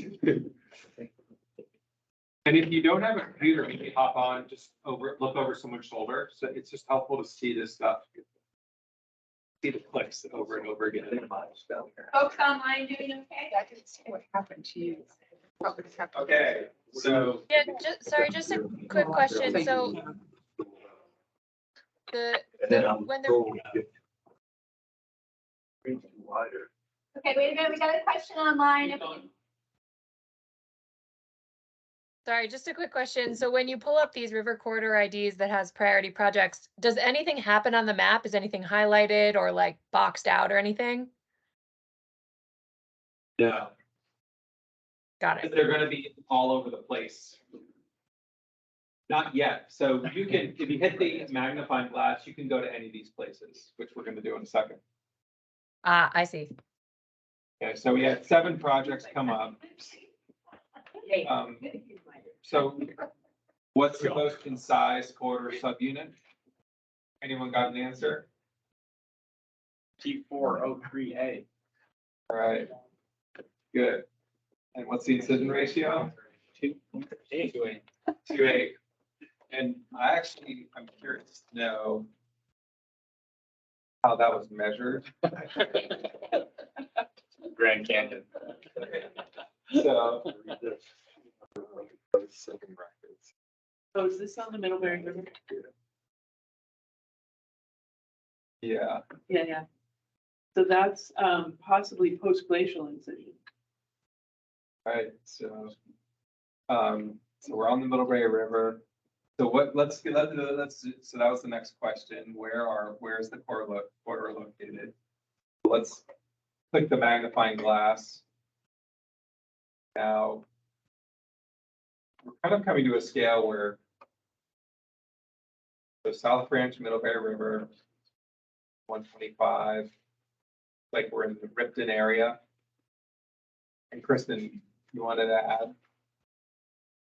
Yeah, I mean, this is where those supplemental sources that Stacy talked about come in handy, because you might question for yourself as well, whether how that 2.8 incision ratio was calculated. And you can actually go into the stream geomorphic assessment database for that reach and look at the notes in step 5 of that. And there's some detailed notes there about the considerations that were made in measuring or making that estimation.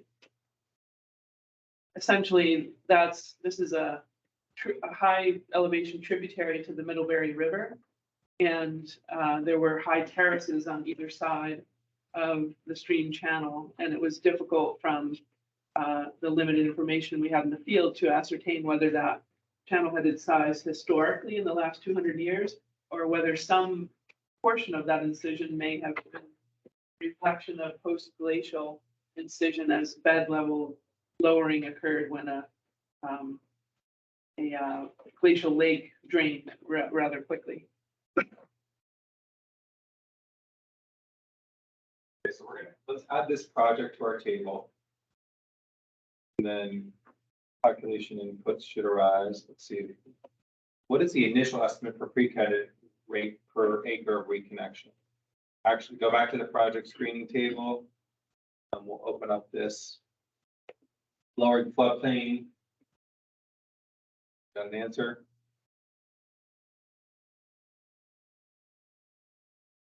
Right, so. Yeah, what was the question?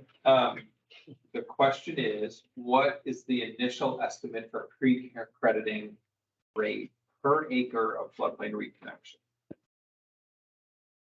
You pick that up right on this planning table.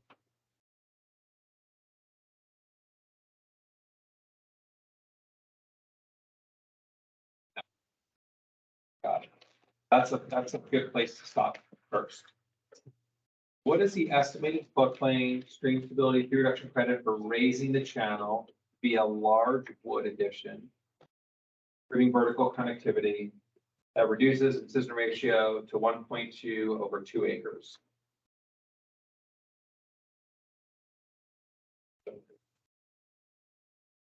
Inputs. Can you go back to the question? Yeah. Oh, sorry. No, go for it. IR of 1.2, so reducing the incision ratio by raising the channel over an area of 2 acres. So that's what's getting reconnected. Right. And the large one is kind of just unnecessary information, right? It really is, right? You could cut, well, I don't want to give away the next, but you could put rock in there, Yeah. you could armor the bed and scary spot or raise the channel with wood.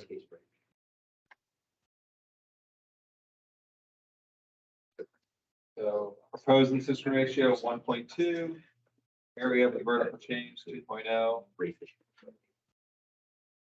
Calculate 1.6. Why you put it in the area of vertical change? Yep, so we Can you reconnect. repeat the question, just so- Yes, the question was why put the data entry in the area of vertical change? And the reason is when we raise the channel, we're assuming that there's nothing in the corridor. We're going out and doing a project, we're gonna raise the channel. So that means the vertical connection improves. And then the area that gets vertically reconnected is how you credit it. I sort of just made the number up. Fictitiously vertically reconnect 2 acres. So my initial thought was to put it in the corner area. So that would be, let's say we had a 2-acre housing lot sitting off to the side of a vertically connected river. And we're like, and then let's say it was flood prone and we said, let's take that house away. Now we're getting the lateral constraints. That first column, I believe, is really about lateral reconnection.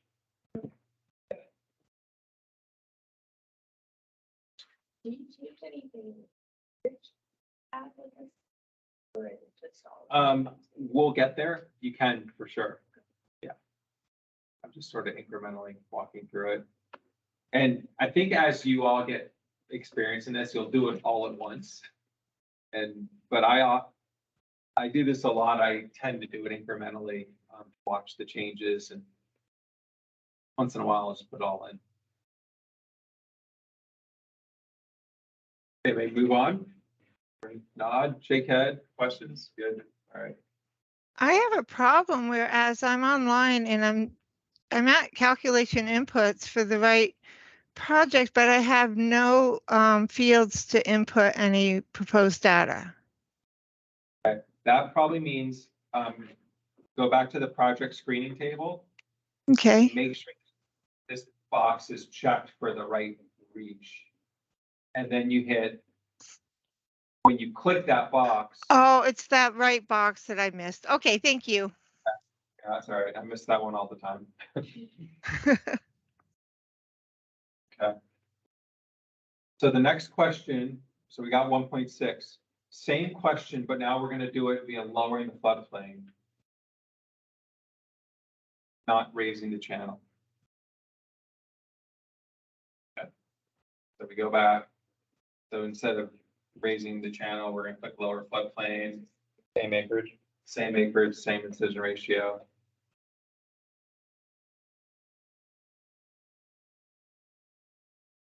Any guesses before we do this? Negative. Also 1.6. Also 1.6, great.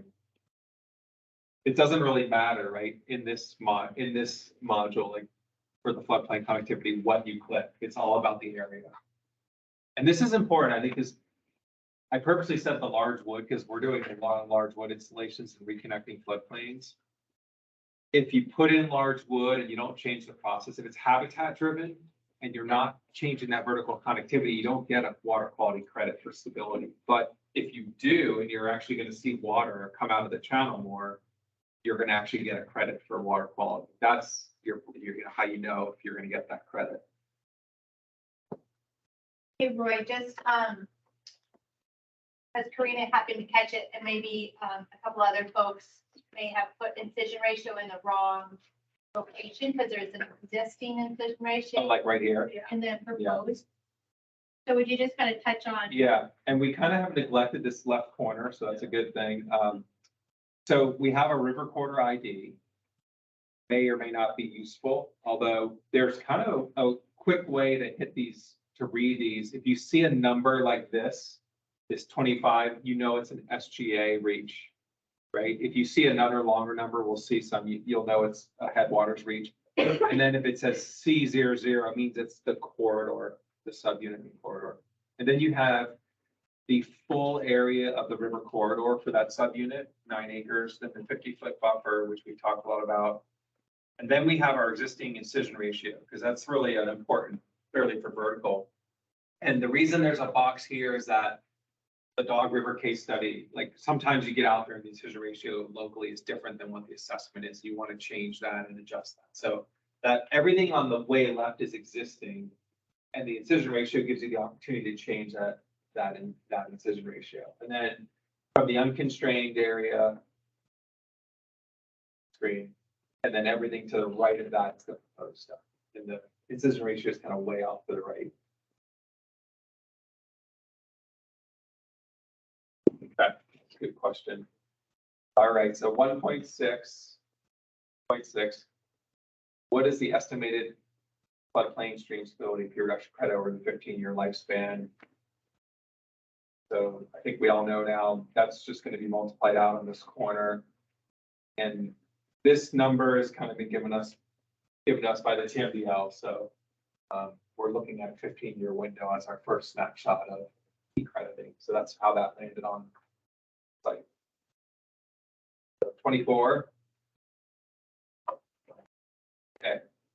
So assuming low existing connectivity and high proposed connectivity, what's the estimated floodplain storage peer reduction for the 2 acres in year 1 and beyond? Okay, so this is going back to the previous question. Go to the storage. We said low, high, and the area was 2.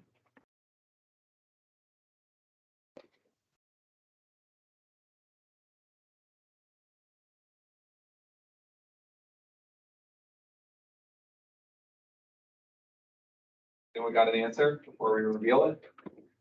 Yes?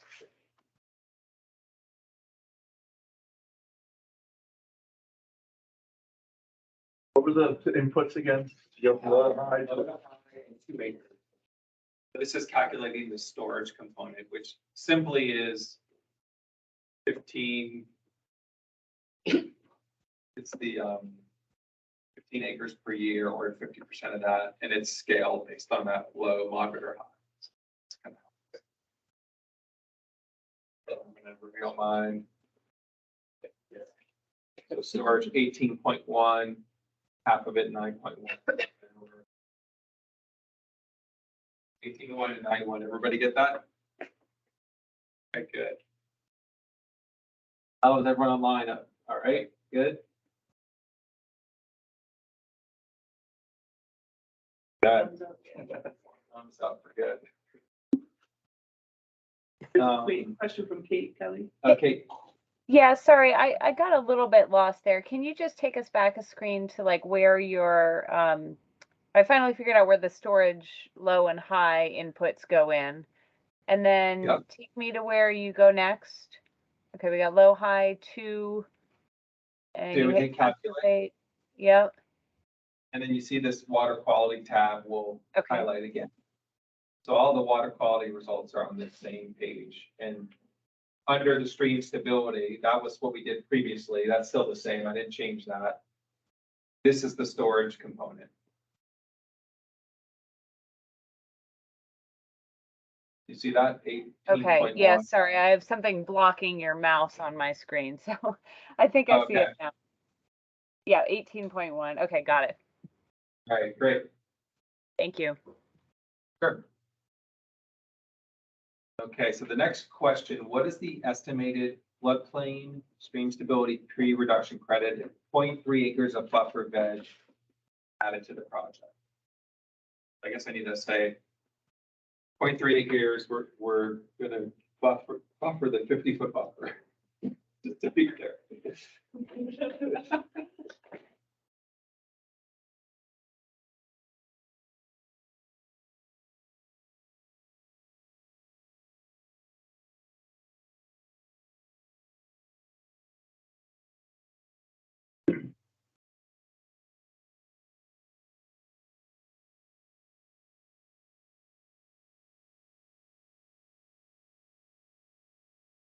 Everybody see that or question, answer? I have a question. I have. Yeah, so with the proposed project values line, right? So for the existing information, say on the left, like you have an existing incision ratio of 2.8, and you were saying if you needed to change that because you went out and verified in the field, it's actually 2.2. Yeah. You could just type 2.2 in that box, right? And it'll switch it. Right. In this case, if you're adding 0.3 of an acre, does that value need to be 0.3 or 3.3?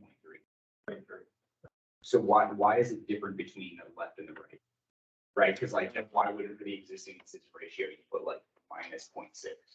Yeah, it's a good question. I guess the area-based values, we feel like you focus on your project, but incision ratio is a variable that you don't really consider like individual like units. It's a dimensionless number. Sure. So I think it'd be weird to say like minus 0.2 to like knock the incision down. Yeah.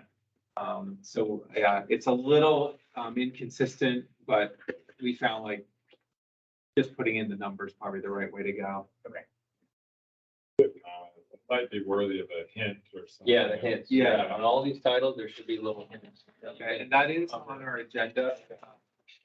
Yeah. Yeah. You know, like how. You want lots of hints. Yeah, oh yeah. Clarity on Every field. Yeah, like when you hover over the box, add Yeah. the project value. Yeah. Yeah, and we actually, in the user guide, it should be in there, there's a table that describes every cell you enter.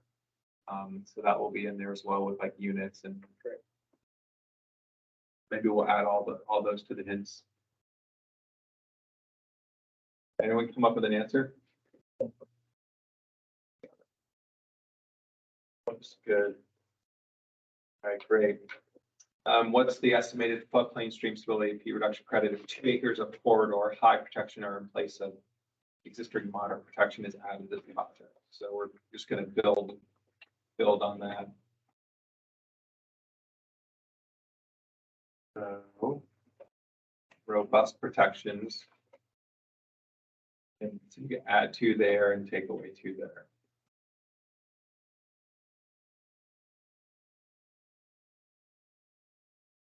Where do you take 2 away from? Just on the other. Moderate protections, yeah. The way you would know that here, it's easy because that's your only choice. Oh, But you can go into the back of the map and turn on those protections. They're actually that GIS analysis that we did, it'll show you color coded where those fall. great.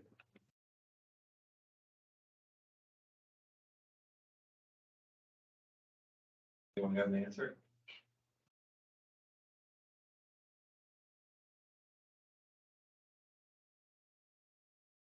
Okay, so what is the estimated stream stability credit for improving stream connectivity? So we've been talking floodplain connectivity. Right now, we're going to go to the stream connectivity.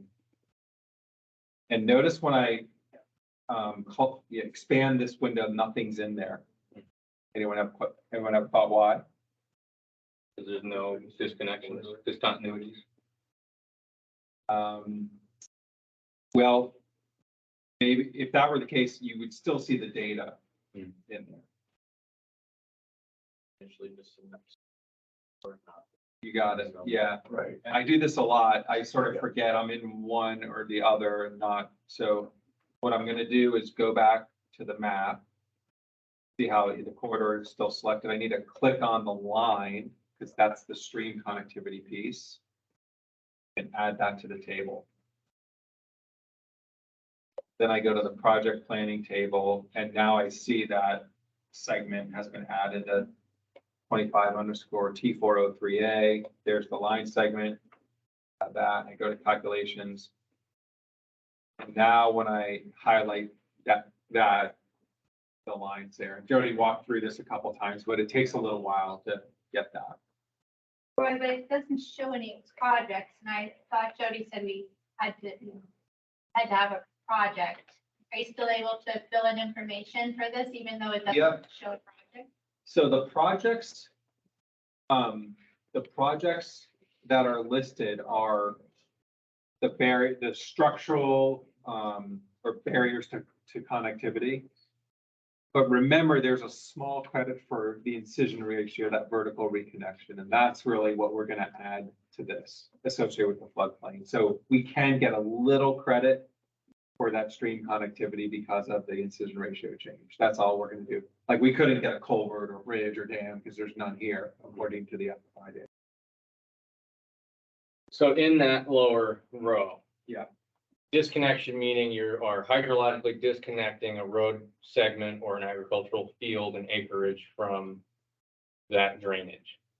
Correct? You got it. Okay, so essentially, Yeah, for ag, it's like land conversion or ditch disconnection. that's right. Okay.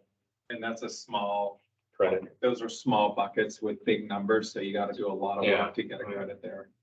That's good, because we haven't seen like road obliteration as like an interim key tool. That's super clear as to how to credit it. So that's good. Peter, question in the back? Yeah, so when you added that, when we just added that, corridor, would it come at last on that list if you had a whole, if you populated 7 or so things on that list, it'd be the last one? So they're nested, so it's gonna come up inside the Yeah. corridor. I got one.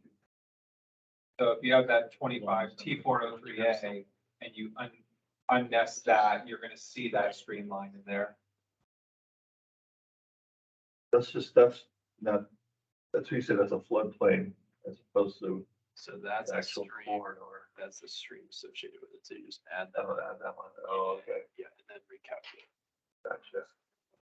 Maybe it'll scroll up. Gotcha. It's already recalculated. Yes, thank you.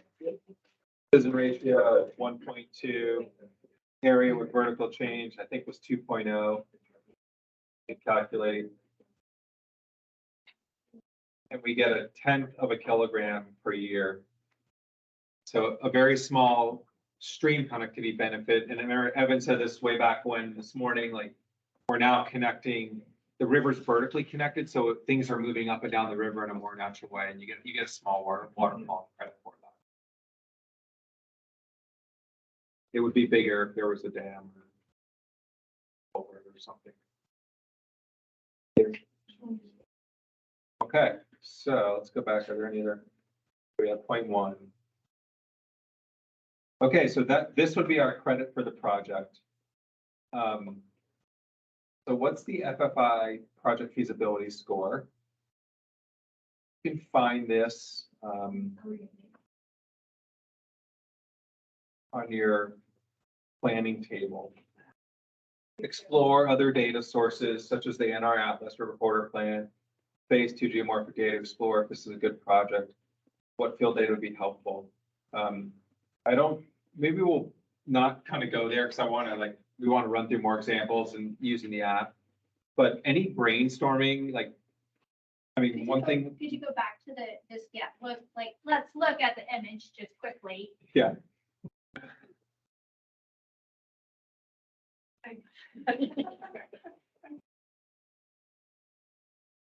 So thoughts, is this initially like a site that feels like you might head out? Questions, thoughts, considerations? This is really where LiDAR can be your friend. Thinking about and this is where your geomorphic assessment information can be helpful. This is a 54-foot wide channel. Raising the stream bed, changing elevation, forested section. So think comprehensively about what the project would entail as you're exploring what the site might look like. So. And forest covers seems to be a major obstacle to doing floodplain lowering, so that's probably ruled out. This is a pretty forested site. The other thing is, can we really raise a channel? This river is a bit flood prone. We have a major highway running right next to it, so we're probably not doing that. So maybe this isn't the best spot to be thinking about that. So it requires a field trip to really verify that. The feasibility is based on number of landowners, with the thought if you start to get into a project covering many parcels, you have a bigger hurdle to get a project on the ground. So even though that score is high, practicality and maybe physical constraints around the site, maybe it's not the right place. So sites require some vetting. All right, I think we'll move on to a dam removal. Good. Maybe it lives to clear everything for you. Refresh. Refresh button. Okay. Oh.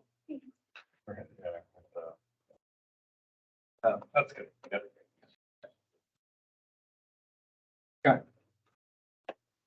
How about you?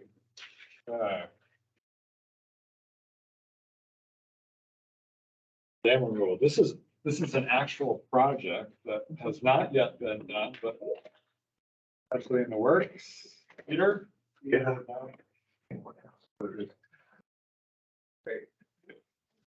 Okay, so navigate to Aspen's Drive in Jeffersonville. I think we'll get you there.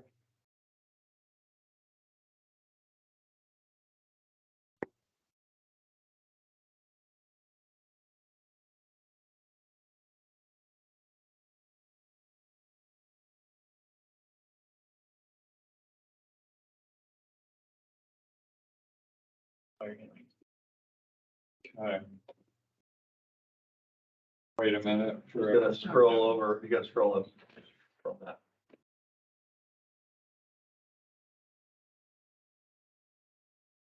So if you get to Aspen's Drive, you're gonna see the Brewster River just north of it. And then up a little ways, you should see an impoundment here with a indicated with the blue. You can turn the aerial photo on as well.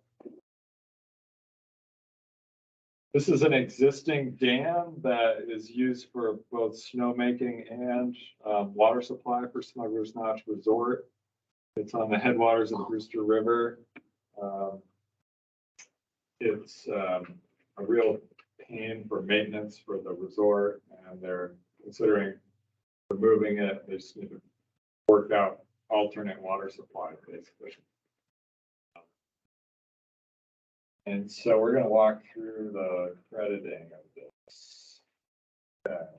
So first question, what is the corridor subunit ID? What is the streamline ID?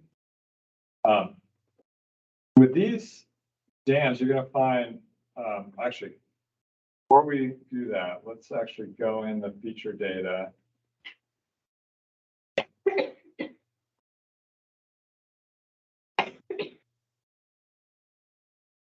Sorry, I haven't clicked on it. Let's come into layers. I want to turn on the dams. So come into background data, infrastructure, and click on dams. It'll take a minute to populate.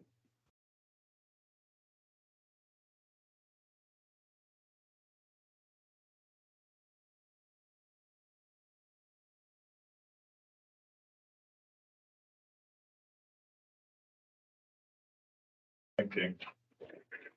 This is the Vermont dam inventory. Yeah, probably. It's okay. That's nice to have that little Thinking bar. thinking bar. Yeah, totally.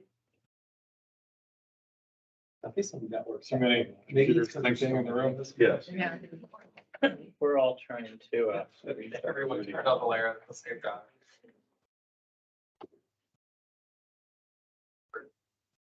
Well,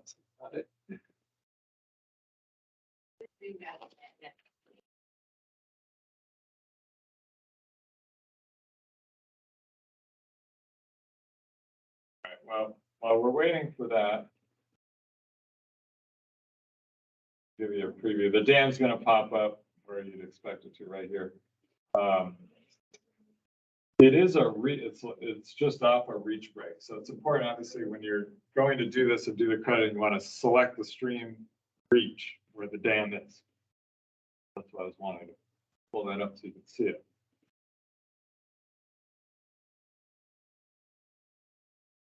Is it popping up for anybody else? Okay. Just not me. Okay. Can I just ask a quick question in the sense that don't have a pointer, I have a circle with just all the panning. Do you know how to get rid of that and get back to like a normal pointer?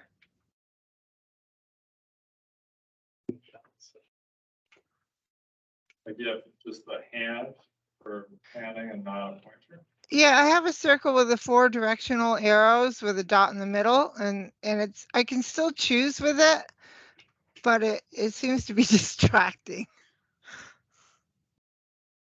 Uh, I-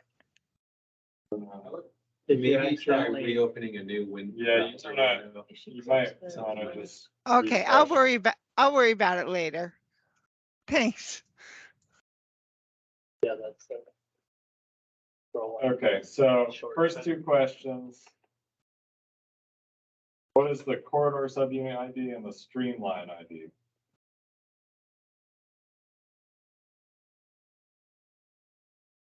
We got, remember, if we click on the stream, come up here and open feature data, see this number here. If we click on the subunit, we get a different number.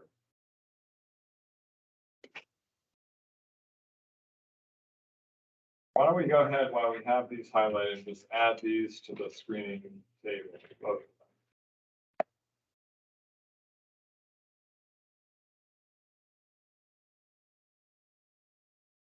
All right.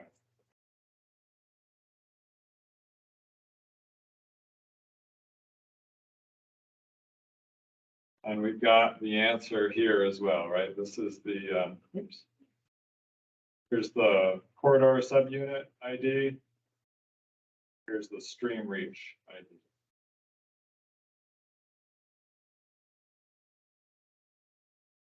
Okay. All right, next question. What is the estimated stream stability credit for improving stream connectivity by removing a dam per year and for 15 years? So dam removal, again, is done on the stream connectivity layer. We're going to come and add this stream calculations tab. Drop this down. You see we have 3 different projects that were identified. So there's remove medium run-of-river dam, place a bridge, looks properly sized over 100% of bankable width, stabilize a head cut in the perennial stream.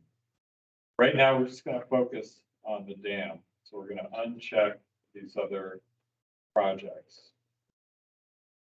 From there, we're going to simply click calculate.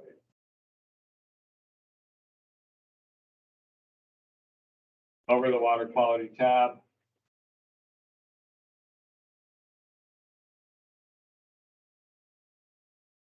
.4 kilograms per year. Follow that? No, Yep. sorry. Okay.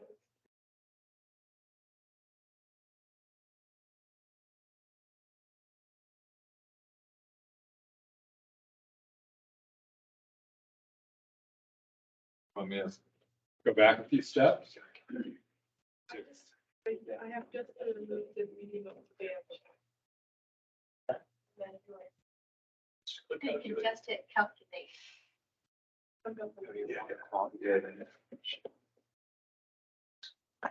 Oh, no. It does a little bit, you know. Everybody seeing the same result here? Down, scroll down. Remember, floodplain connectivity, we can use the credits up top, the stream connectivity below, we got 0.4 kilograms per year. Or times 15, we get 6 over the 15-year lifespan. Good. 0.46. Next question, what is the proposed stream segment connectivity score assuming the dam has been removed? Any thoughts on where to find that?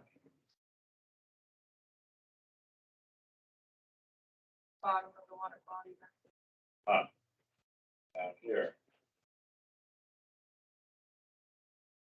Again, this is the whole basis for P crediting, right? We start with this existing conditions, departure and connectivity score, and we're changing that through this project.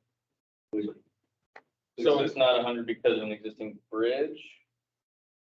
So we started at, we had an existing score of 35.7 out of 100. And our proposed score bumps up close to 70, but not all the way because there's still a bridge. I think it was a head cut. So, okay. And those are those ranked deductions. Correct. There's still work to be done in the reach. Kind of what that's saying.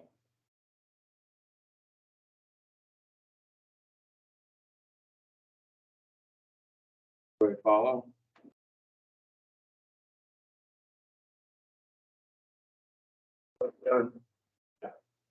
That particular reach, there, some of the work we did do, has that been accounted for in this? So, yeah, so there were a few projects that, Peter and I worked on with the resort. There was some berming that was done after, the spring 2011 floods, that were removed, some floodplain reconnected. That wouldn't be reflected in here, because that was post, geomorphic data and also LiDAR. So like the existing condition, nothing's sort of gone in to update that. Right.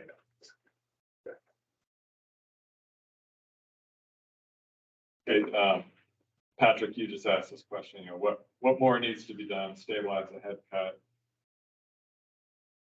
And then there's a bridge as well.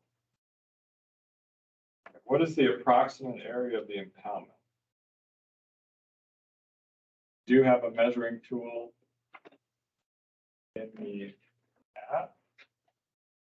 And here, click on it.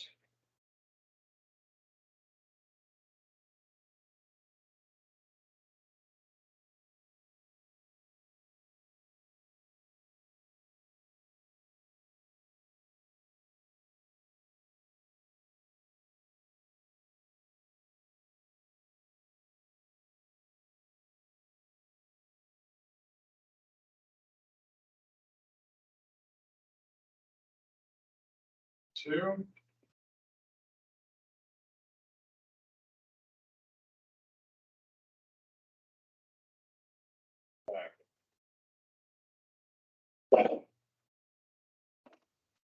So I have a question. Why would it still encourage you to replace a bridge that's greater than bankable? Yeah. It's still a flood prone construction. So, the improvement at that point's marginal compared to, placing a truly undersized structure that doesn't need bankable wood, but for flood hydrology, just give it credit. You're right. I mean, that's probably. That's the project development. It thing. probably would never get done, Yeah. honestly, so that, you might just have a lower ceiling than 100% for this breach, because. Yeah, and we can see that. Kind of go in. If Shannon has a question. Oh, yeah. Shannon?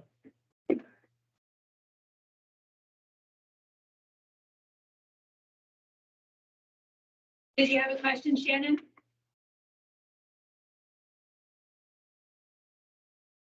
Maybe muted. Hand accident. Hi, sorry, I do have a question. So it seems like there's just one credit for the range between 50 and 100%. So whether a structure is 50% or whether it's like 95% of bank full width, it gets the same P credit. Yes. I wonder if there's some way like to recommend that people parse that out, because I think structures that are like closer to the 100% that come out as, geomorphically compatible based on our data, it's hard to justify phosphorus credit for those.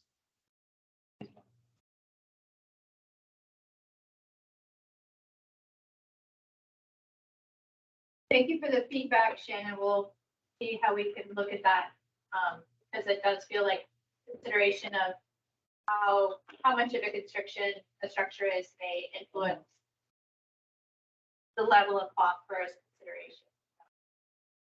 Okay, yeah, maybe it could just be like a percentage of undersized structure.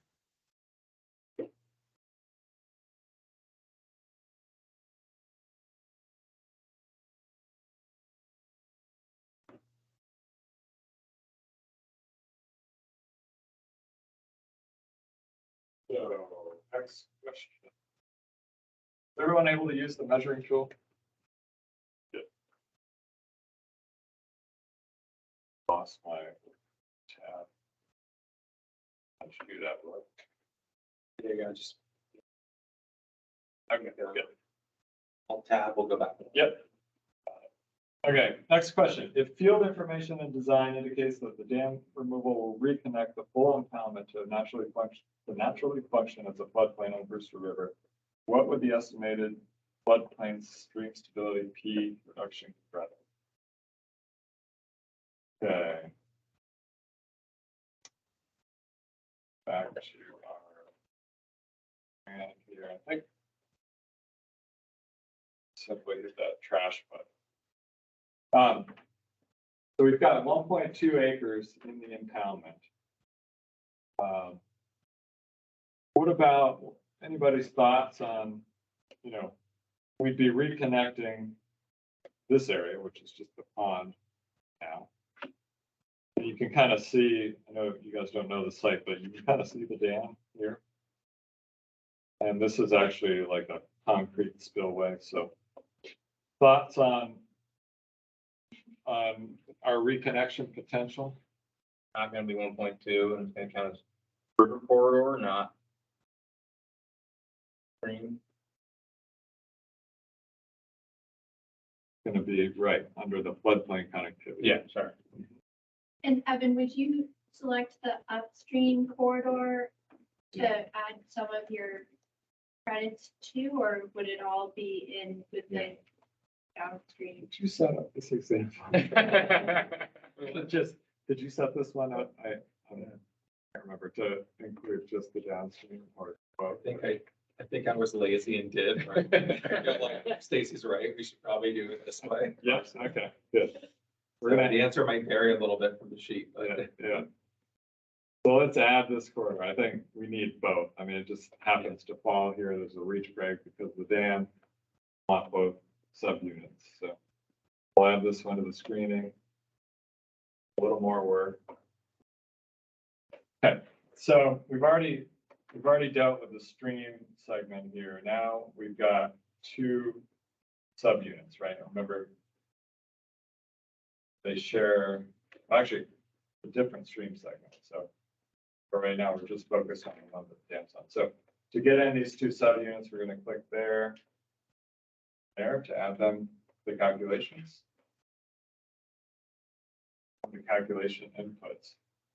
Remember, on the floodplain connectivity, it's got these boxes checked from the recommendations, again, from the algorithm returned, potential projects, corridor easement, or bylaws, remove minor constraint, given that there's some development in the corridor. You don't need these checked. Did you say the two corridors, but not the reach or all three? You already have the stream reach in there from the dam. Right, keep So that in that's there good. and then hit the other corridors. Yeah, And we don't want the stream reach above it, so there's. you don't, yeah. And remember, that's a kind of a nuance. You can't add two stream reaches to the calcs. So you gotta pick the one the dam's on and then the two areas. If you happen to come across a project, I don't know how this would happen, like if you had two culverts next to them, you'd have to do them one after the other. Because if you loaded, if there was one, if you added two, then FFI would know where the projects, which reach the projects are located. Would explain that. It's a little confusing. So just say that.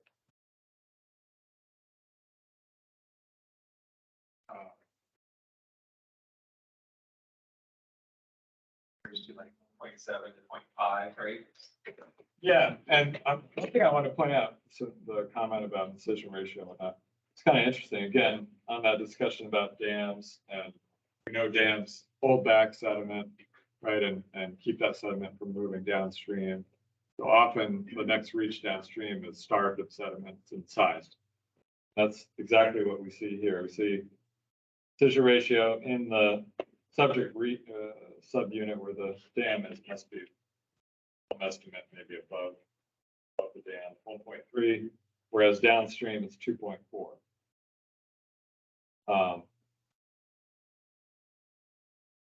So. Yeah, I don't, this, again, the numbers we're gonna get are a little bit different from the PowerPoint, that's fine. Thoughts on, how we split this up? I mean, we just measured this impoundment at 1.2 acres, we're gonna, but it's not entirely within the corridor, so, or it's not, corridor doesn't capture it all, it's outside the corridor. But there's a storage piece, storage change. There's a few ways we can tackle this. Let's just start with the corridors and connectivity. We've got 2 subunits, and if we go back and measure our area that we're reconnecting, let's just say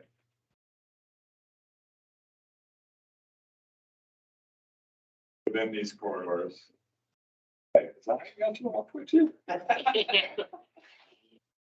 I think you should just like add the upstream one, full, Okay. and then the difference. Let's start there. Let's say, yeah, it's maybe not quite half and half. Let's say 0.8 upstream, or what am I talking about? Yeah. So let's say 0.5 downstream and 1.7 upstream.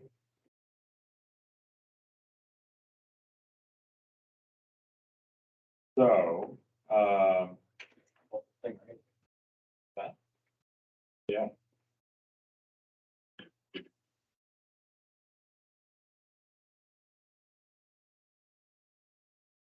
So we have an incision ratio that's already 1.3. We're not changing that.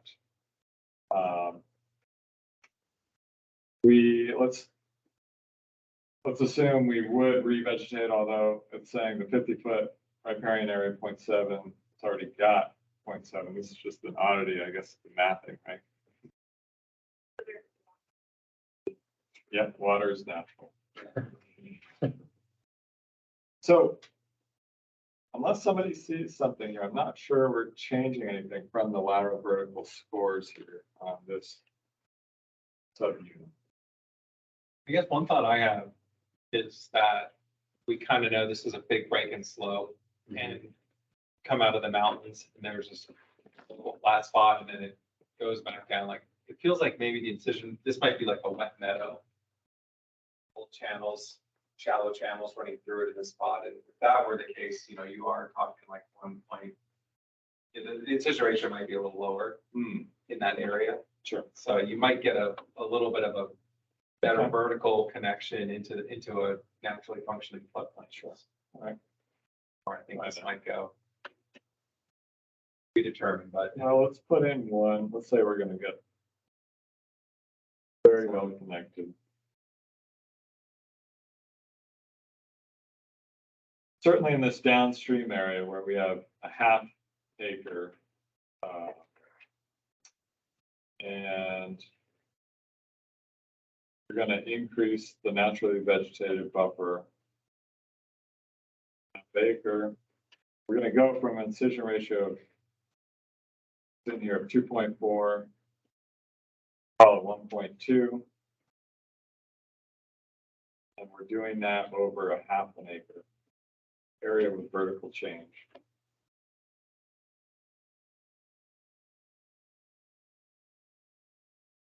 And unless we're doing some sort of river corridor easement, we're not messing with these protections.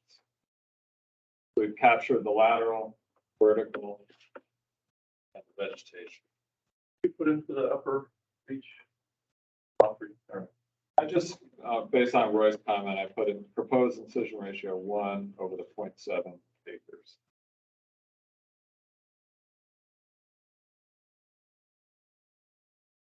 Okay.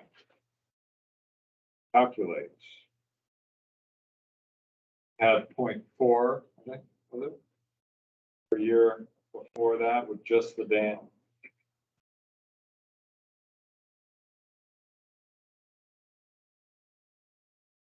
For lateral vertical or for floodplain component, we're getting a small credit here, 0.2 per year, or 3 over the 15 years. Added to the 0.4 per year, so we got a total of 0.6.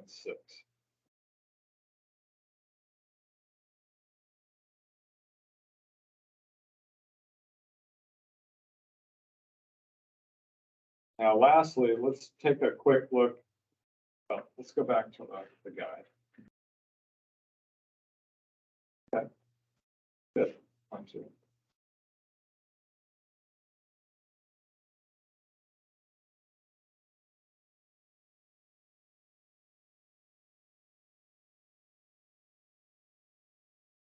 Okay. So this assumes a river corridor easement is being put on as well, which is maybe somewhat common in a dam removal project, maybe not always. I also have a quick question about wetland restoration, just with what you said about wet meadow underneath the impoundment and or removing the impoundment, and there is a wetland restoration component in my mind. Essentially, is that's not really the one? That's kind of encompassed within the floodplain reconnection, the lateral vertical piece as well as the storage. Like the wetland piece is really, it's almost a natural community habitat type restoration. Whereas if you're vertically reconnecting a wetland to do its filtering function, then you get a water quality, and that's where kind of what Evan entered already. Like we're anticipating an incision change that's going to let this thing move from a pond to like a wet meadow. Specific wetland type it would be, and that, so that, I think that's reflected right there. Now, when the habitat element comes online, there'll be a whole nother prioritization saying, oh, there's a sedge here, this is an important spot, and there's like a very strong drive for a habitat element as well to do this project. Yeah. Yeah, Evan, the corridor within the impounded area is smaller than the impounded area, but because Korea is gonna come in and do all kinds of great planting and other stuff in that extra area outside of the corridor, is that where we would add it under storage, so we can count those extra half an acre or so? Yeah, I think so. And let's just walk through this one.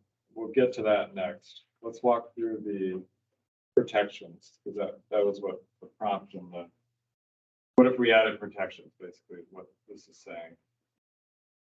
The way we do that, we see on the first one here, if our area is half acre, we're going to come in here and take a half acre out of the no protection, put it in the robust. And similarly, if on the next reach subunit, our area is 0.7. So we've got moderate protection 0.7. We're going to remove it from there. Slide it over here.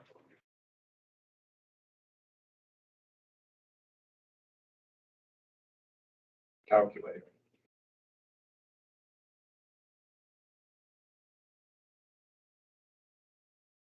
Like we just added another 1/10 of a kilogram. Per year.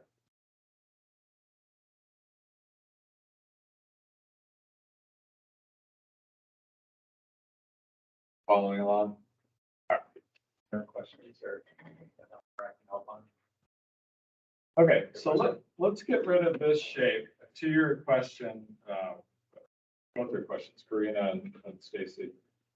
Let's just keep this image in our mind for a moment, but I'm going to trash this this area measurement. Then think about a bigger area. Let's say,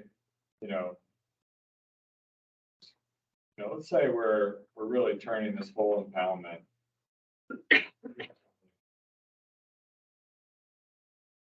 Nice big floodplain here. It's wider than the corridor. Like that. So we're getting a few more tenths of an acre. 1.6. So remember, we've been working under the stream stability component here. If we come over to storage, this is kind of an open question. When you go from a pond, basically, to a functioning floodplain, what is your connectivity improvement in terms of that floodplain? Low to high, moderate to high, low to moderate. Any thoughts?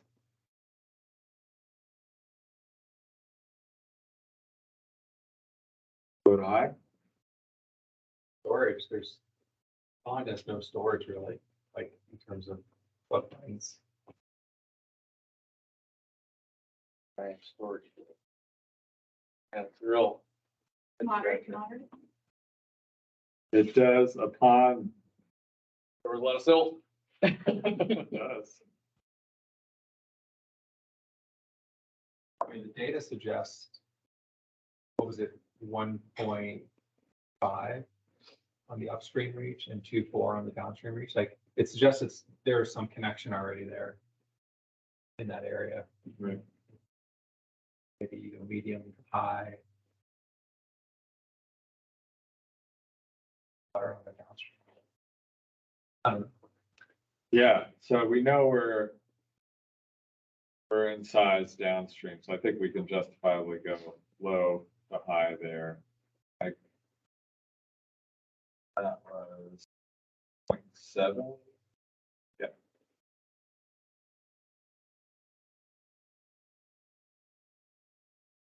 And up where the impoundment is, we could either say we get no benefit here, or we're going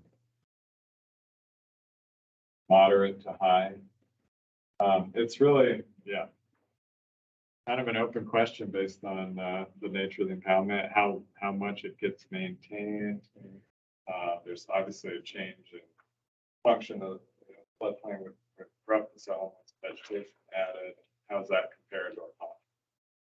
Yeah, like if it had like a big delta at the top of the reservoir, you've got floodplain there. And, but then as you re-slope that long furrow, you're gonna lose that potentially, but you're also gonna gain elsewhere. So, and I feel like it's cart before the horse. You don't really have a concept. You can't really put some of these numbers in yet. Yeah. And we've seen the site, and you're right, there's a coarse bedded delta going in here, and there's some floodplain in there.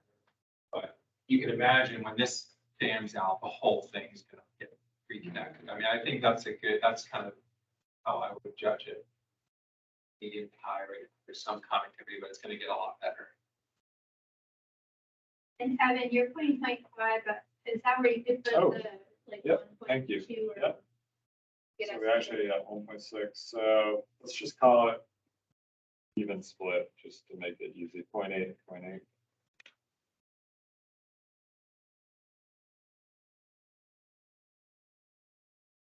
Calculate.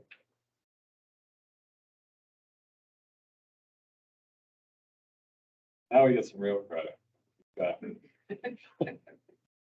10 kilograms per year in the first year, and again, conservatively cutting that in half, 5, year 2 and beyond.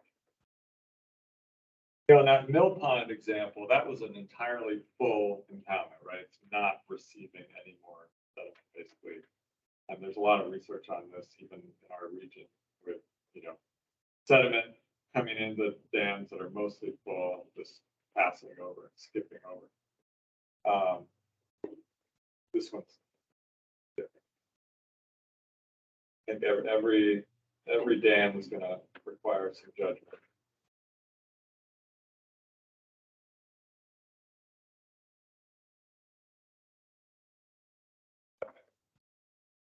Go, like, kilograms. Then these last questions are really having to do with, looking at the results down below and seeing those changes in scores, and really kind of just understanding how we're, increasing that connectivity and how the P credits are proportionate to that. Connectivity on the the top one is really, it's maxed out.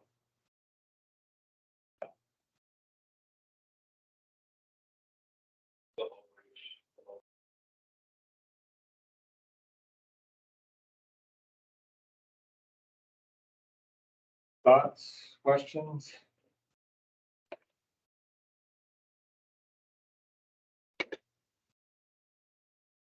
Have about 15 or 20 minutes left. I think we're just gonna try to use in one more example. And, or Evelyn, sorry. Yeah. Thank you. It's a nice, good, another voice in the mix.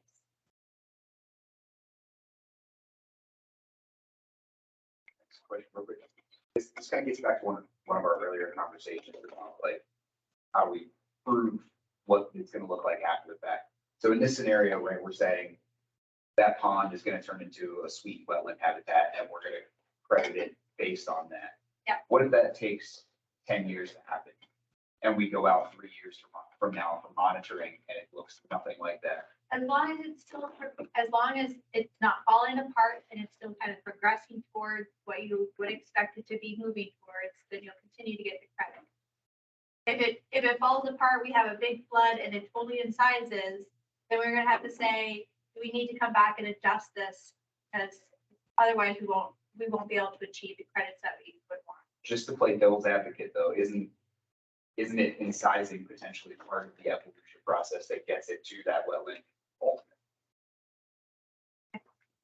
Then you have to account for that in what your project's going to say. So if you're gonna say, we're gonna get there, but I'm gonna have a 2-foot incision process, to be working through that.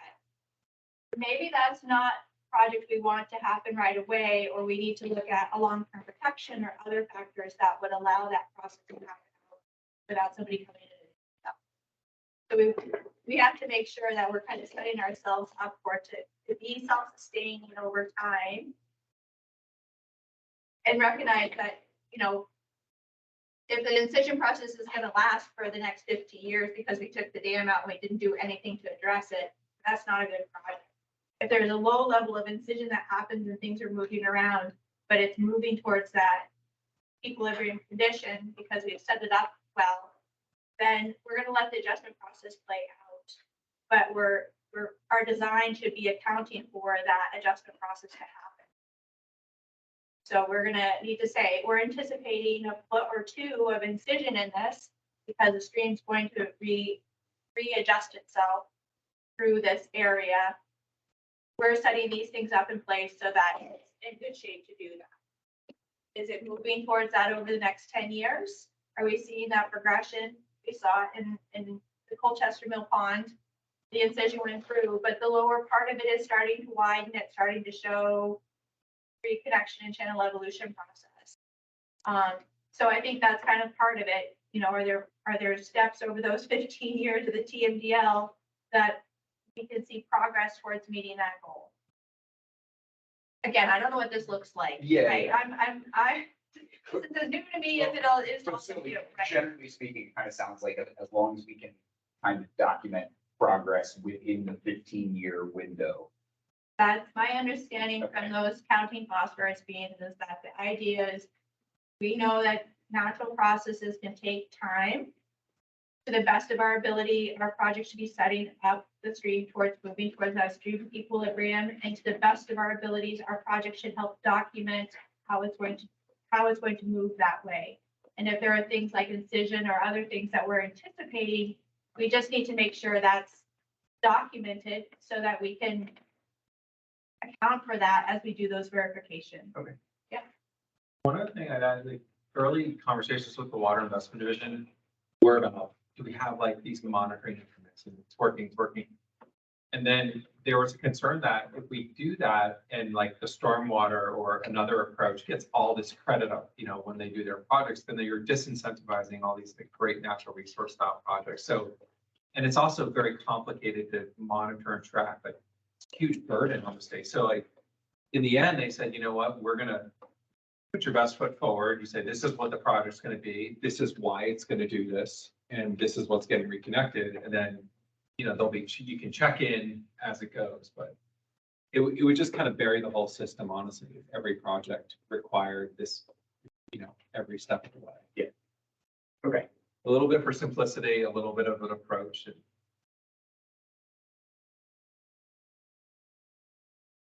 Quick culvert, call it a day. Here, so to Randy.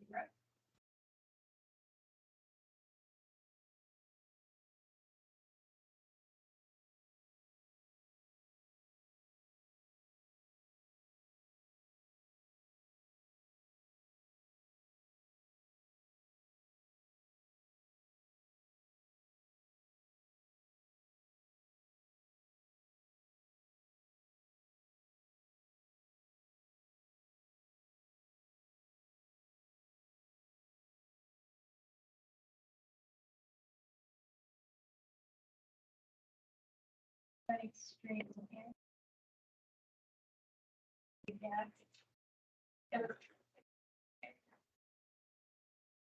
Evelyn, Yeah. where is this? By Breadloaf.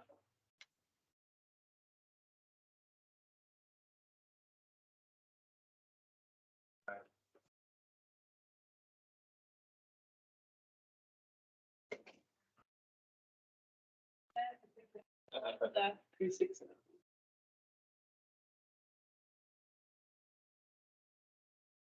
This one. Nice. Yeah, so if you zoom in. Right there, that's the cost.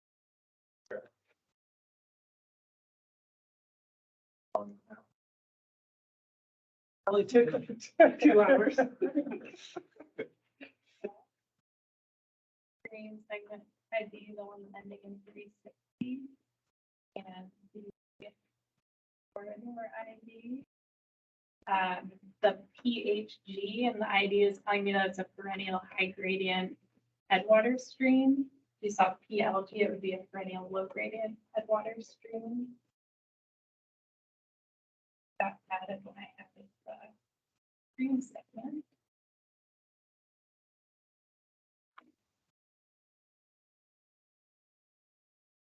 Oh, gave away the Sorry. gave away the second answer, but that's okay. We're short on time. So we've looked at how to identify the stream connectivity score and the floodplain connectivity score, both in the map and in the planning table. We have a little bit of information here. Highlight that for more on the connectivity. Stream, floodplain.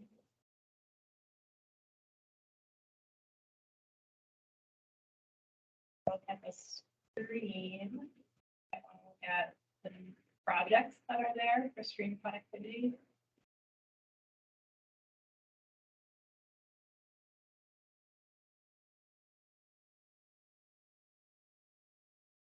A list of projects, and if we wanted to figure out what the particular structure is that we're interested in, we could turn on the FFI derivative data and the FFI layer and see what data was used to relate the table with.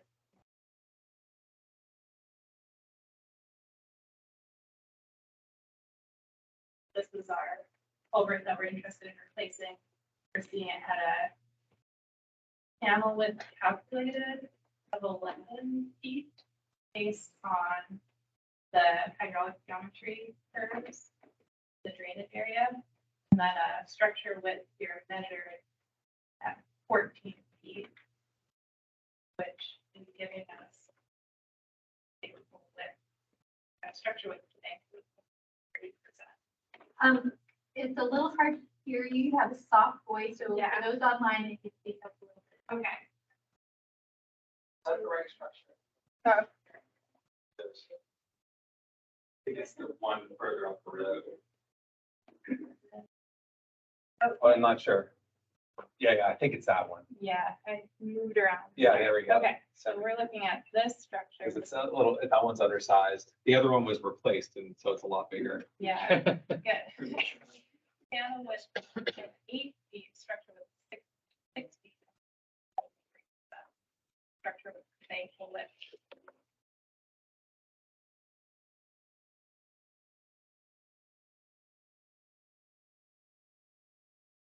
Here's the 70%. Okay. Okay, so now we're gonna figure out our credit for that. So we've got. That's.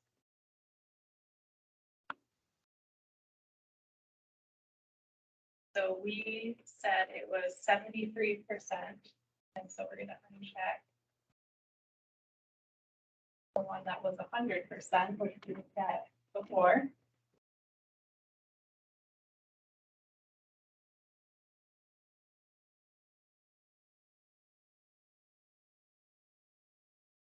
No credit here. And anyone get a credit? Nope. I'll do that.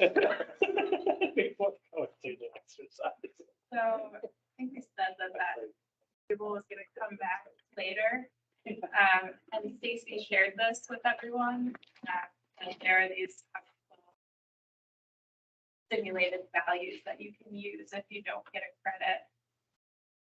So we're in the Middlebury River, Club watershed, and the median value for a culvert replacement that's in between 50 to 100% of sink width, about 4 kilograms. Also, in the direct drainage watersheds, which example we won't get to, there was no subunit allocation because there's no explicit upflow allocation streams. So for restrictions. And Evelyn, is that 4 kilograms per structure per year? So over the course of 15 years, that would be 60 kilograms. Where's the table? So right now it is in your invite, and in the chat. I think I put it in the chat. And it looks very tiny when you open it. Well, Zoom in. but zoom in, and the first will be there. So does that seem that you just multiply that times 15 per year? You say simulation, can you just elaborate a little bit? A bunch of potential culvert replacements in each Huck 12 and figured out the credit for that and the median, and that's the value. Yeah, and that's basically essentially the same, like change in decision and floodplain access. With the culvert, it's just the culvert replacement, but for the floodplain restoration projects, yeah, we assumed a certain level of incision ratio change and revegetation, and that's all in the user guide of what the assumptions were that we used for each one. So it's a longitudinal credit then? Yeah. Okay. Questions, can you just remind why this shows up as 0 initially, and like why we have to go to tables? Yeah, so it kind of varies depending on the situation. In this one, go to details. There are a bunch of other structures on this region, so we had that initial score of 100, and when we subtracted all of the variables on this reach, we ended up with a score of negative 180. And so you get like 30 points for replacing a culvert of this size, and that doesn't budge the connectivity score in this case because of all the other barriers. Okay, cool. And then just quickly, from a conceptual standpoint, right, with some of the dam examples we were doing previously, we were getting very, very small amounts of credit for taking out like a whole dam. But then and maybe it's the watershed in this case, I'm not sure, but what, now we're getting 4 kilograms of credit just for removing a culvert. Like the scale seems kind of crazy between those two. Is that because of the watershed or like what's causing that discrepancy? Yeah, the whole thing, yeah, so the Brewster River we just looked at is a movable oil river watershed, which has really low allocations. The one exception to that weighting scheme between the floodplain connectivity and the stream connectivity of like the 70-30 and allocation tree, it's actually flipped for the high gradient streams, and so there's more allocation to stream connectivity than floodplain connectivity.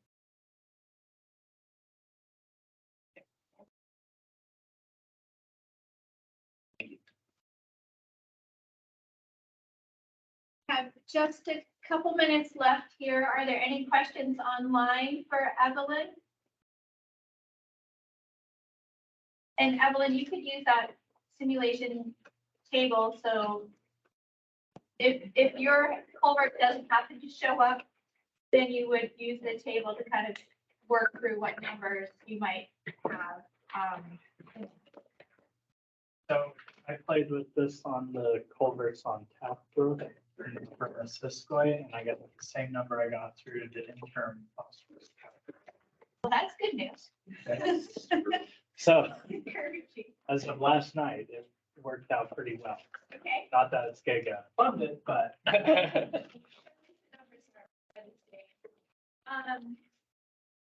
Just because you have just a couple minutes left, Roy, I don't know if there's any last things you want to wrap up. I think that's it, yeah. I want to thank our instructors. Oh, it looks like Paula, you might have a question. I'm just wondering if this slideshow today will be made available. Yes, so I put the PDF of the slideshow in the calendar invite. I think I also dropped it in the chat. Beautiful, thank you. Yep, as are the user guides. There's also the standard operating phosphorus credit document. So if you want to really dig into the phosphorus counting system, that has more information. This has been recorded. It'll be available to everybody here who's part of the calendar invite. I will try to get it pulled together to make it available to the larger group of folks because we did dig into some more information and have the other trainings. So once we get that kind of settled, as the team wraps up over the next month, I'm sure people will be using the tool and giving information as they're trying to, work through it for their grant application. But we won't really officially be outrolling this until the end of June when we kind of wrap up our contract. So there might be a few minor tweaks, like some of the helpful hints and what have you. The user guide will get kind of tidied up and things. So I will broadcast a big note as we kind of wrap up and things get finalized. But so expect that there might be another couple of tiny tweaks over the next month as we've got feedback and as the crew kind of works through the rest of it. Like the for Magog. That's yours from now. How long, guys? The interim calculator.